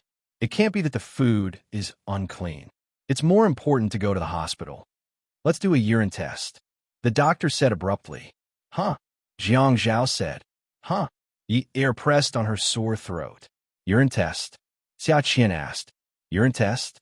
Qin Fian followed. Yes. What if it's a pregnancy reaction? Yi Er's face was a little red. The old doctor was a man, so he was a little embarrassed.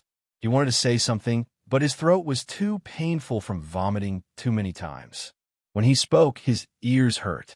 Jiang Zhao saw that Yi Er was anxious, so he said, It's impossible. She's on time. Her period will come the day after tomorrow. Qin Fian looked at Jiang Zhao meaningfully. Yi Er's face turned even redder. There were so many people, but he had been keeping track of her safe period so that he didn't bring a condom when he did it. The doctor shook his head. Some pregnant women will have a violent reaction when they're in bed. Which one of you can go and buy a pregnancy test? Xia Qian answered even faster than Jiang Zhao. She was even excited. I'll go. Then she ran out. Xia Qian had always been fast and efficient, but when she came back, everyone felt that her condition hadn't improved. In a small plastic bag, there was a bag of test papers. There were 2 or 3 test papers of each brand. She said, There's bound to be one that's not fake. There's bound to be one that's accurate. It'll definitely tell that she's pregnant. It was so shocking. Jiang Zhao didn't think there was a need for a test. He remembered that there was medicine in Yi Er's drawer. In order to prevent her from taking it, he was careful and took precautions. It was impossible for her to be pregnant. Sending her to the hospital was the most important thing. But he couldn't stop the doctor. It wasn't until Yi Er came out of the bathroom with a 2-bar test strip and showed it to the doctor that Jiang Zhao felt his ears buzzing. Xia Qian hugged Yi Er and shook her. See, I told you. Take the most expensive one. It'll definitely be accurate. The expensive one definitely won't be fake. Everyone looked at her. What kind of logic was that? Jiang Zhao pulled Xia Qian away and placed the pale and weak Yi Er on the bed. He glared at Xia Qian. Why are you shaking her? Look at how weak she is. His heart ached as he touched Yi Er's face. She had vomited so much that she couldn't speak. Let me get you 2 mint candies. Does her throat hurt a lot? Yi Er shook her head, but in her heart, she thought, I'd better slit her throat. Forget it. Even swallowing her saliva hurts.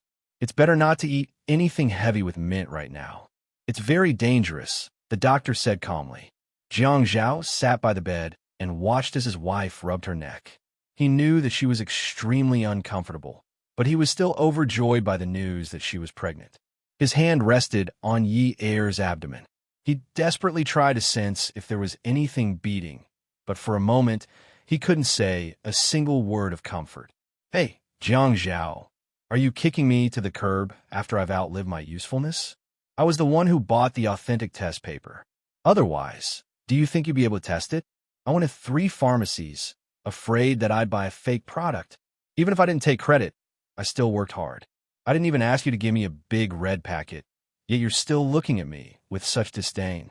You. Jiang Zhao's ears hurt from listening to her. Xia Qian, if you talk less, I'll give you a big red packet later. Okay. Xia Qian immediately covered her mouth. For the sake of a red packet, what did it matter if she talked less? Moreover, it was a big red packet. Yi Er insisted on attending the wedding. Jiang Zhao gave everyone a red packet, saying that the bride was pregnant and couldn't make a big fuss. He didn't want to do the bride snatching part of the ceremony.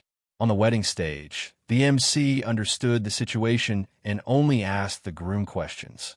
The bride stood at the side and nodded meekly or said a few words occasionally.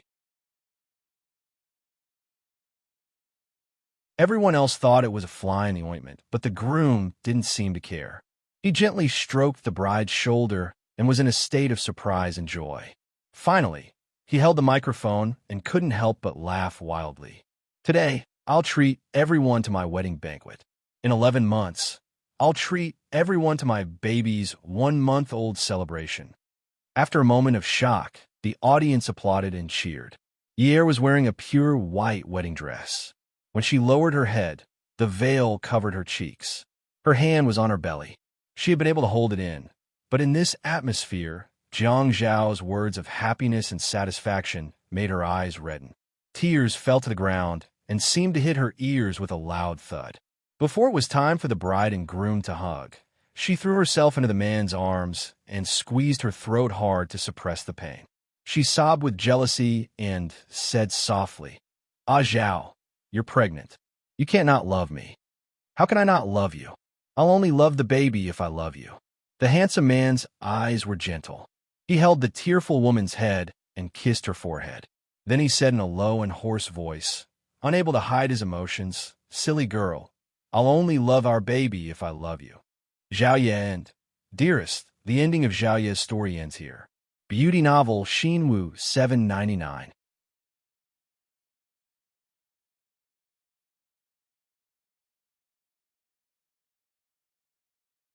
Chapter 729.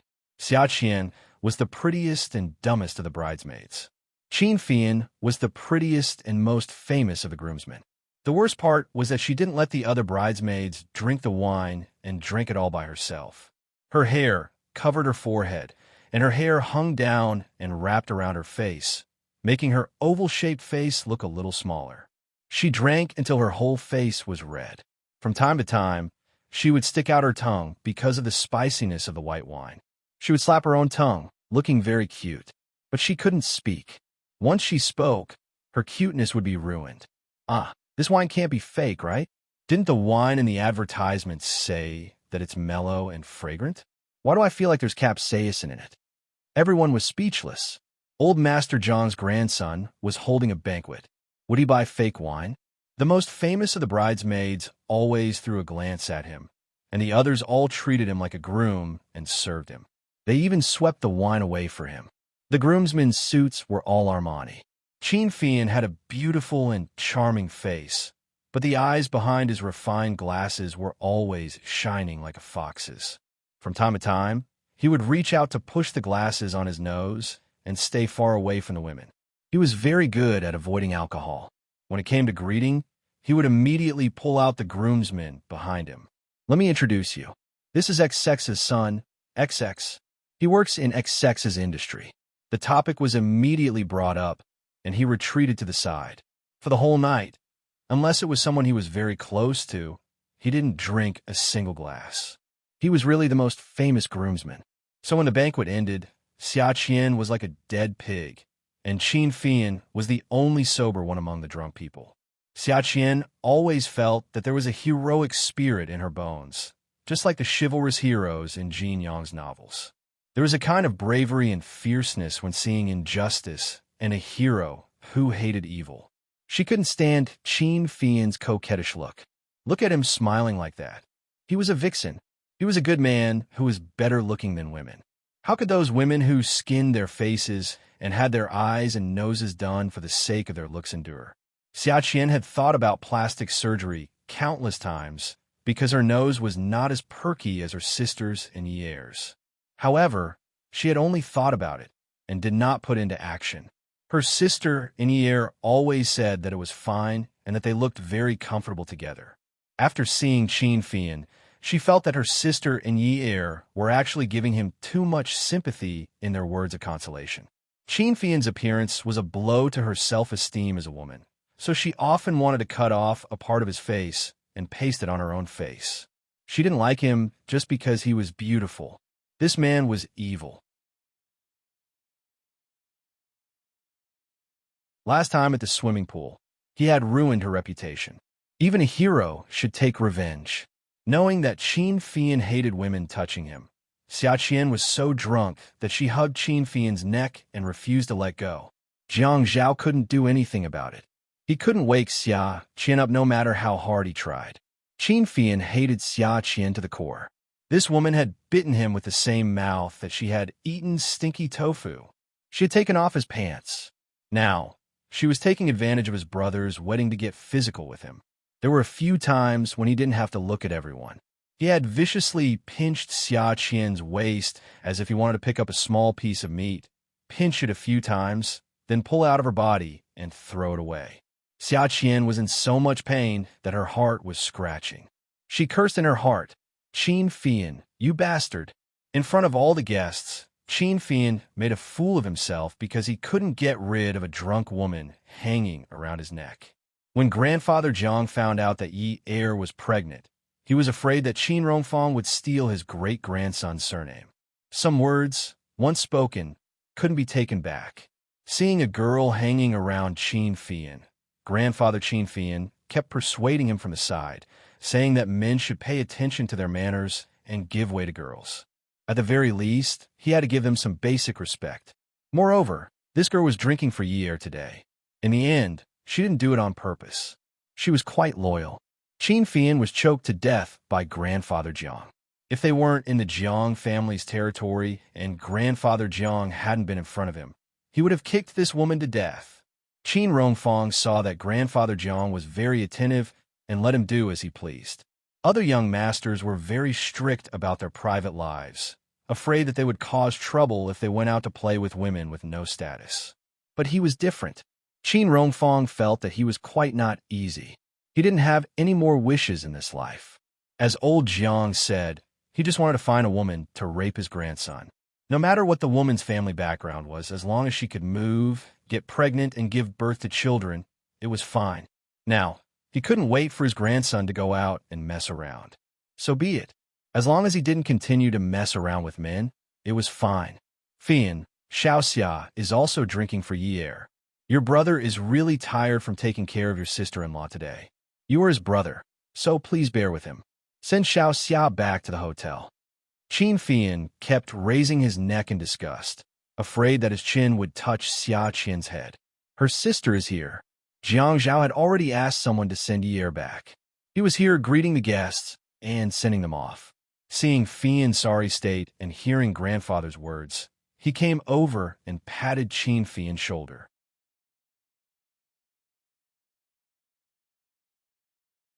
I said that we're not going to mess around with the bridal chamber today. Xiaoya and Yi Qian have already gone out to play. Send them off. Qian doesn't know anyone else. Just send her off on account that she is your sister-in-law's good friend. Qin Fian was speechless. Don't the Jiang family have servants? Why are you asking me to send her off? Qin Rongfang stood in the same place. To send her off. If you don't send this girl off, who will? Who isn't busy today? You're so free. Why can't you help your brother send the guests off? What kind of brother are you? Jiang Zhao had become a father. He was grinning all the time. In such a mood, he really didn't have any intention of scolding others. Fian, grandfather is right. Help me send her off. Look how long this girl has been hanging on you. She won't budge no matter how hard she tries. Are you going to sleep here? Although Xia Qian knew that she had to discuss Qin Fian, she just hung on his neck for the sake of hanging on. She didn't have much consciousness. After all, she had drunk too much. When Qin Fian got her into the car, she collapsed in the back like a dead pig. When Qin Fian got out of the car, he immediately called the security guards to pull her away. Xia Qian seemed to have sensed it. She jumped up and pushed open the car door. She staggered to catch up with Qin Fian and hung on him. After hanging up, she wanted to sleep again. Her head was hurting badly. In the end, Qin Fian sent Xia Qian back to the hotel as promised. But the moment the door opened, Xia Qian suddenly felt nauseous. She pulled Qin Fian's shirt and vomited everything she had drunk that night. It was all because of her flirtatious behavior.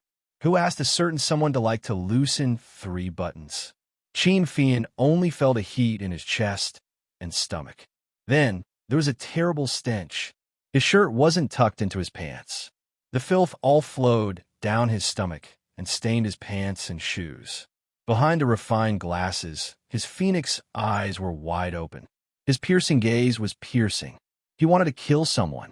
Holding his breath, he was about to push the woman away when Xia Qian pulled Qin Fian's shirt again. Walala. She vomited everything again. Add. Hansha 866.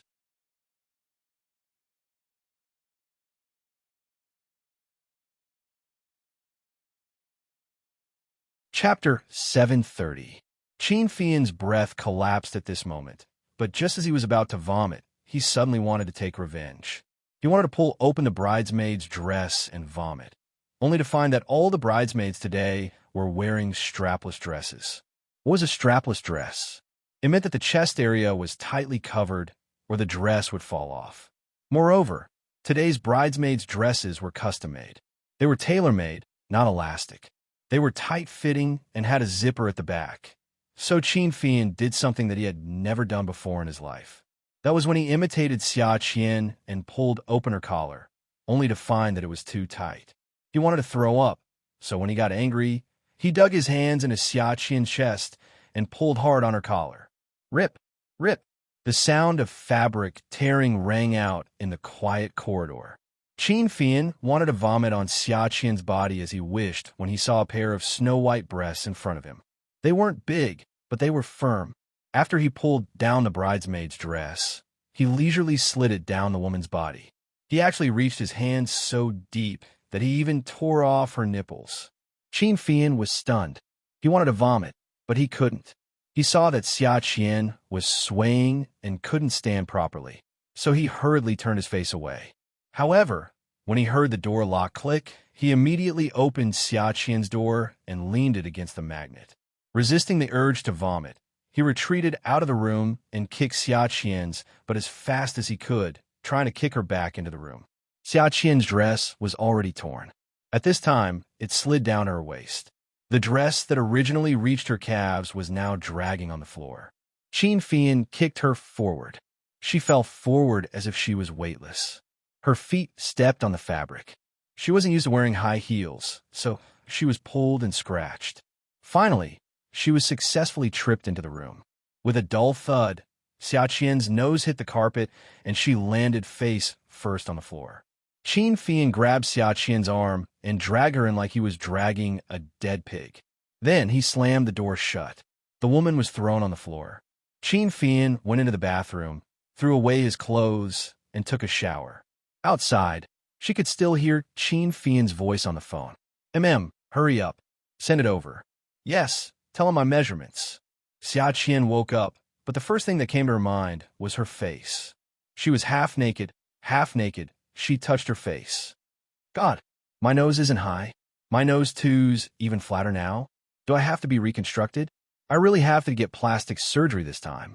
Until she heard Qin Fian taking a shower in the bathroom and making a phone call. She was shocked to the point. She's shocked to find herself naked to the floor, to get to her to the floor. She was to the shocked.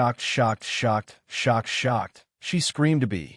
She was still sitting by the door, and half of her dress was stuck at the foot of the door. Xia's to wakes to Qin. To the Qin Fian. This beast. That. He was gay, and he wanted to molest her. She tugged at the dress, but it wouldn't budge. She got up and opened the door a little to relieve the pressure on the dress.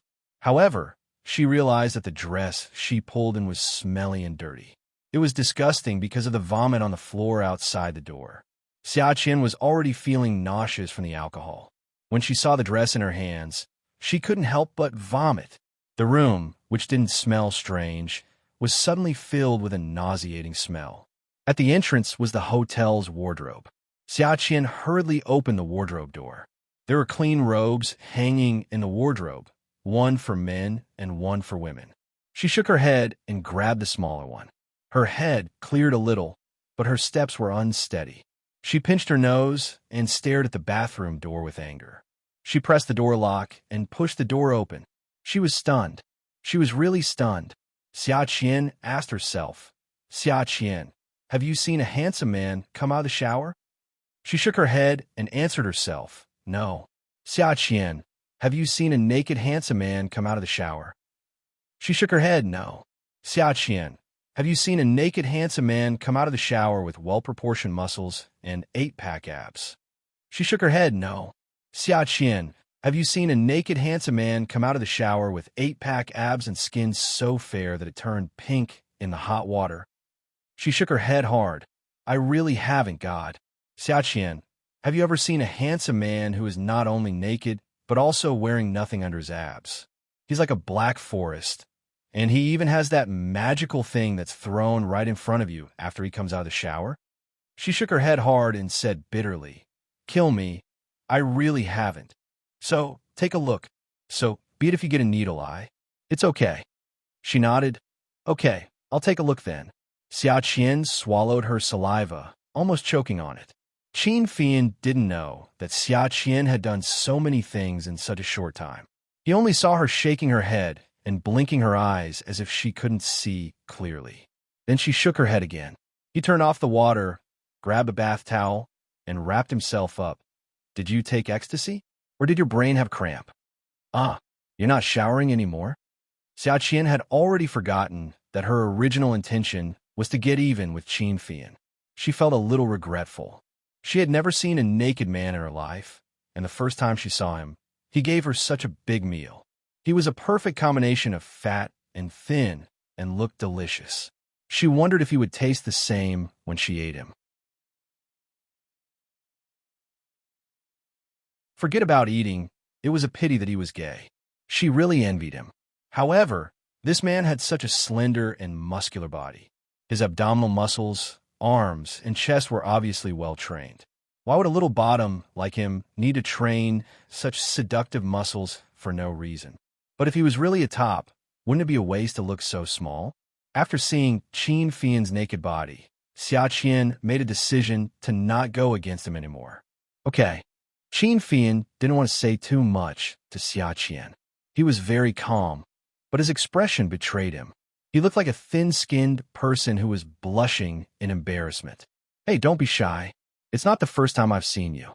Last time at the swimming pool, didn't I take off your pants? There's nothing strange about it. You can be more generous.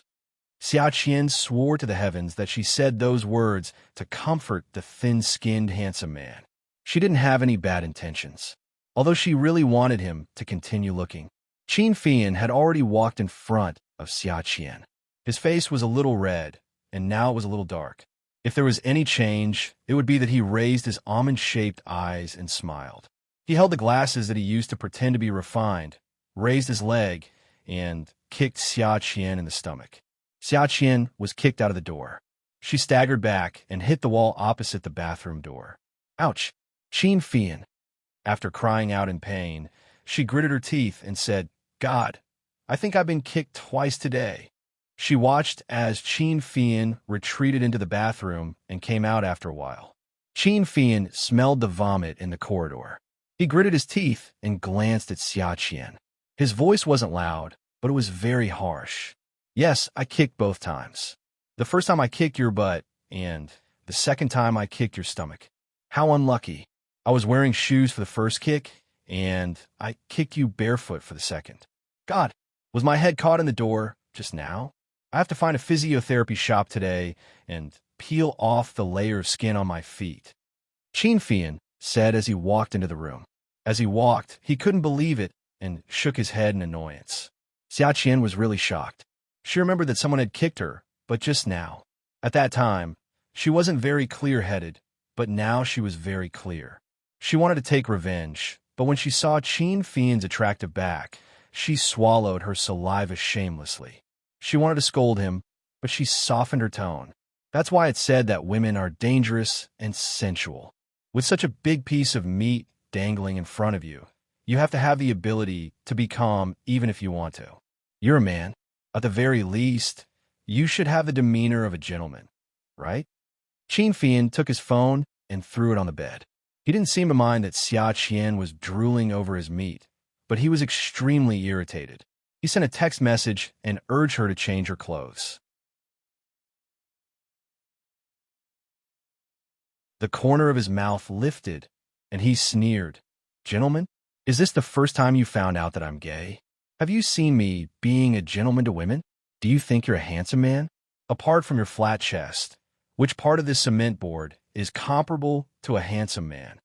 Xia Qian hugged her arms and tightly covered her chest. Qin Fian, you bastard. You'll shine if I give you some sunshine, right? Huh, you're pushing your luck, aren't you? The man said disdainfully, if you have the ability, why don't you show off your chest for everyone to evaluate? Is it like a cement board? Men who train their muscles are more developed than yours, right? Xia Qian felt that she was going crazy. It was true. Although she was still a virgin, she was still a fujoshi. It was impossible for her to be ignorant of everything. What was the difference between attacking a woman's chest and attacking a man's JJ size? It was fine if she was constantly attacked by Yi, but now that she was being attacked by a man, the feeling was too different. Xia Qian felt that it was very ungentlemanly to use force against a half-naked handsome man. As a tomboy, she should give in to such a handsome man. Hence, she calmed herself down before walking to Qin Fian's bedside. Qin Fian, how do you know that my chest is not as developed as a muscular man's? Qin Fian had already sent the text message. At this moment, he was shaking the phone in his hand. His two long legs were crossed, shaking his feet. He pursed his lips. I was the one who opened your clothes just now. Didn't you notice that you're naked? God, luckily, I'm gay and didn't do anything to you. It wasn't a big blow to you. If a man who likes women saw you lying there naked, I'm afraid he would be very gentlemanly and send you home. Xia Qian was wearing a loose robe. She was so angry that she couldn't say a word. Besides her breathing, she couldn't hear anything. In a fit of anger, she pulled open her collar and lowered her head to take a look. Indeed, it was too small. Qin Fian looked at Xia Qian's unrestrained actions. His almond-shaped eyes widened, and he choked and hiccuped. Xia Qian looked at Qin Fian more and more fiercely. Not only did this man kick her, but he also kicked her stomach. Awesome novel. Songshu 566 that you're tuning in to the Romance Rendezvous YouTube channel. We're so grateful for your support, and don't forget to subscribe to join us on this incredible journey through captivating stories. Your generosity through donations truly makes a world of difference, as it's the primary source of revenue that allows me to expand and enhance this channel for you. Thank you from the bottom of my heart for being a part of this adventure.